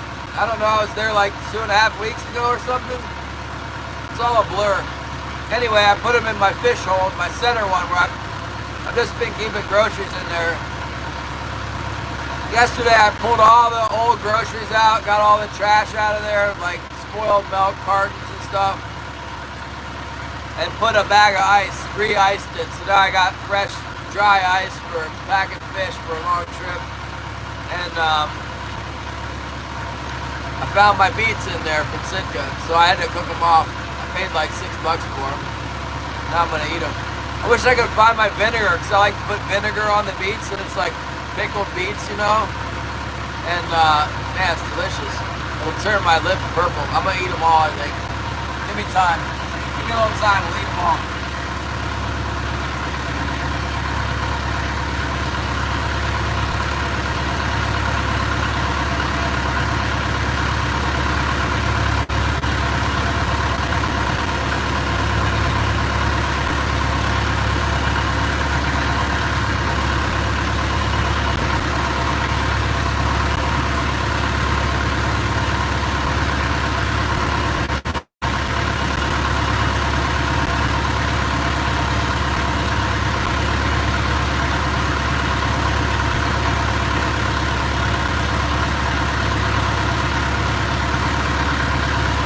Getting a pretty significant pull on our float. We had some other bites on the float too.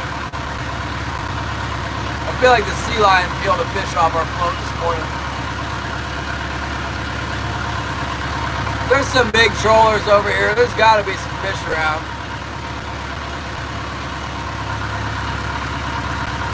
The trollers are going to the outside edge of the shoal on Spencer. There's at least one troller. That other thing might be a cruise ship or something coming in.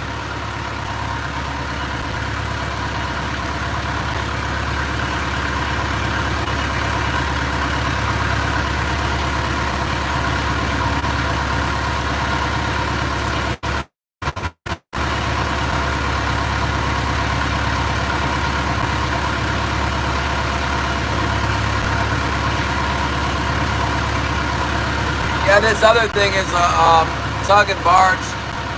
They're coming in for the high slack. We got it timed out.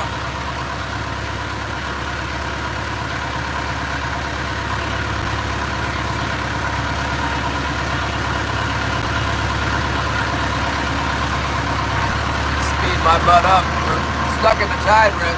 Only doing 2 knots.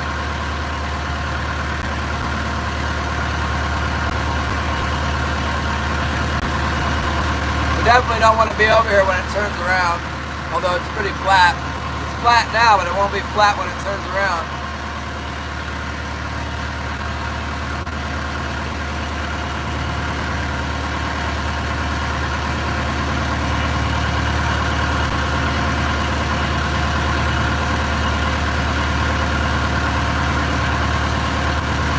Oh, sweet potatoes, I like those.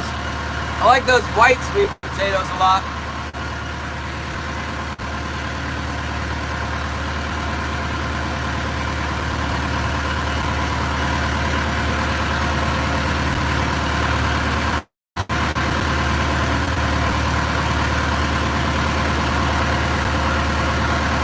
Seems like they're sweeter, the white ones.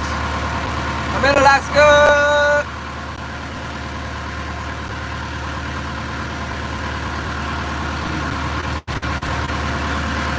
Oh, big hit, big bite. Come on.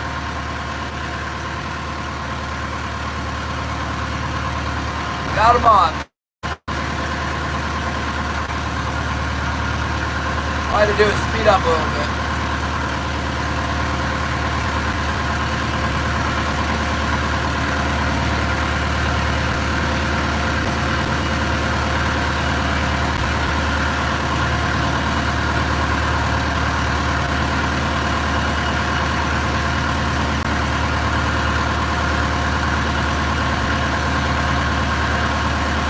Biggest fish up here.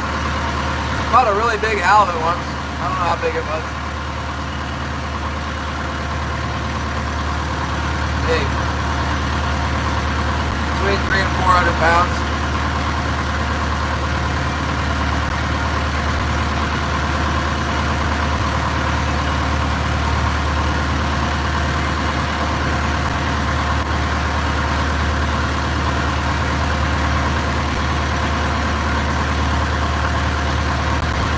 Back in the day, I don't know how many beets I'm going to eat. I'm going to eat these beets slowly. 1.8 knots. We got the gas on.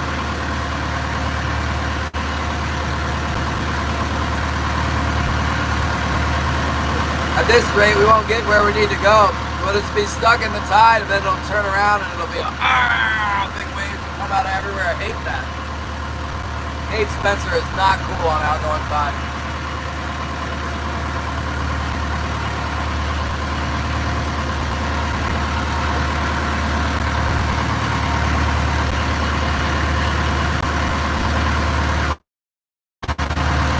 Got to get away from the cape a little bit, not in the channel out here or the point of the reef where we're going to be at.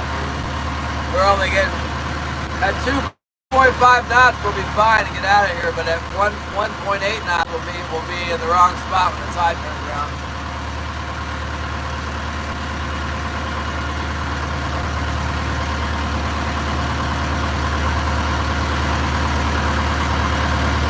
One or two more beats. Then we'll go do something. We might go pull our fish in, but I think we got one.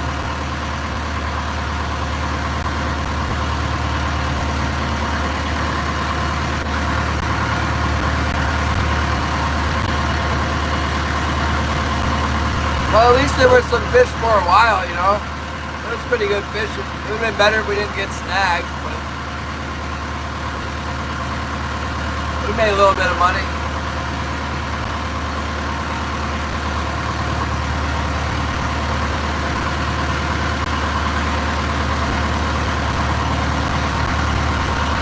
Not going back to Sitka.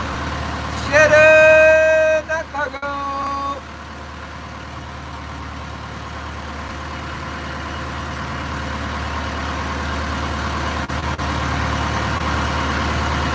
What are you doing, Shannon? You out trolling?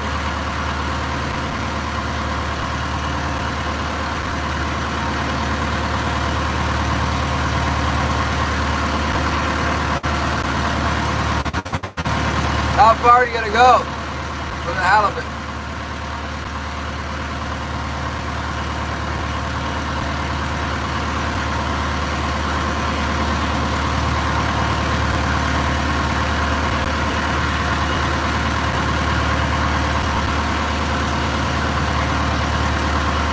The bite died here and all the boats scattered. I think I'm gonna go back to Yakutat.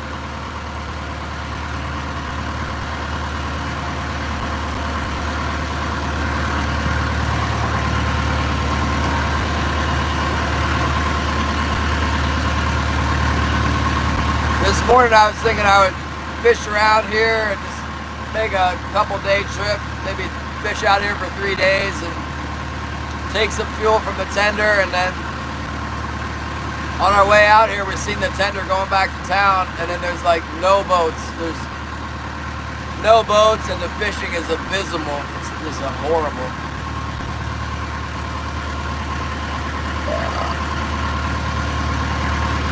The weather is fair. Might as well go over here and see what's happening.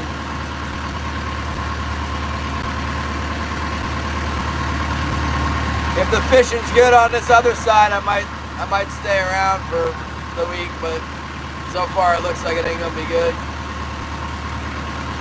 It ain't looking real good now. Maybe, I don't know. We're getting more bites now that we're coming over here. I don't know. Not confirmed. Not sure what we got. We got something though.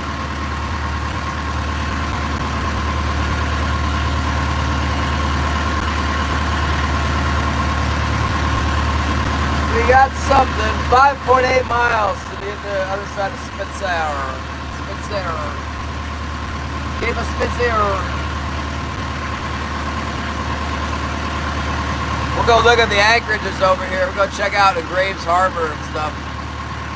That doesn't sound like a very good place to anchor up, does it? Hey, let's go anchor at Graves Harbor. How's that sound? Doesn't sound very good to me. Is there graves in there? Why is it called Graves Harbor?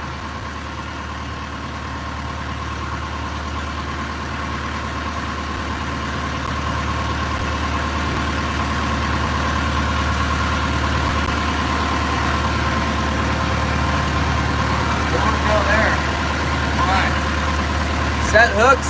Oh, you can't even fish till tomorrow?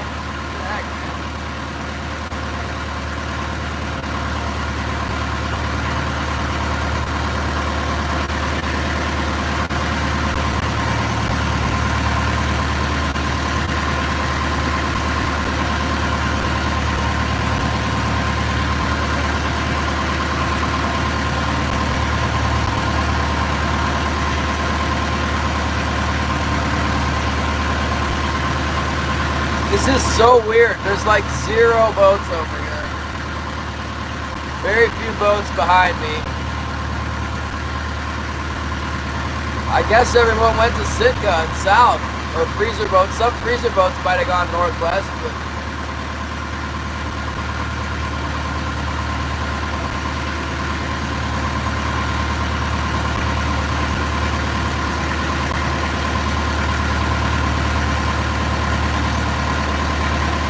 alright, there's one troller in closer. Maybe we'll go that way.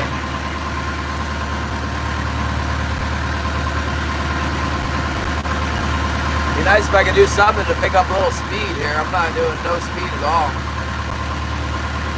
Stuck in the rip. Out in the, we got our ass really swinging out in the breeze where we're at right now. I don't want to be here when it turns around. Let's check the tide. Double check the tide. Check on the tide. Let's see, tide. Cape Spencer. Let's see, Cape Spencer tides for today and this week. Some of these tide charts really not good. Okay. 3:51 is high tide. So basically 5 hours. We're basically, I think this chart's full of it. It says 3:51. So at this angle, we're making 2 knots, 2.5, 3.7, 2.5, 1.9, 1.7, 2.3, 2.9, 2.4. I'm gonna say we're safely making better than 2 knots. Let's just call it 2 knots. So it'll be 5.7 miles.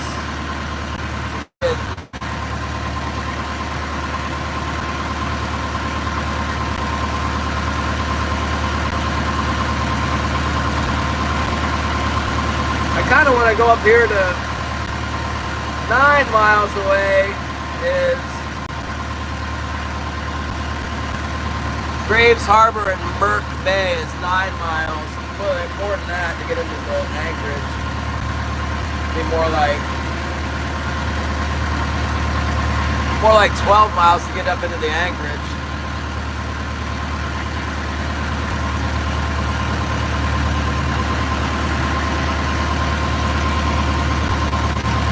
Oh, we're getting a good bite now. We're getting one.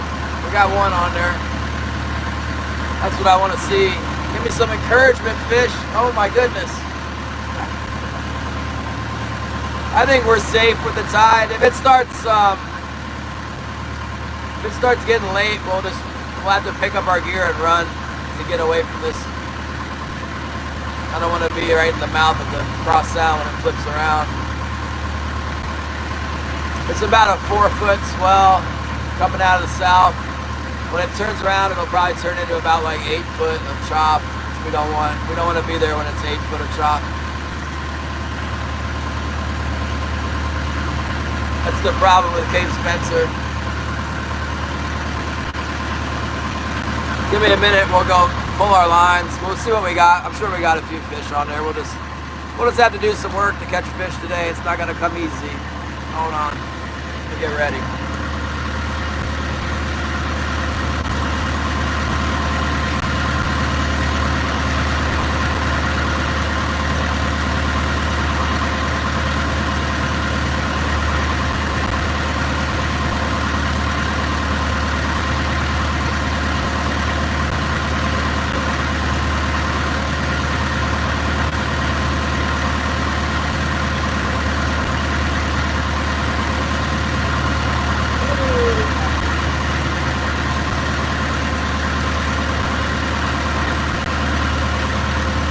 Well, it sure is nice weather.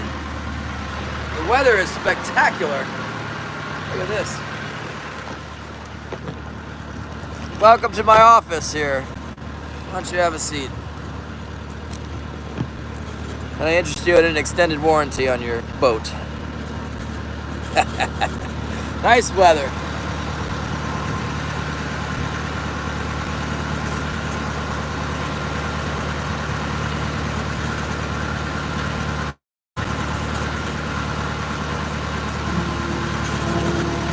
really should be some coho around here for real. This is where they hang out at. I guess we're still a little bit deep. How deep is it? Still at 800 feet of water, so give it time. Wait till we get to the other side of this puppy.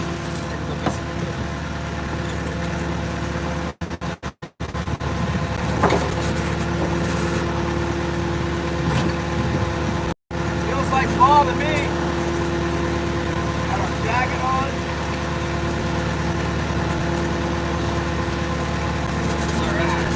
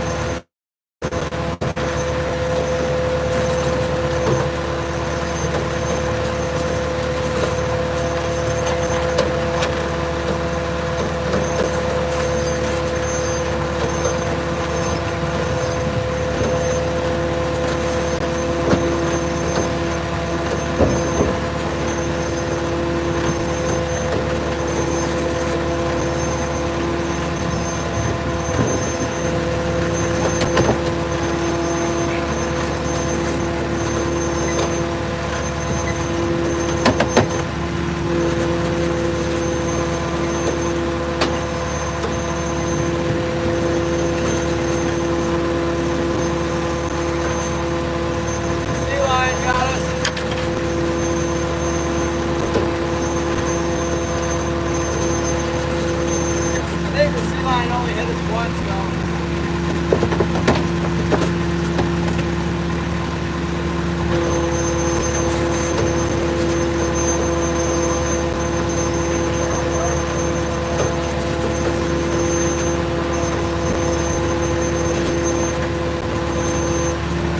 Get the light over here.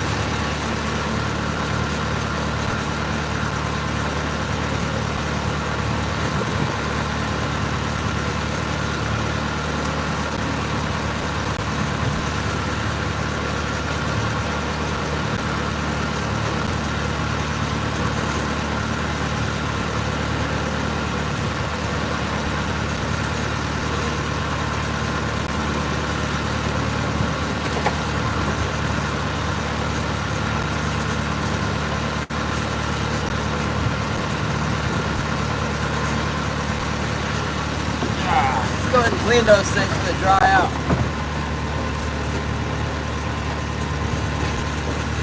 And when our sand is dried out in the sun, then I got the big old and I brought this jellyfish to show you.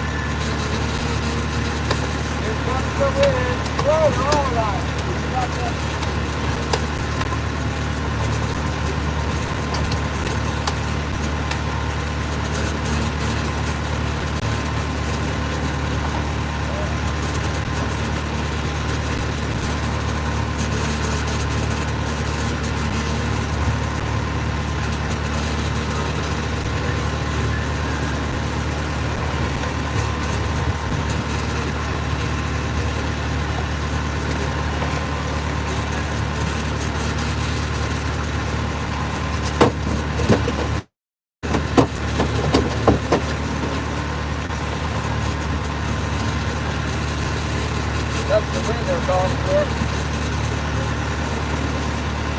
Calling for 15, 10, 15, I don't remember.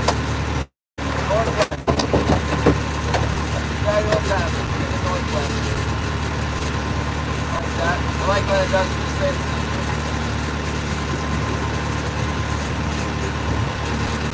Good thing to have it. See what this is going to do for you. Just on the launch out on the screen.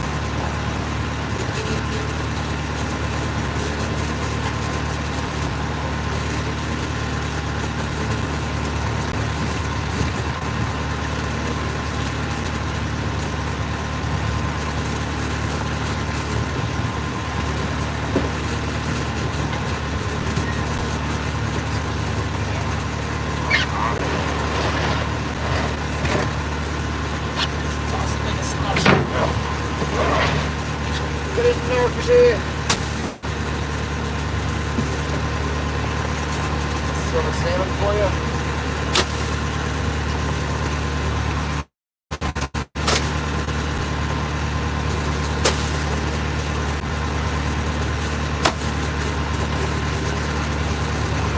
Nice and cute down in that box.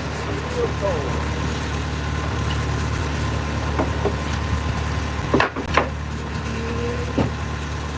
Gotta be greasy over here. Can't be nice everywhere.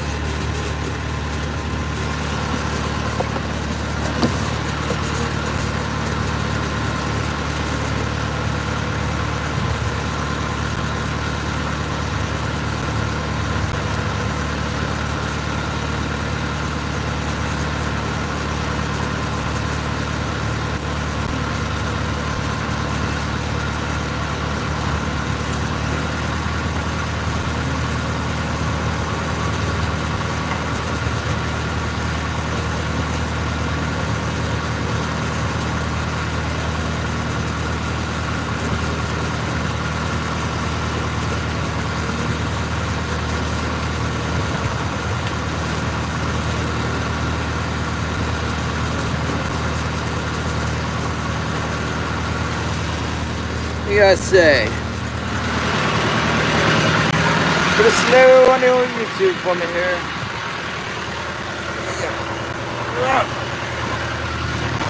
Put a slow pick on the old YouTube. Teresa, hello. Hello, thank you, Teresa.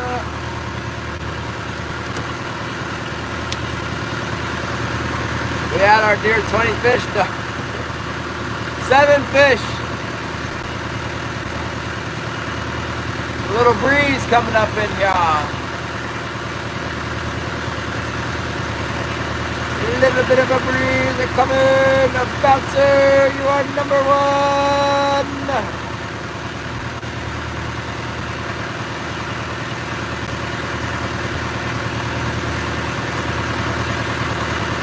Gonna work in closer to the beach. Maybe we can cut down on this wind.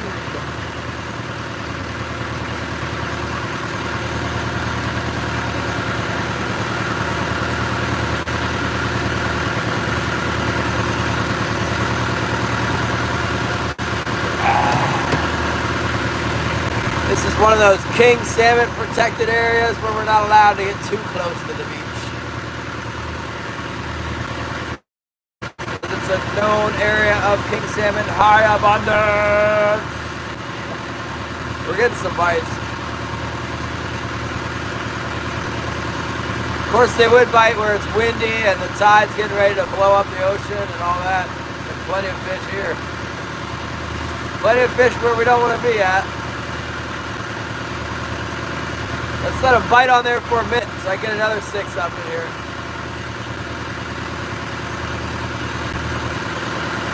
They are too, they're biting that thing. They're biting it pretty good.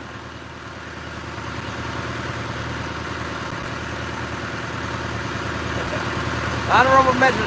Hey, 128 likes, thank you very much. The more fish we catch, the more the energy level will go up. If we don't catch fish, then no energy. JK, I thought you were going to work or something. You're still in here. There's still a JK.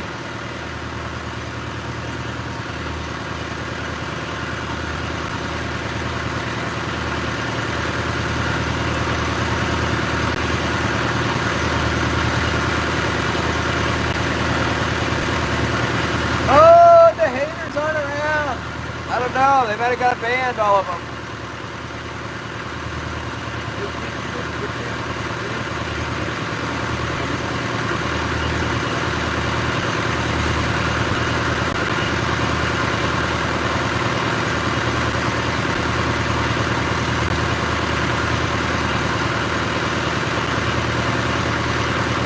Bouncer, I think a lot of those people took off when I told them that Lucifer was not going to be accepted in the chat.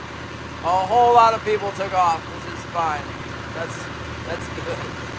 They can all go hang out with Lucifer somewhere else. That is crazy, man.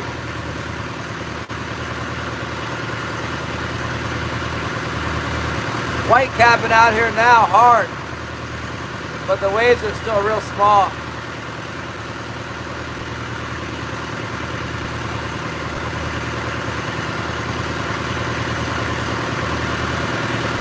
It's doing just what it said it was going to do, northwest. I can't remember where they said 10. This is about northwest 5 right here. Maybe 10, I doubt it. Yeah, the rogue mod, that was my fault. We'll check the hooks, probably 10 minutes. I'm getting pretty good bite right now. The best thing we've seen all day is happening right now. We've just been waiting around here, trolling and not catching anything. So we left the area. We're in a different area now. We're starting to get bites. That's good. Still no boats around, but there's fish here. They're kind of small. I don't want the small ones, but I guess I'll take them.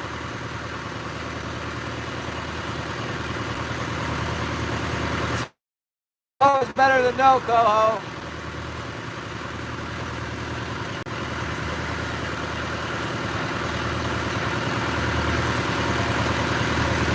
Getting a pretty good bite on the 50 fathom line. You know, we were just out in the middle of the channel.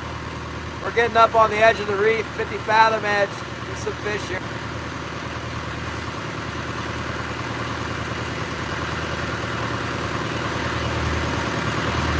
We need to keep going. I think I'm going to go into this Graves Harbor deal tonight. I've never been in there before. Tonight's the night. Because I was told I could anchor up like behind the lighthouse, but that's really not where I want to be. I really don't want to be that close to Cape Spencer unless it's right at slack tide, and that's not going to be possible to time it that way while we're fishing. So we're just going to go up. We're going to go northwest up the coast, and then we're going to duck into Graves Harbor tonight. It'll be a new spot for me. I've never been in there.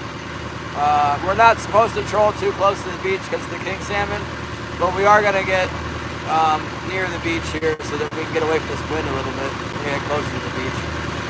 Unless the fish just really tee off and they're big ones. We're getting a substantial bite right now. I mean, the port wire and the starboard wire are banging away. Look.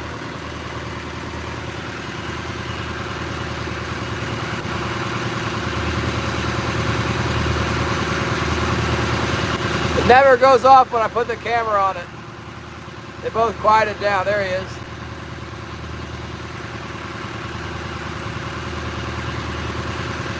This side too.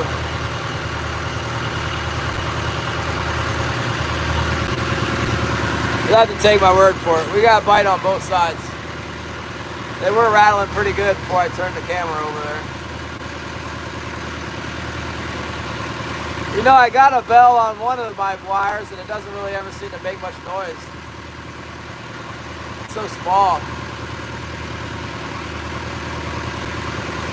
It's like a little jingle bell.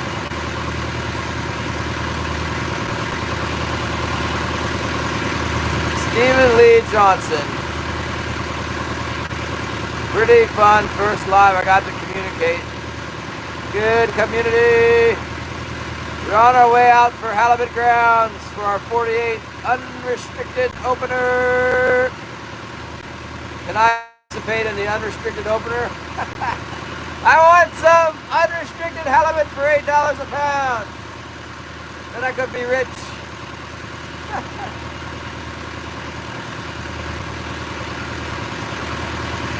Yeah, we got a bunch of fish on the port wire. The port wire was shaking pretty good, now it started vibrating. Something's going on over there. Try a couple fish pulled together or tangled stuff up or something. Maybe I got one hooked in the back or something.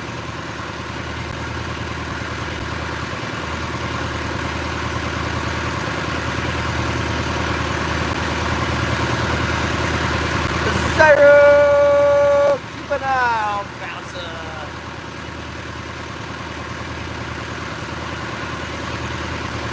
Okay. Guess you guys got a long way to go. That makes that awesome fishing seem a little bit less cool if you got to drive a long way to get out there. I was hoping it was like right outside the harbor. I could move to Washington and just go catch a fish. On every hook, king salmon, every hook, and only 5 minutes from the harbor. That's what I want. And open all summer.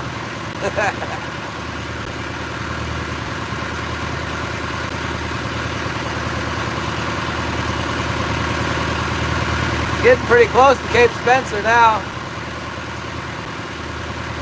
It's daring me to lollygag out here so I can whoop up on me when the tide changes. Big tide right now. Let's check how big the tide is. Get out of here. What the heck?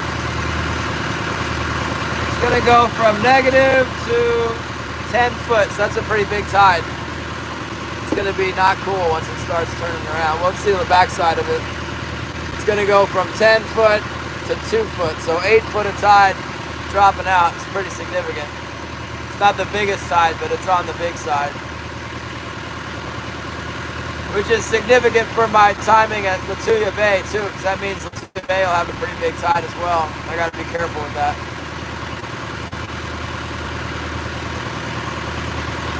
We'll have to figure out how long it'll take to get from our anchorage tonight to get over to Latuya Bay tomorrow night. That's what we're gonna do.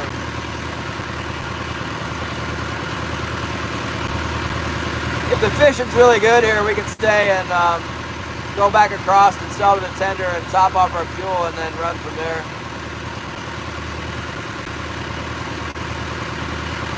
Trying to think what I got to do in Yakutat. I really don't have much to do. I could do like chores around the house, clean up around the house and stuff. Kind of sounds. Maybe we should stay here and sell to the tender. The fish are worth a lot more. The small ones we just caught are worth 1/3 more here than they are up there. A full 1/3 more value.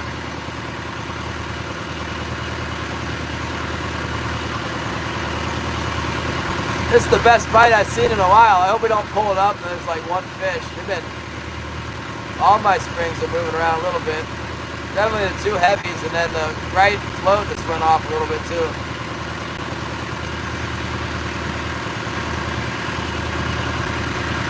I see fish on sonar. Somebody was asking me, show me the fish. Here they are.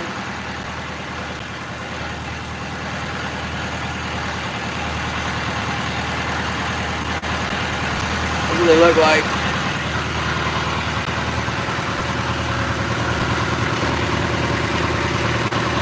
That's what the fish look like right there. I don't know if those are cohos down there or what. Probably. That's what we're catching.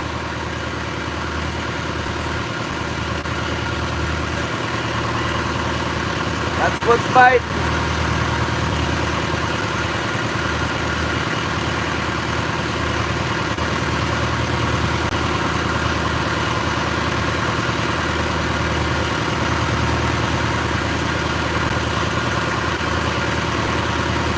Oh, Paulo!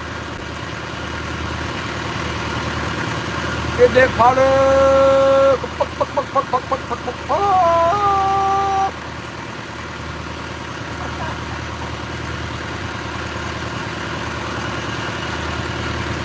I hope it doesn't get really windy over here. A lot of times it gets really windy over here when I come over here. It'd be like glass, you see the glass smooth over there on that side. You come over here, it'd be blowing like 20 knots. I hate that. I hate 20 knots. More than 20 knots starts to get to be a problem. Even 20 knots is not good for me.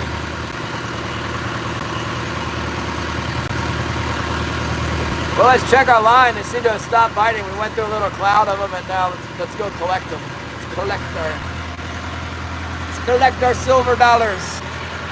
We need to collect the silver. Let's go get them. Let's get the silvers. Yeah.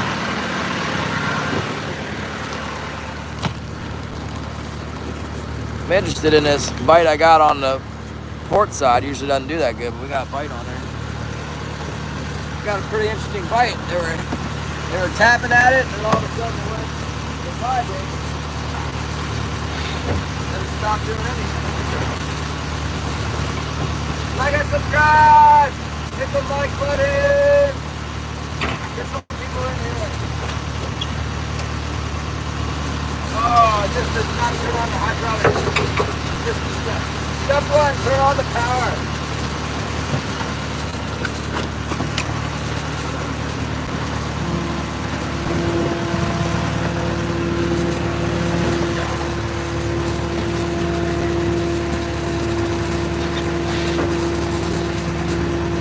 Look like pee. Kind of looks like pee to me.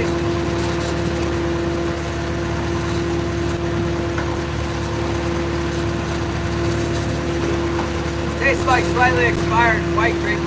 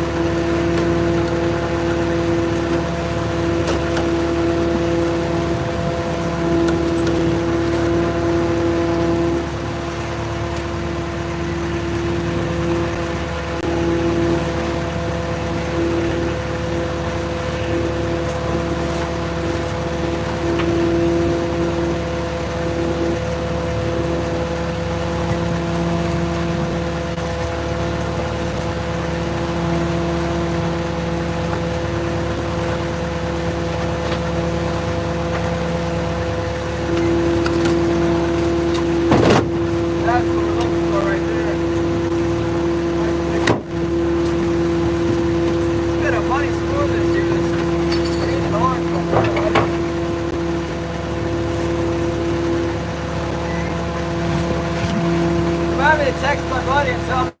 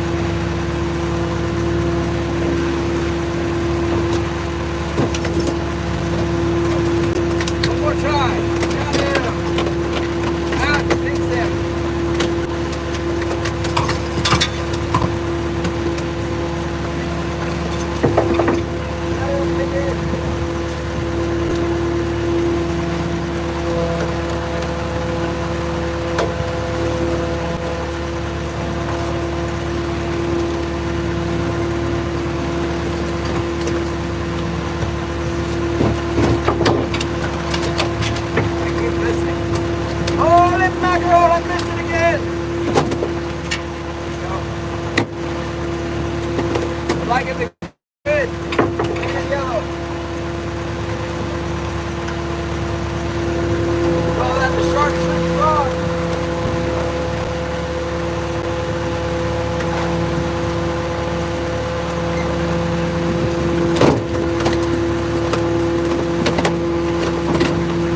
There they come, Mr. Silverhorn.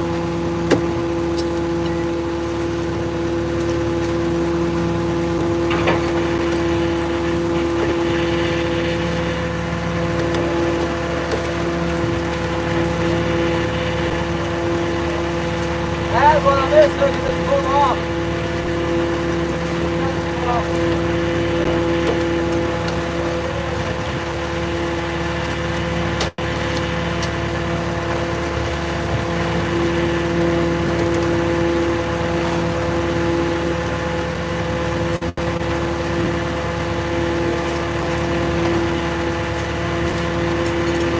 That was kind of small.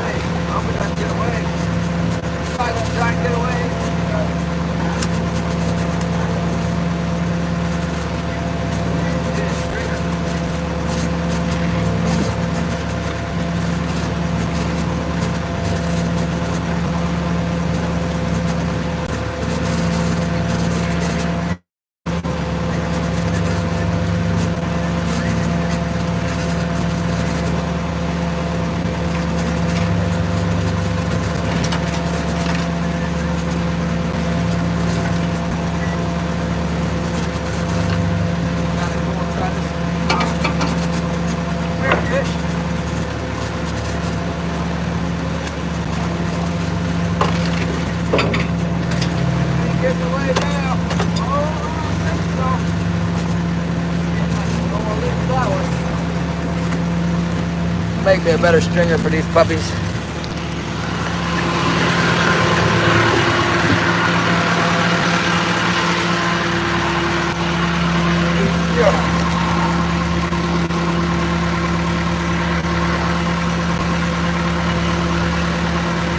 Got one.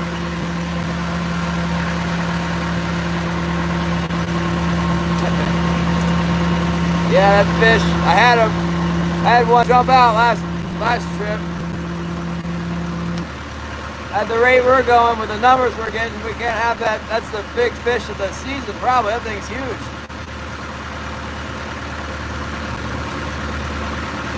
Jump.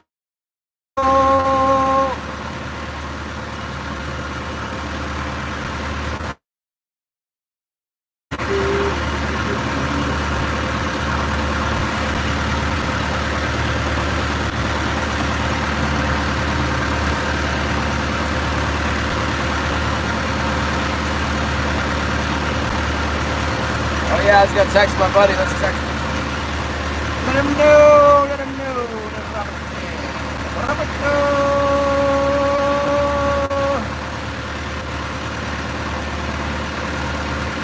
Got you on over here at the Scriptural.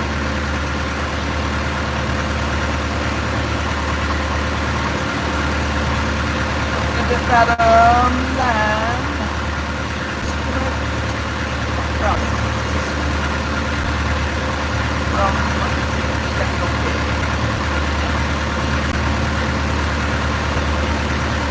the news has been spread. Let the massacre begin. It's a cohort attack.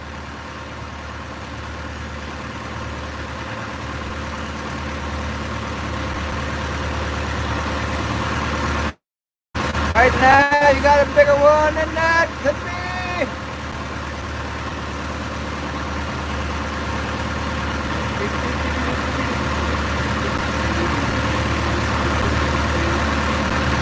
Yeah, I like the Crocs. They make one for what do they call it? I can't remember. Okay, Rob got back to us.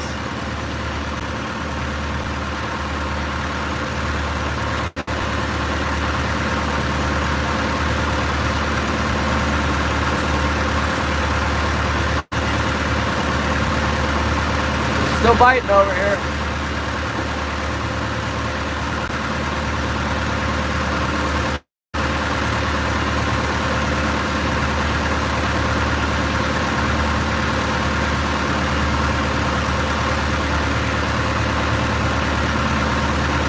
Yeah. Robert always says he's got a ton of fish. They'll be like, I got 100 already. Whatever, man. Right where I was just fishing.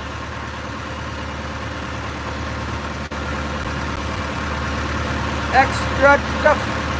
No, they make Crocs for, they call it for restaurant workers and hotel workers or something. They got a closed toe and they got grip resistant material. Those are good for the boat. The regular Croc material will get you killed out here. They are biting like crazy!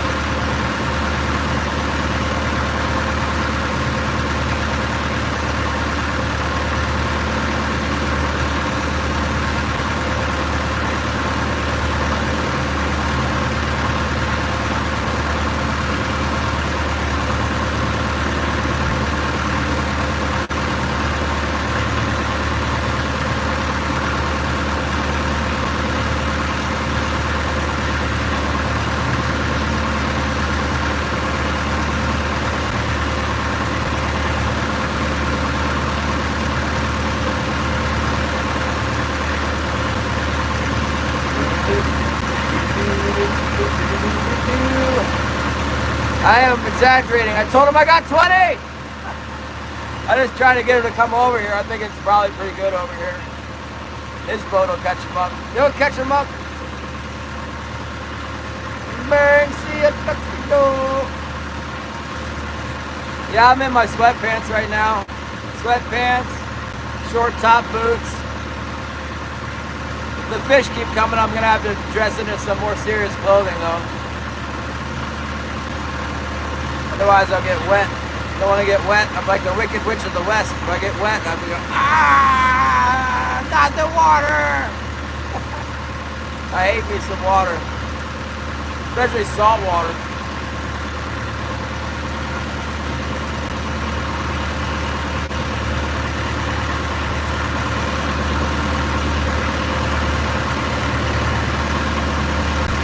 Sun's covering up. What's up, Northern Ruins? I'm at Cape Spencer. I'm looking at the lighthouse right now. The lighthouse is, let's just say it's 3 miles away. Maybe a little bit further offshore than that. My fiance is selling her condo.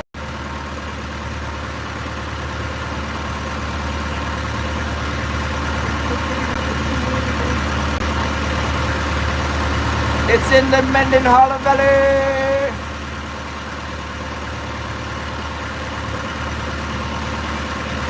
The only drawbacks are overreaching, overbearing, highly annoying HOA, and the river is washing the entire complex away. Would you like to buy now or pay tomorrow?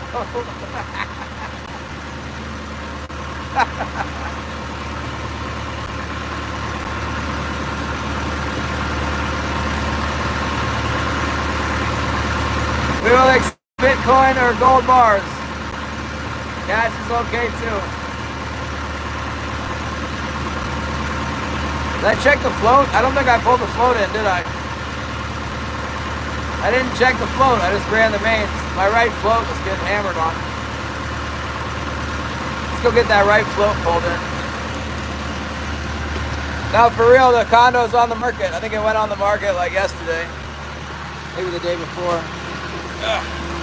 Let's go get the float. Wet down our fish. Get that float in.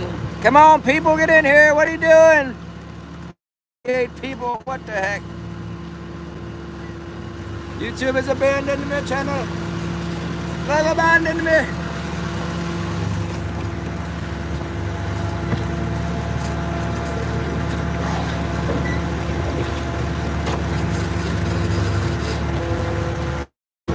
Hit the like button, subscribe.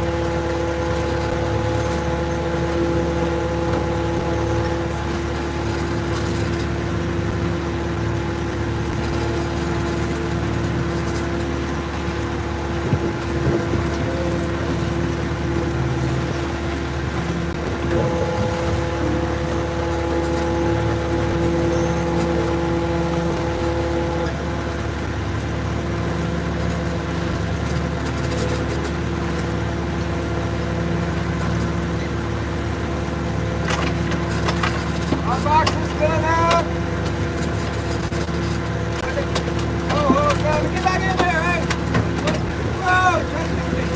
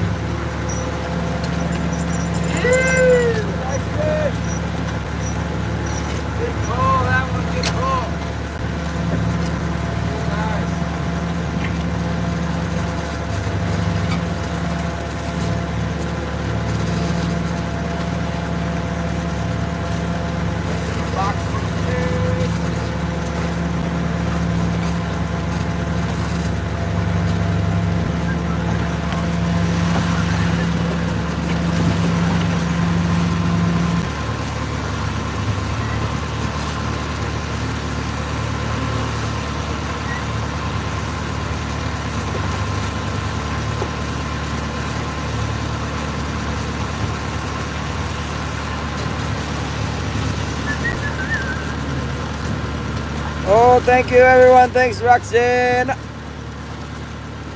Bouncer Gary. Let's clean those fish right away.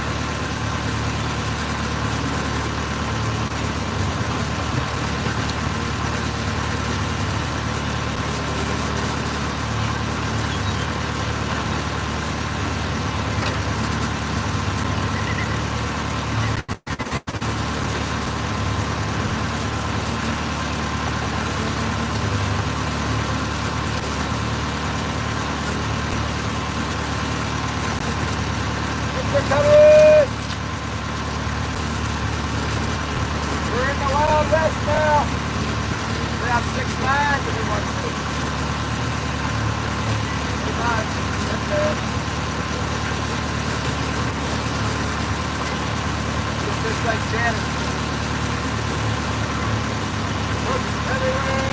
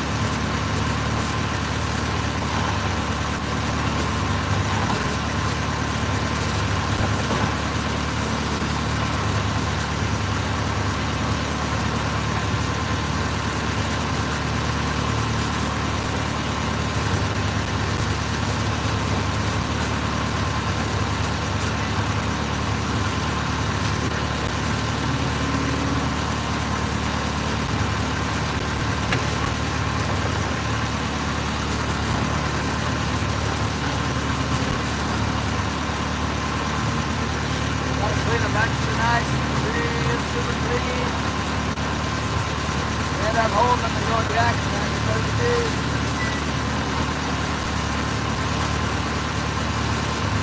All that blood out of there. Get all the blood.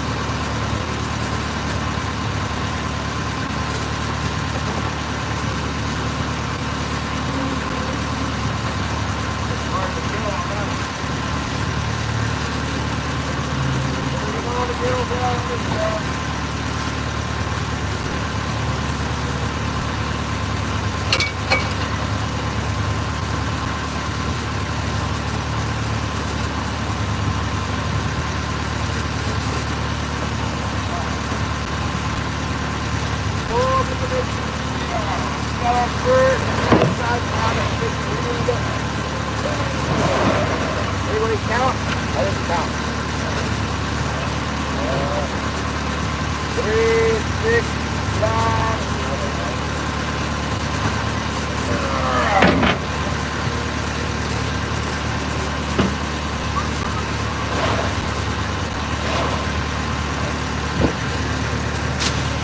All going in the same way.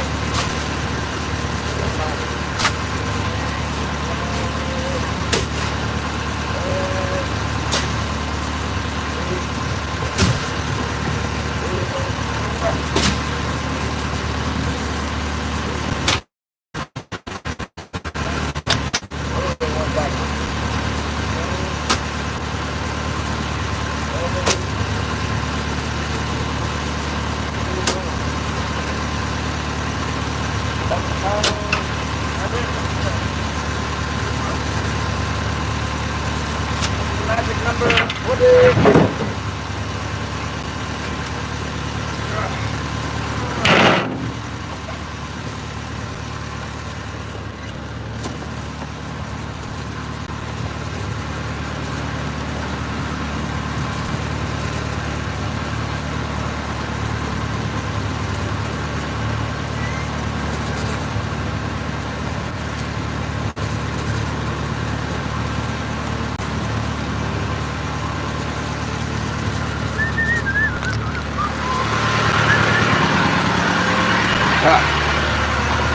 Woo! Nice, we got some. How do you like that?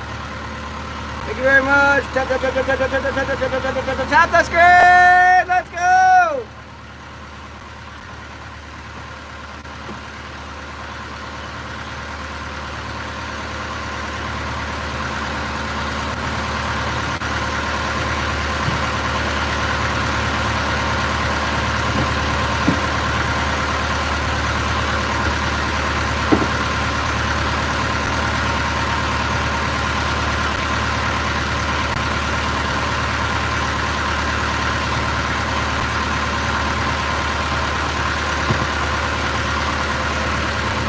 Oh, this grape juice is alright.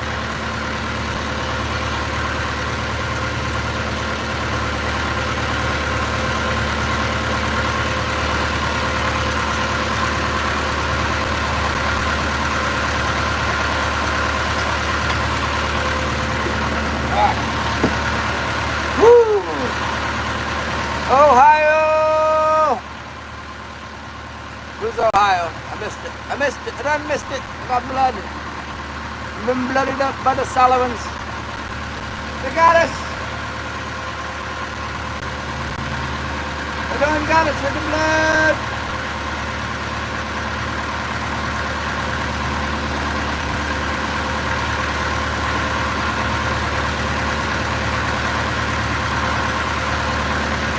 We're in about the worst place for Cape Spencer right now. Not going anywhere fast. The fish are here. Let's go. Let's text Robert again.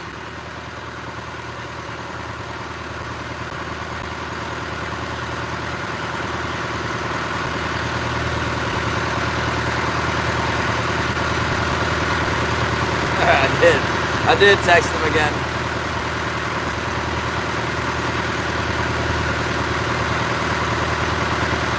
I see 3 trollers now.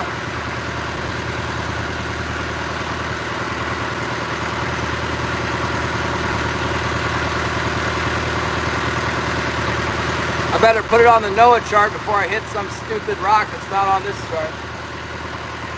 Never fished over here.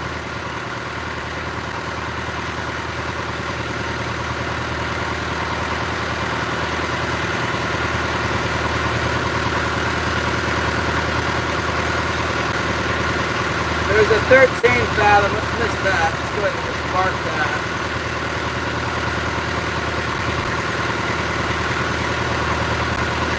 There's a 13 fathomer right out in the middle of the 40 fathom flat. I think that's where there's 2 boats up ahead of me. They're probably fishing around it. We just came back inside of the 3-mile line that we're not supposed to be across.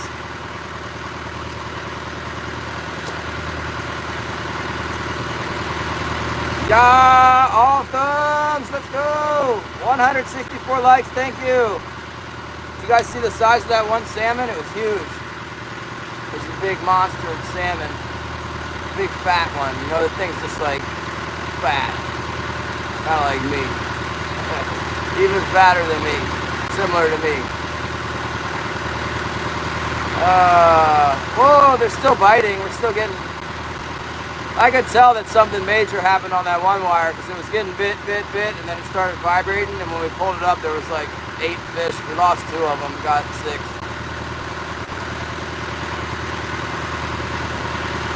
Yeah, I texted Robert again, told him, get over here!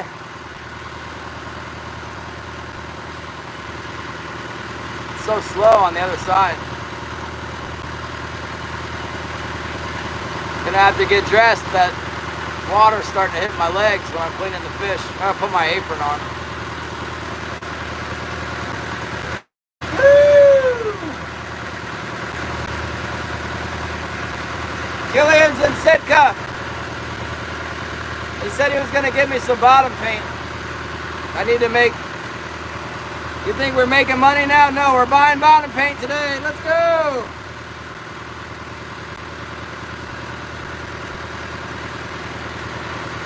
That bottom paint's kind of like putting metal on your boat. The more metal, the better.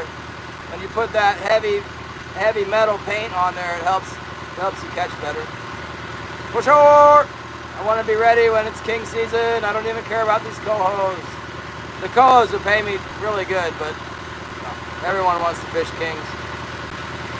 I'm part of everyone. I'm everyone. Oh, we're getting them. You guys, we're getting them. We might not be able to leave this area. We're getting them now. There's some big ones in here. The price is a lot higher here. Well, you're really good if the tender would come over this side to tender, you know. No, I don't know. He's just messing around in Sitka. I guess he's fishing every once in a while. Fishing at Cape Etrica. I got 20. Counted them up to 20. I was thinking that I shouldn't have told Robert, I had 20, but I did. I had exactly 20.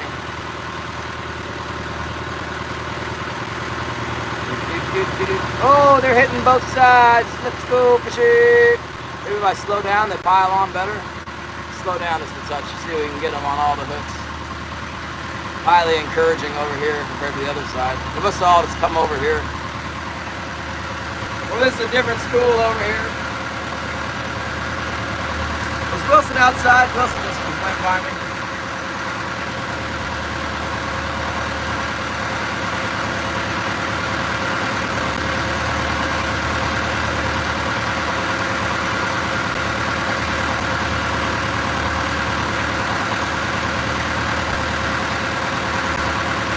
I really didn't seem to be too interested, but I slowed down and tried speeding up. See if that gets their attention.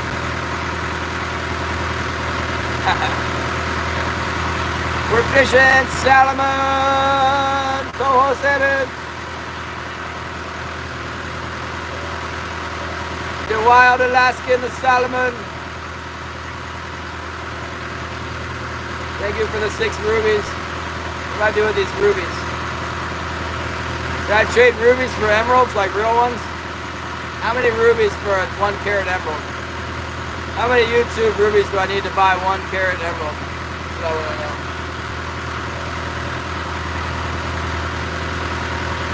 Natural emerald. I don't like lab-grown gems. That's stupid. You're in Norway, Dempsey? Yeah, we got a lot here because we don't have fish farms in all the inlets, eating up all the feed. We got wild fish only.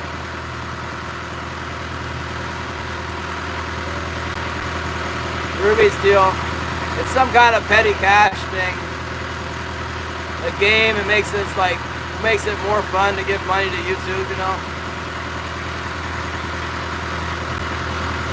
The tiny fractional denominations.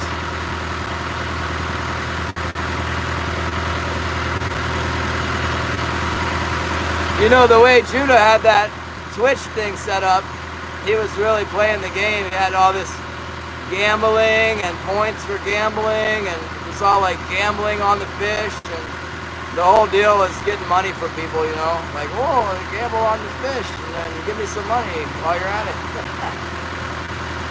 I don't like gambling. I think it may be wrong. I'm not sure, but I think it might say something about it in the Bible.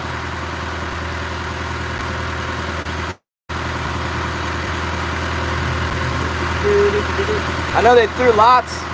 They did throw lots in the Bible. I think that's the same thing as throwing dice.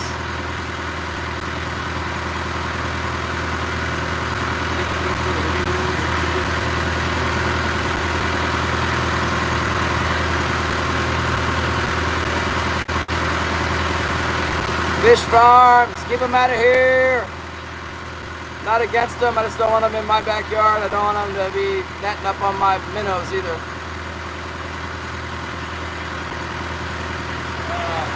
What's the problem?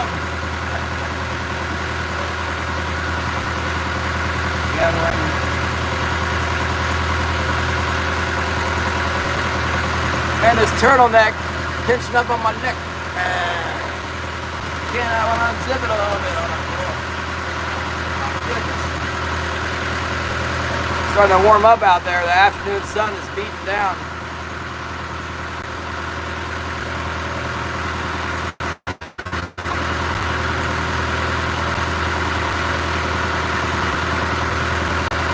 See this big troller's turning around. He's making the back tack. He's tacking back around. Come around again. A different way.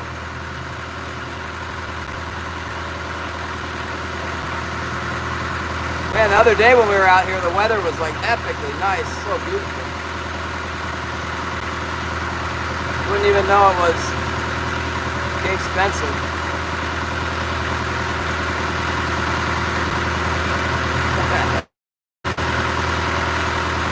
I need to pull those other fish. I got some fish on there. I'm just taking a break. Drinking some grape juice.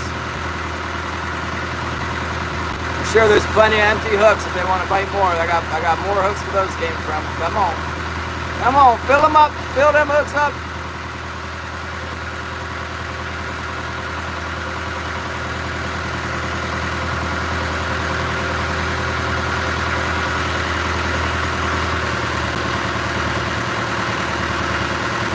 When it gets really good, you can tell because your wires start going way back, then it tangles with your float, and you're all, you got no problem. It feels like about maybe 60. It was real cool this morning. It was like cold. Fall is a August 1st, fall in Alaska. And for real it is. Deer season opens and everything around here. August 1st.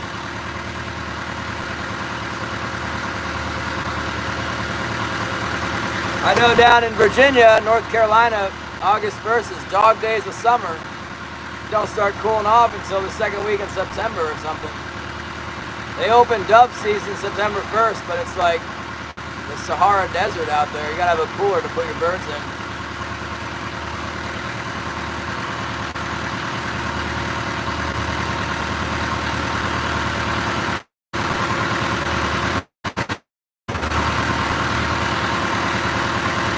It's like the Sahara Desert. Dog days. Holy mackerel was fishing in New Jersey, trying to tell me how there was no striped bass this time of year. But I used to striped bass fish year-round at Ocean City and Indian River Inlet. During the dog days, like right now, hard to catch them. And they would come up, a lot of times they have the red sores and stuff on them because they're all stressed. But they're in there, especially at IRI, Indian River Inlet. Get them all year. Ocean City, if there wasn't stripers, there'd be trout or bluefish, flounder, year-round, catch something. The worst fishing is in January, February, March, the beginning of March, then it gets better. But I caught fish at Ocean City Bridge year-round. I used to go there every weekend. Love that place.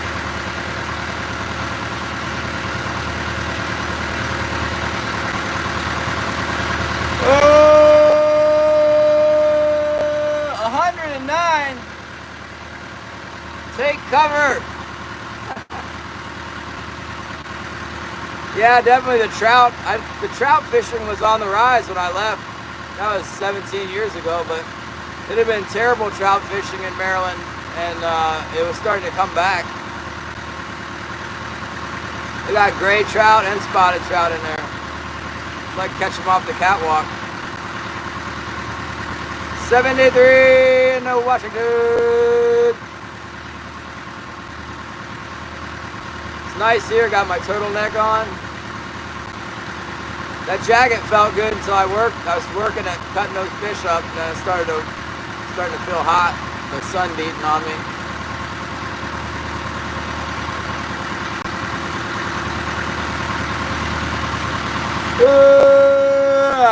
That was a nice pile of fish back there, but I ain't gonna turn around. I'm just gonna keep going.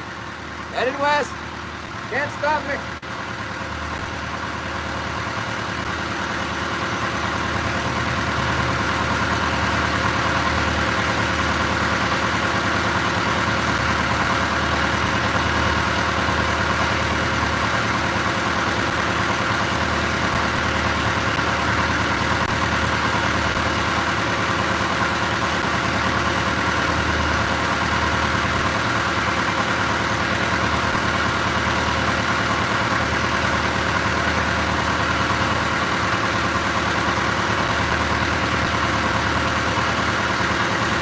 Roadkill out here.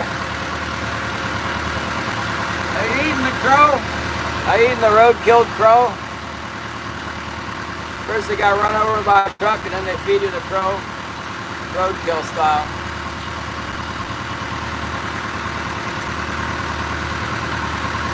Our lines are going back quite a bit here. Especially the starboard line is way out there. What's up with that? How come that line's so far out like that? I'm kind of impressed the old goat lure picked one off this morning. I think we got 2 or 3 of them on the old goat. We caught one on the old goat lure. They were hitting nothing else. We got 50 spoons out there or something, and they grabbed the old goat. That's really interesting to me. And now that they're biting, they're like hitting everything else except the old goat. I should put it behind a metal flasher. That's how we fished it in the wintertime for the king salmon was behind a metal flasher and a long leader, like a 4-foot leader, and then use a little tiny one like this, and they were eating it, but it cuts the leader. I like to use 80-pound in the wintertime. Not very many fish. The fish are small, and it's like anything you can do to get a bite, so I used 80, and it was like cutting through the 80 with its little bill. Well, where the line goes into the lure, it chafes it.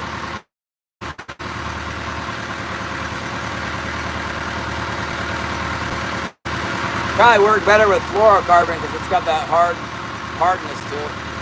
I use a soft leader because I want the stretchy soft, you know. And that lure cuts right into my leader. Oh, happy poop again from a shedden.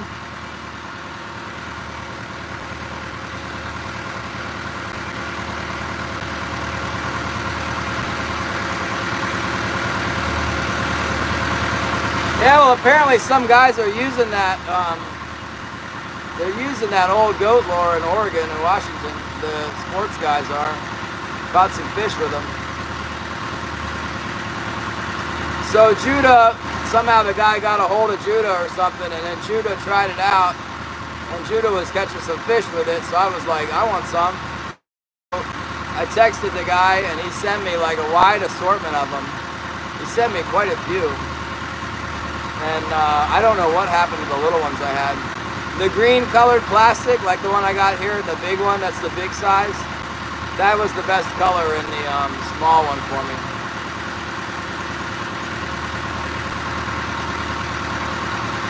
I think it would probably work best in chrome. I think chrome is the best imitation of these minnows, an actual chrome. Oh, party hat, I got it on, man. I got the party hat right here. I'm wearing it. Look at that. See, Icy Bay Lodge. Let's go, Icy Bay.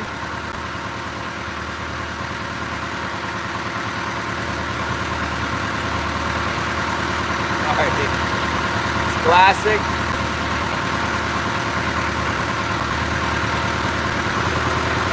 What time is it? 1 o'clock?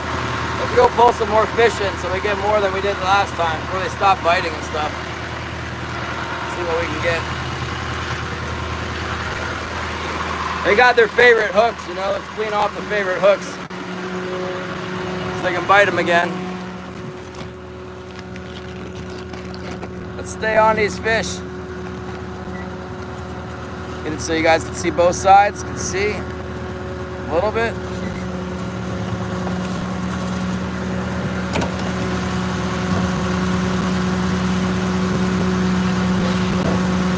I think the lighting is bad for YouTube right now.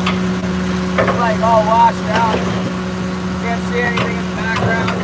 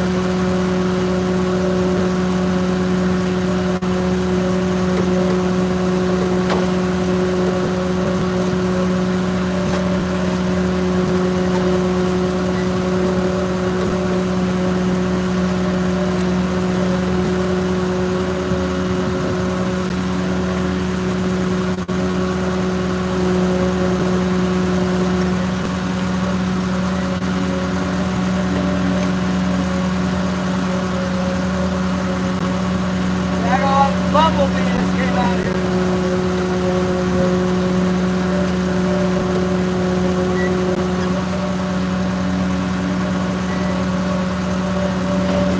Get out of here, dude.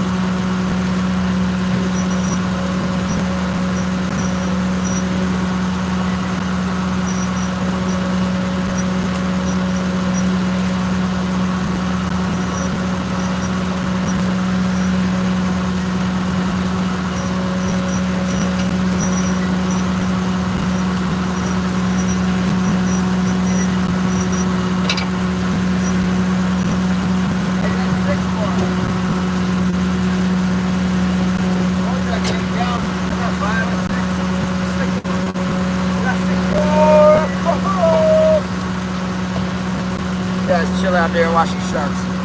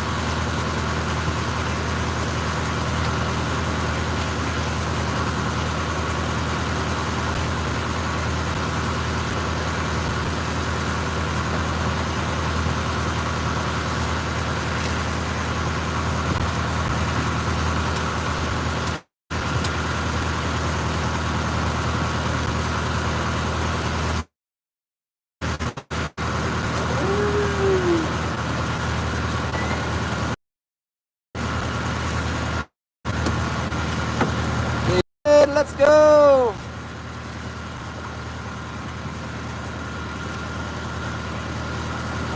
I'm gonna put on my apron so I can keep wearing my sweatpants here.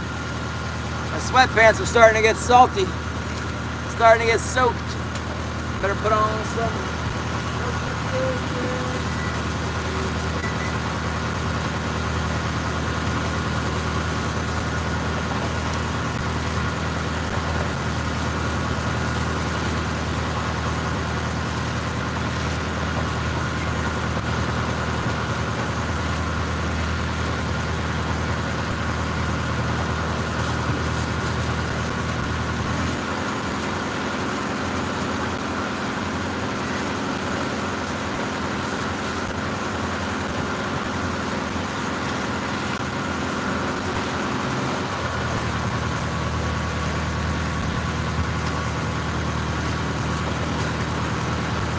Yeah, marking some life there on sonar, but not getting the bite.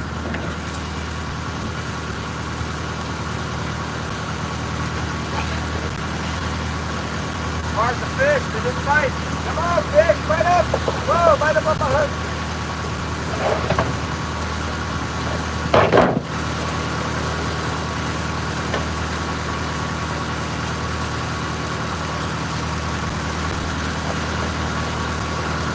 Boats over here now, they're showing up.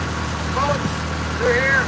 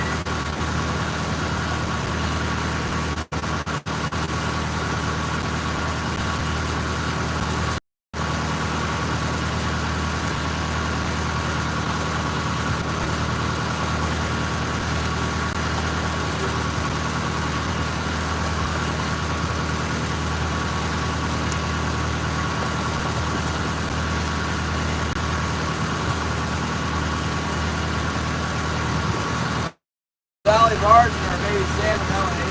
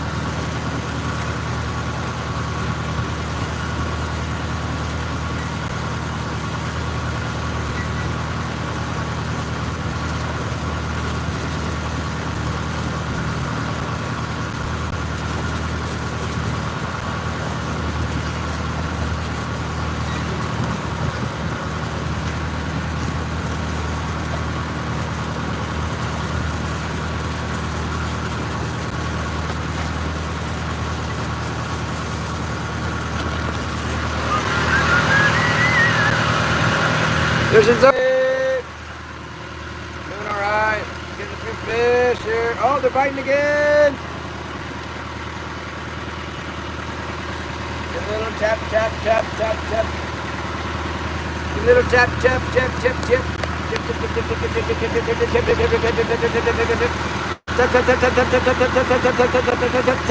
Tap the screen. Come on, give me some likes. Come on, we're out here fishing. Give me the screen tap.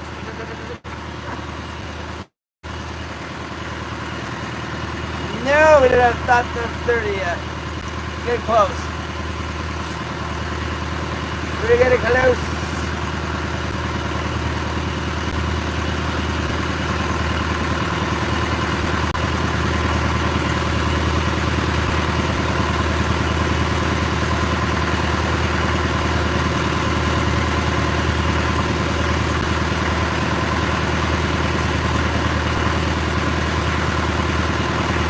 That is a cutting.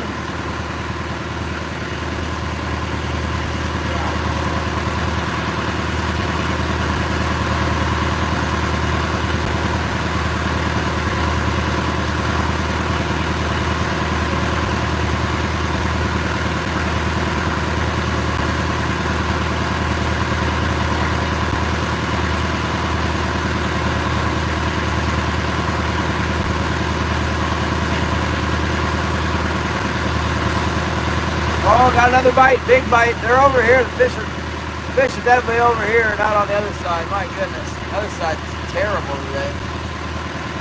Getting some bites over here.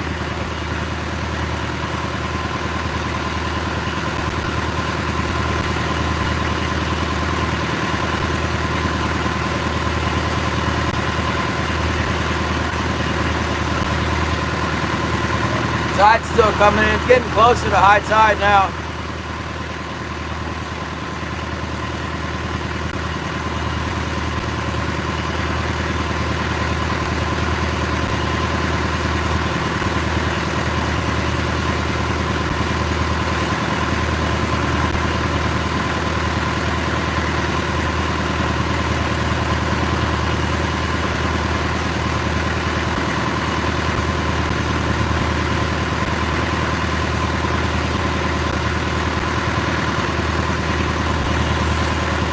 For a nice platter.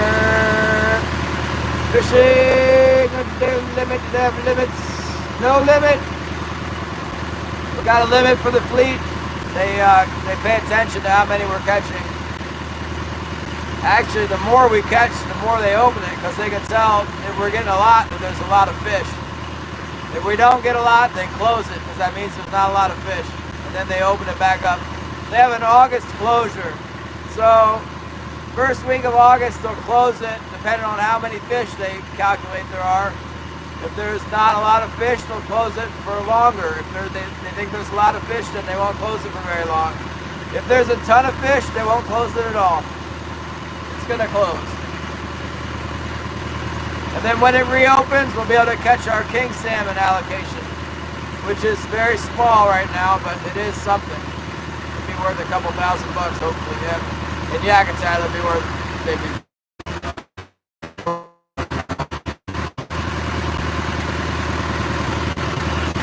I don't even mind it, because that's not where it's at for me. It's the winter kings is what I need. They can pay me $3 a pound for 20 fish.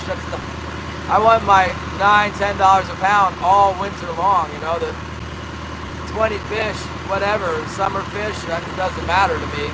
I mean, I'd like it to be $8, but it could be $3. It's really, you know, I need it October to April is when I need the price. And the 20 fish deal is not important in the grand scheme of things.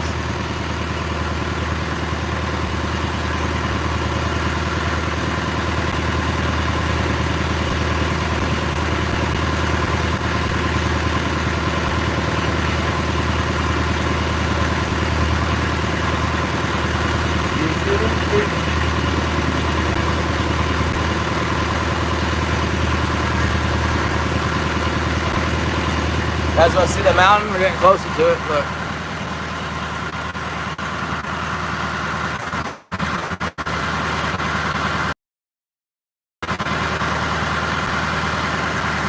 Starting to get back to my home turf.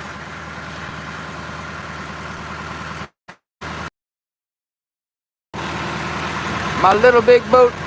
There we go. We're west of Spencer now. There's the lighthouse right there at Cape Spencer. That's Cape Spencer. Entrance to Cross Sound. We're about just under 3 miles off of it. That's where we're at.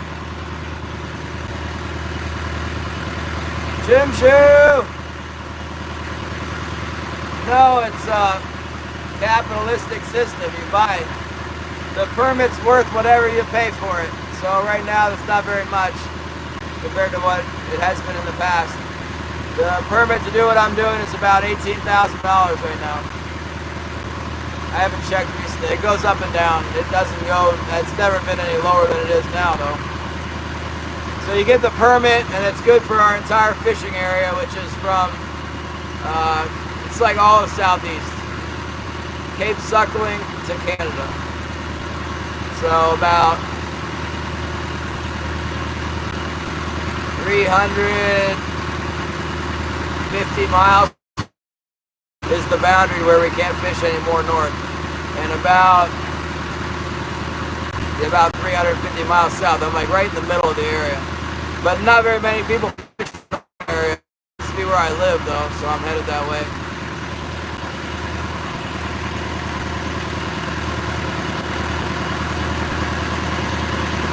Yeah, Shannon. It's worth whatever they'll pay for it. I've heard before that it's worth what the average boat makes in a year off the fishery, but that's, I don't know. It's definitely down because of all the concerns over the king salmon. It's trollers' number one money fish is king salmon for sure. So, like this year, we only had 4 days to fish in the summer. Most people don't fish in the wintertime, so it was only 4 days to fish. It's like the permit's not worth very much. You said in Washington it's like wide open, fish all you want, and the permit's worth 30 grand. Here it's only worth 18 grand. We got other fish, and then we got the option to fish in the winter, so it's still worth something. But the summer fishery is only 4 days this year. The quota is so short. Yes, 4 days of king salmon for the summer.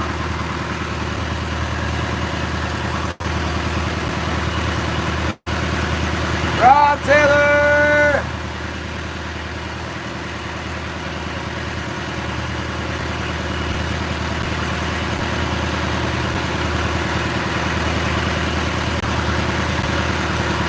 It depends on the quota, Shannon. They only gave us 40,000 fish this year, so we caught it in 4 days. That's how long it took us to catch it. Joe, I have not. My boat's not big enough. I'm on a one-man show here. I'm like the guy with the little drum set and plays the harmonica with the thing like this, and then plays the guitar with his left hand. And it's a one-man show, this boat. Well, Jim, it's a one-time purchase. You just buy it and you own it. You own it. You have to pay a renewal fee, like $70 a year to renew. You don't have to pay $18,000 a year. So once you got it, you own it.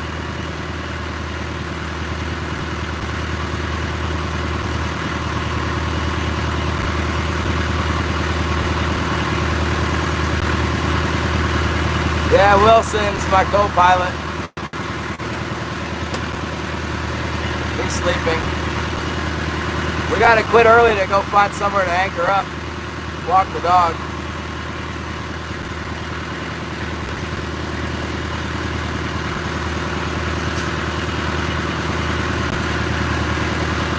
I'm gonna go into one of these harbors I've never been into before and hope that there's a place I can land the dog.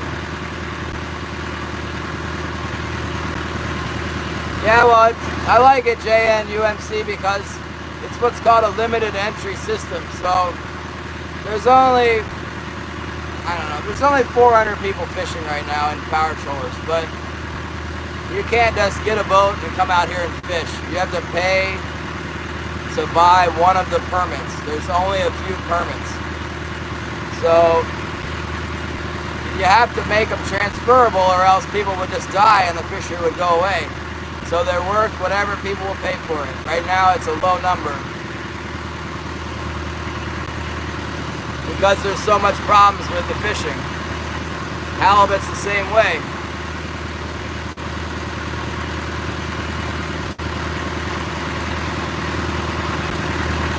A lot of people just mess around with it. They got the permit, but they don't really fish very much. They maybe go out on the king opener, and they got another job, you know. There's not so many of us that do this full time anymore.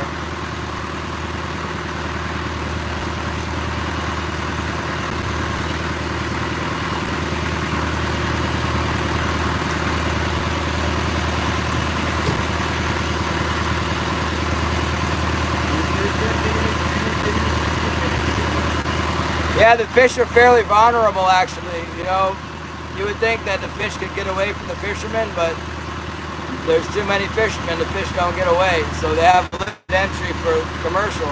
They need to have limited entry for the charter fleet too, and that is what they did with the halibut. They went limited entry for the charter, like the guides that take people out on the charter boats. You have to have a permit for that. That permit costs $80,000 for 6 rods in my area. They need to do the same thing with salmon because there's all these boats catching the salmon, but there's only so many salmon. And it's unlimited with the charters. They just go buck wild, you know. Meanwhile, we're over here with our 400 boats or whatever and the $18,000 permit. Yeah, the fish price. It's up right now. The price is better than normal. Fishing's kind of slow. It would be nice if it was wide open and a better than normal price. It's slow fishing and, you know, the price is better. I don't know how it's going to be in Yakutat. But I don't know for sure. You never know. It's all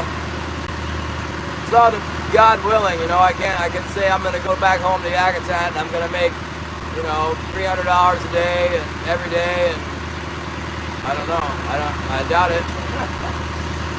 But I need to go back anyway. I'd like to see how much I get with a gill net because I got a gill net permit. I never used it on the river, and I'm going to be able to do that this year. So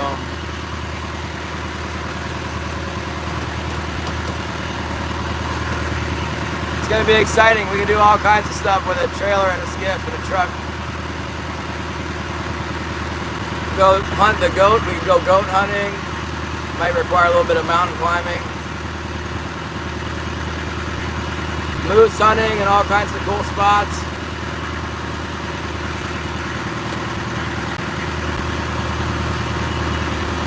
All kinds of stuff.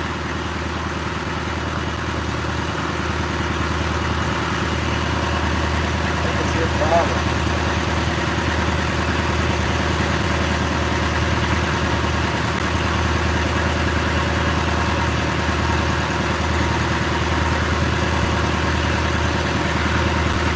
Sonar's on the blink, blinking out the sonar.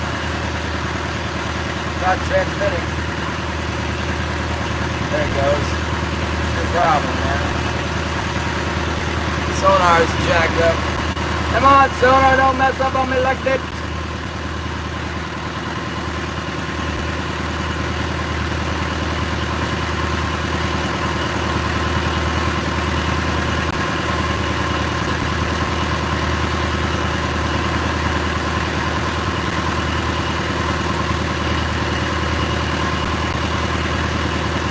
Have to make sure we stay deep enough, I guess. All I need is I have to get a new sonar unit over here. Come back, sonar!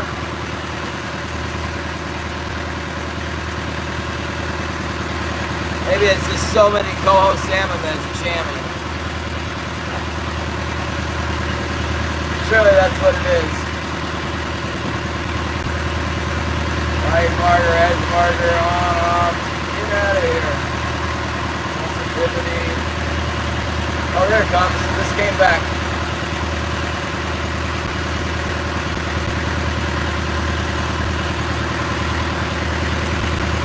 Very important. I know how deep it is. Tell you what, if it's like 1,000 feet deep, I'm not worried about it, but we're coming up on a pinnacle here.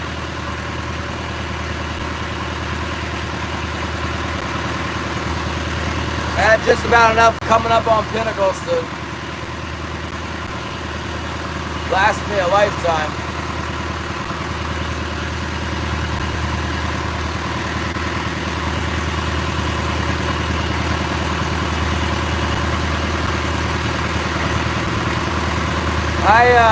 I haven't been to Yakutat.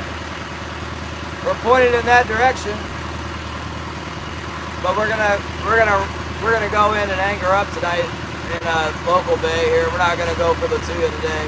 We're gonna fish today. We're doing all right. We got a few fish.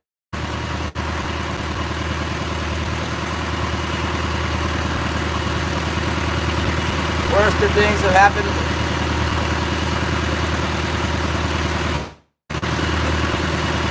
Breaking even. Yeah, we broke even today for sure. Not at 20 fish to break even, but then I caught 20 fish and sold them yesterday. It was $250, so you know, I might burn $50 of fuel, and I might eat $20 a day. So it's still over $200. That's fine. I don't ask for a lot, really. It adds up if you can get $200 every day, and then you have a good day and you get more money, then you end up making a lot of money. But if you run your leads into the pinnacle and you detach your rudder post from the bonding system, you ain't gonna make no money. You're gonna start losing money. So we had a little bit of a setback there, but we recovered from that. Now we're fishing normally. Yeah, man.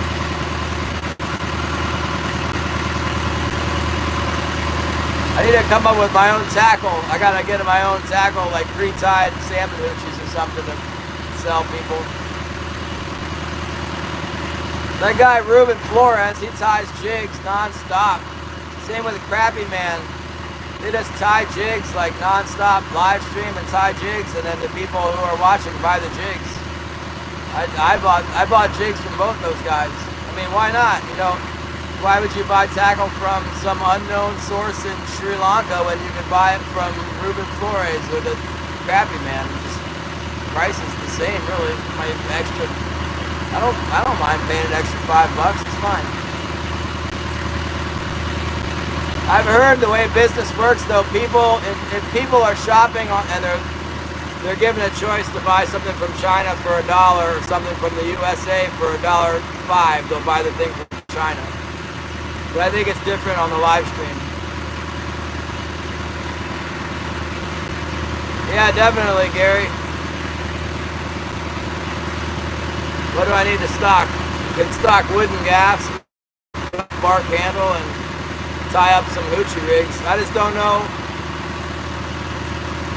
where I would source my hoochies. I don't like the generic ones, don't work very well. I don't know if I'm allowed to sell the expensive ones, and I think the price might be prohibitive. They're insanely expensive. We're getting a bite now.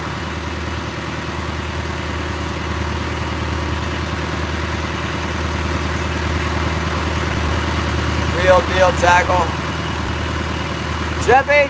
Went fishing in Alaska 3 years ago in June. Caught a limit each day on salmon, but no king salmon. Yeah. Kings are tricky.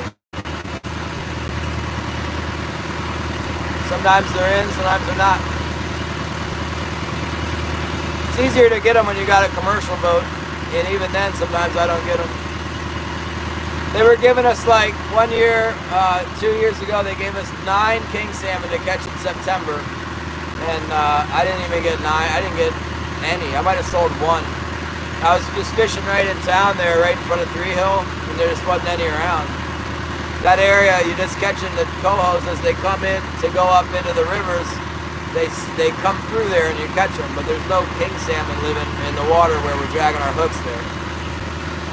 You fish along the beach out here, you get them. You get in close to the bottom, there's king salmon. But in there around 3 Hill, there isn't any king salmon. It's not on the Coho Dragon. Yakutat.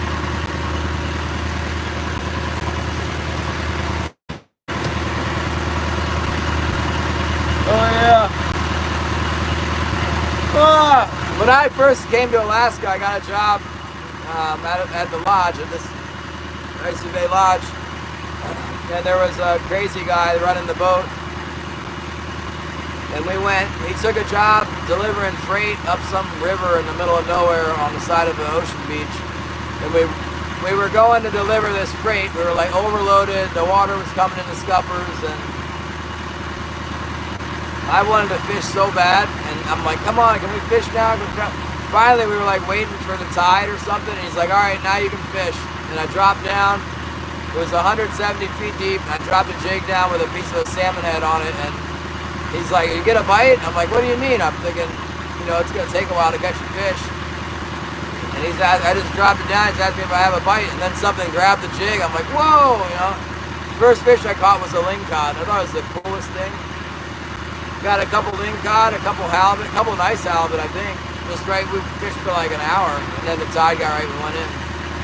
Those are my first fish. I was so stoked for that little lingcod. I was like ultra pumped up. Now I could care less about a lingcod, honestly. I hate the things. Halibut are cool if they're going to pay me $8 for them. You get jaded on this stuff. It's like, the fish, they're cool. If you don't catch one or eat one for a long time, you want it again. But like when you had to fight with it every day to try and make a living, it's not the same thing. Hot Kitchen! What's up? I'm from Virginia, Reston, Virginia. Like Lewis and Clark, started in Virginia, head west, all the way west.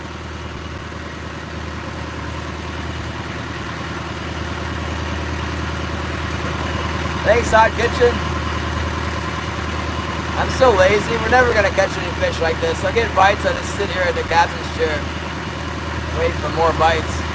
Like scratch fishing for cohos. Problem is that 25 fish might be good in Elfin Cove. I take them to Yakutat, they're gonna give me like $150 instead of $250. Reston, yeah.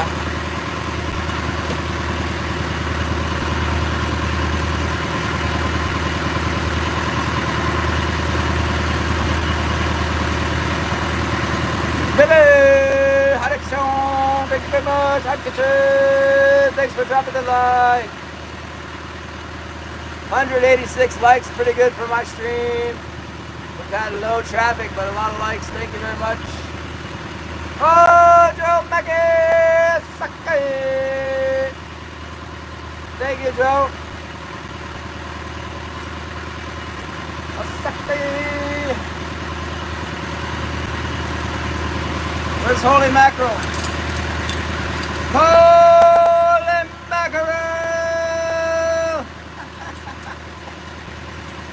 I need to get some lights and stuff like the Krabby Man.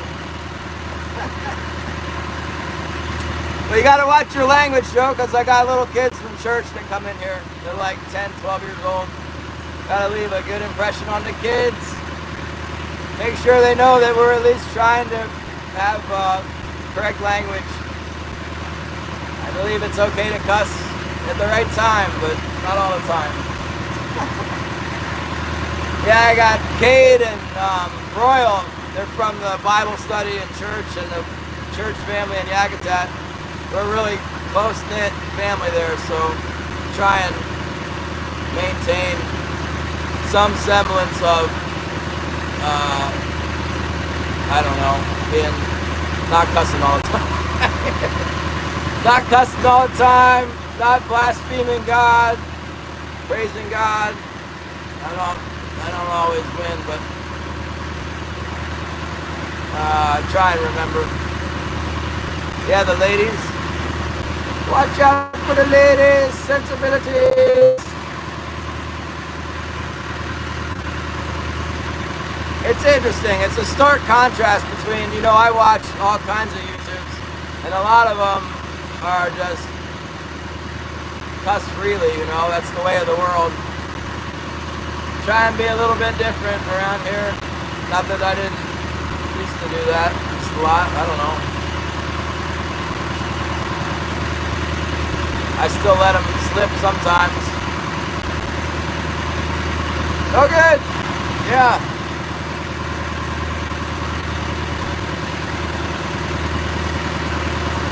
I guarantee you I was cursing when I ran the boat into that pile of rocks and stuff. All my lines are breaking and equipment going bye-bye and the potential for a lot of bad things to happen. I don't have that much composure. Working on it. Get older, maybe we'll get better at it. A lot of it seems to be who you hang out with, you know. Since it's just me and Wilson. Me and Wilson, we don't cuss too much. No.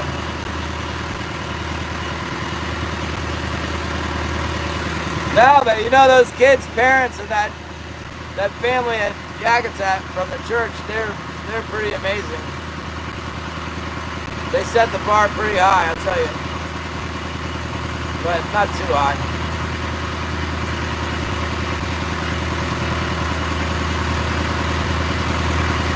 Come on! I could go out there and pull the fish. I know we got some. Let's look at our wires and see how far back. Port wire's pretty far back. I don't see anything exceptional here. Stream fishing? I've done that. I used to fish the trout in all the streams and also the warm water streams in Virginia. And I lived in Oregon for a while too. They got streams all around the mountains here. I just don't ever get off the boat to go fish them really. And there's a serious bear infestation around here. It makes it extremely dangerous.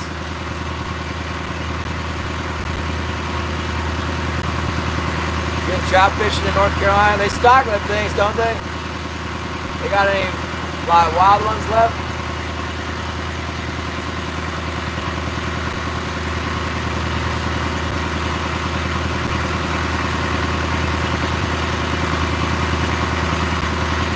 Kind of waiting for one more hit here and we'll go pull them in. Just haven't had a rattle in a little while. Let's look at that chart. Let's look at the chart. Get out of there, little chart marker. Well, I need to go into one of these bays tonight. I was thinking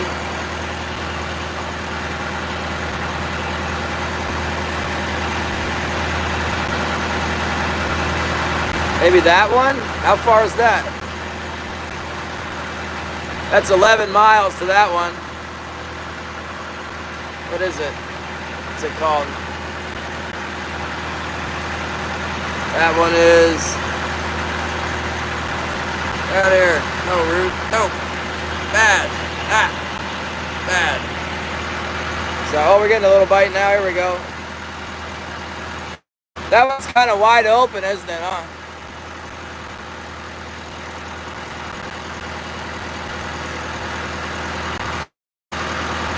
I wonder if we can just pull back in there.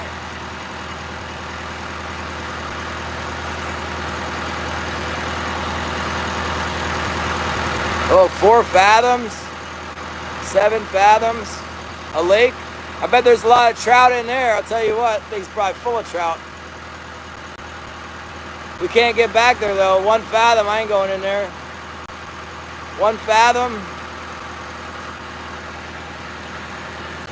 5 fathoms, 9 fathoms. I like that, 9 fathoms, 5 fathoms. I wonder how big of an area that is. Might be able to get the dog in right there. Looks awful steep around there.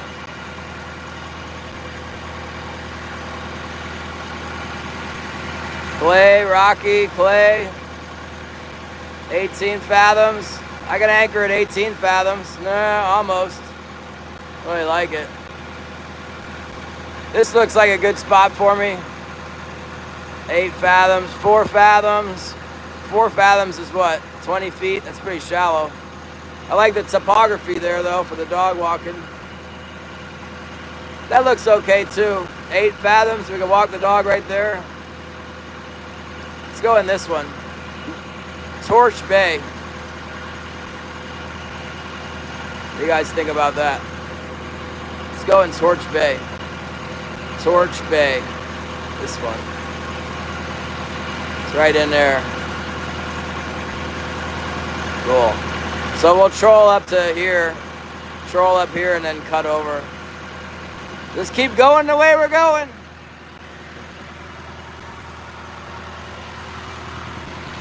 Gotta find somewhere to walk Wilson. Yeah, that's handy on the NOAA chart, how they got the topographical feature on the mountainside. Because I'm looking for somewhere where it's not straight down, you know. Because then, it'll just be boulders, and heck, it might just be boulders anyway. I've put Wilson out on the rocks before. It's not cool, but I've done it.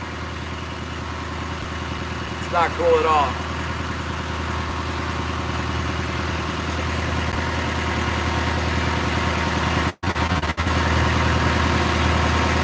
The swell is kind of southeast. Yeah, and if we go into the back Torch Bay and that little bite, we should get out of the swell.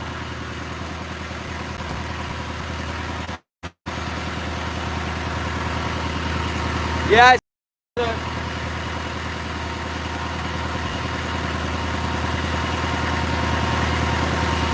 I switched it to that NOAA chart because it shows the dang blasted shallows where the other one didn't show. I've never fished in here, so I don't want to ram into something that's not on the other chart again.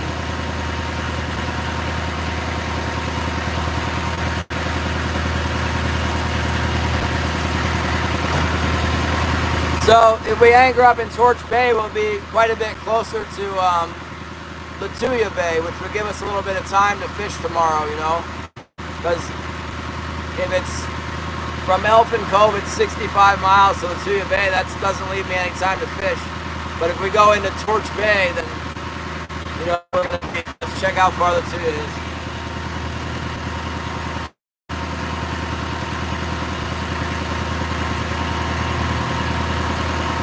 And then we got to calculate the tide too.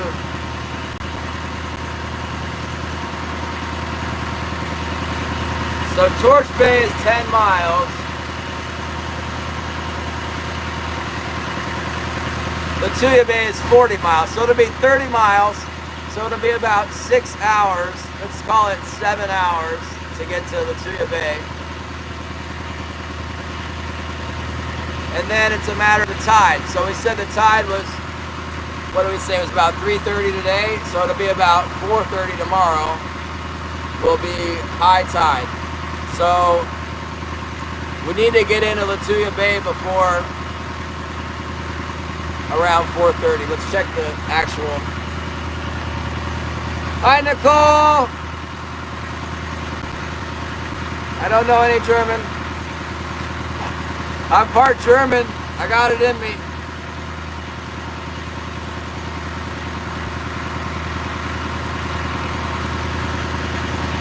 Part German, part French, English, Dutch.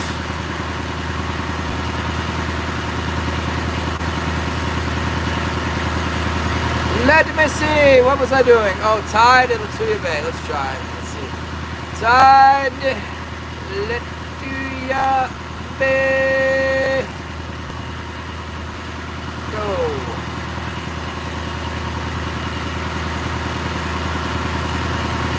Hopefully we get one that's correct. Tidecharts.com. That sounds trustworthy, right? Lituya Bay shows it. Okay, this is good. This is really good. So tomorrow, high tide at 5:11 p.m. So it's like quitting time. We go in Lituya Bay, and then the next day, it'll be about 5 a.m. will be time to leave Lituya Bay because of the tide. So it'll be perfect. Perfecto, no problemo.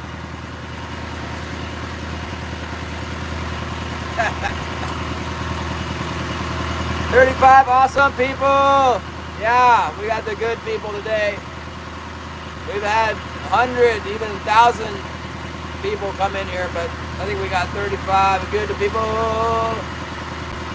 Let's go pull the hooks and see what we got. I'll even put my gloves on, so I think we got a few fish on. Whoa, there's that pinnacle. Look out for the pinnacle.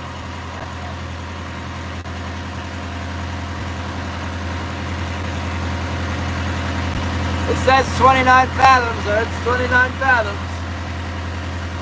We're rolling with about 20 fathoms out. I just don't want to get any. 29 fathoms is close enough. Let's move out a little bit.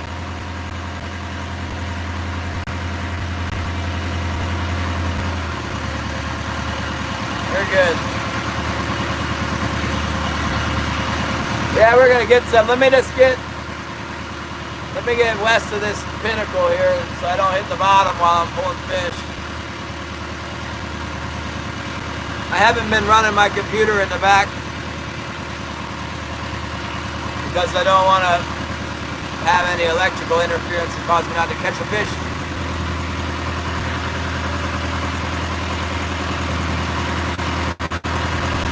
It seems like it's charted out pretty well. We can pull some fish for Nicole. Let's see what we got. Unplug you here. Let's see here. Yeah. It is the mountains and the Cape Spencer Cross Sound. In the back of my little boat. There it is. I realize the light's not good, but that's what we got. We got the bad lighting today. I said I was gonna put gloves on. I lied. No gloves. Look at this.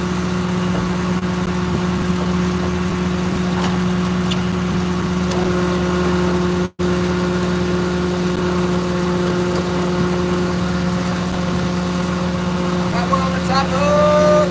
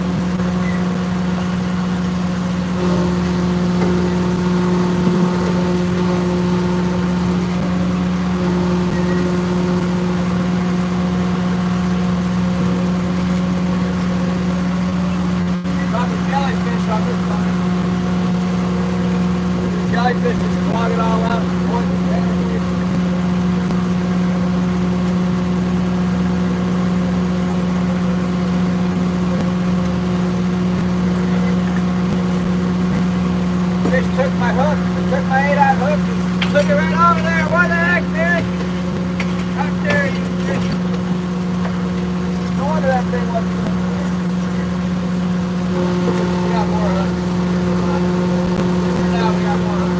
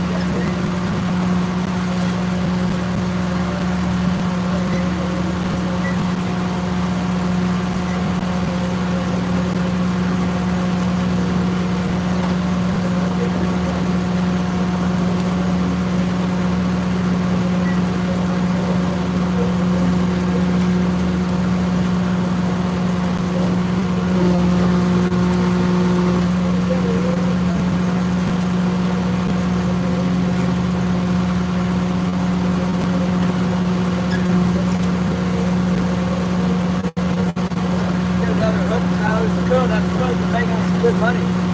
Get another hook for it.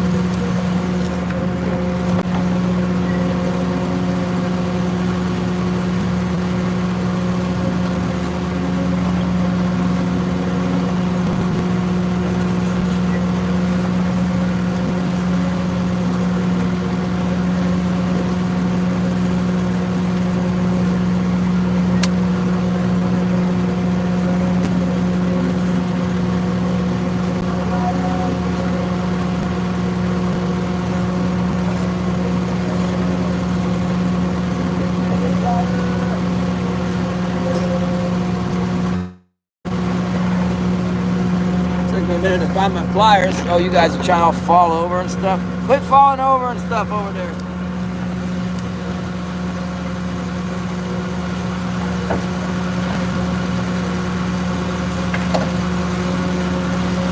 You got my hook? You got more hooks? Into the precious 8-aught mustads.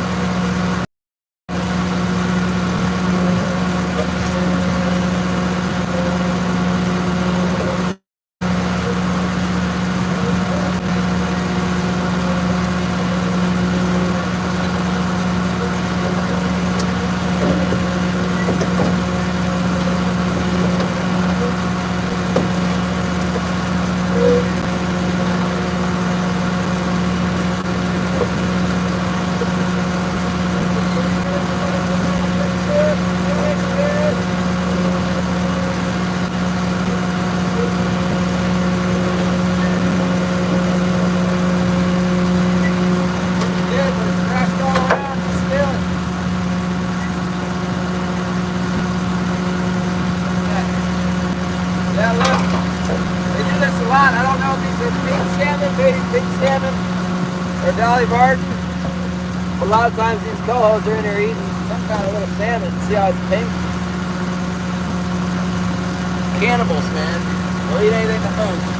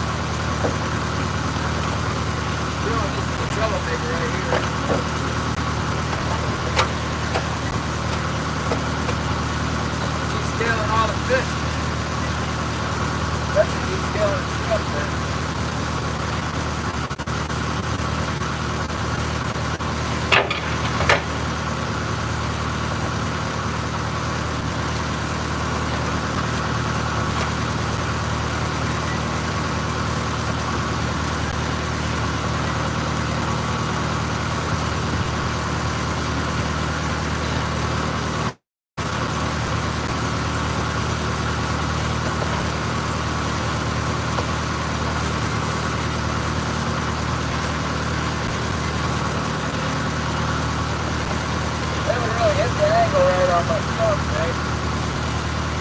Little doll, yeah. Look at the doll.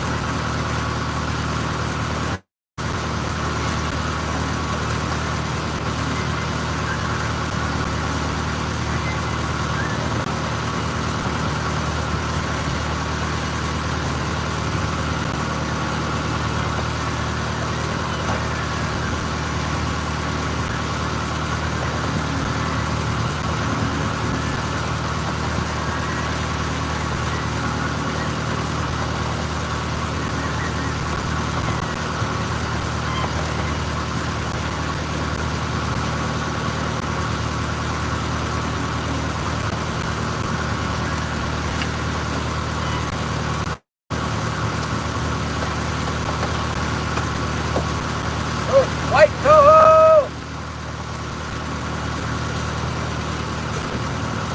We got that rare white coho!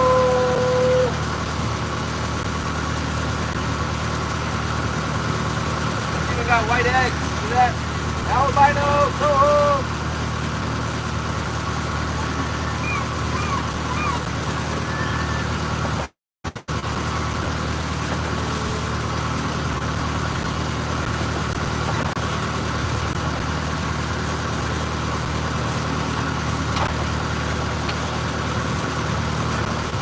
That one. Haven't had salmon all season. Isn't that crazy? Haven't eaten the king salmon, haven't eaten the coho salmon. Nothing. I had a sockeye. They told me I had a sockeye on the Sabbath. I didn't eat that either. Give me the money. I'll eat chicken.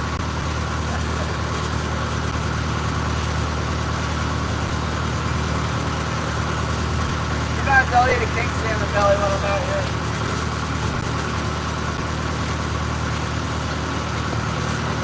Do that this year either.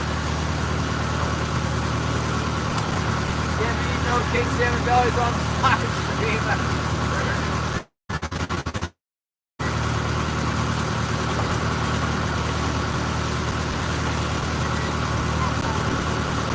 Pretty much live stream the whole fishing deal. I don't know if it's been one day I haven't streamed. I stream most of the days of fishing. Sure. Everything to chop one, get the big salmon up there.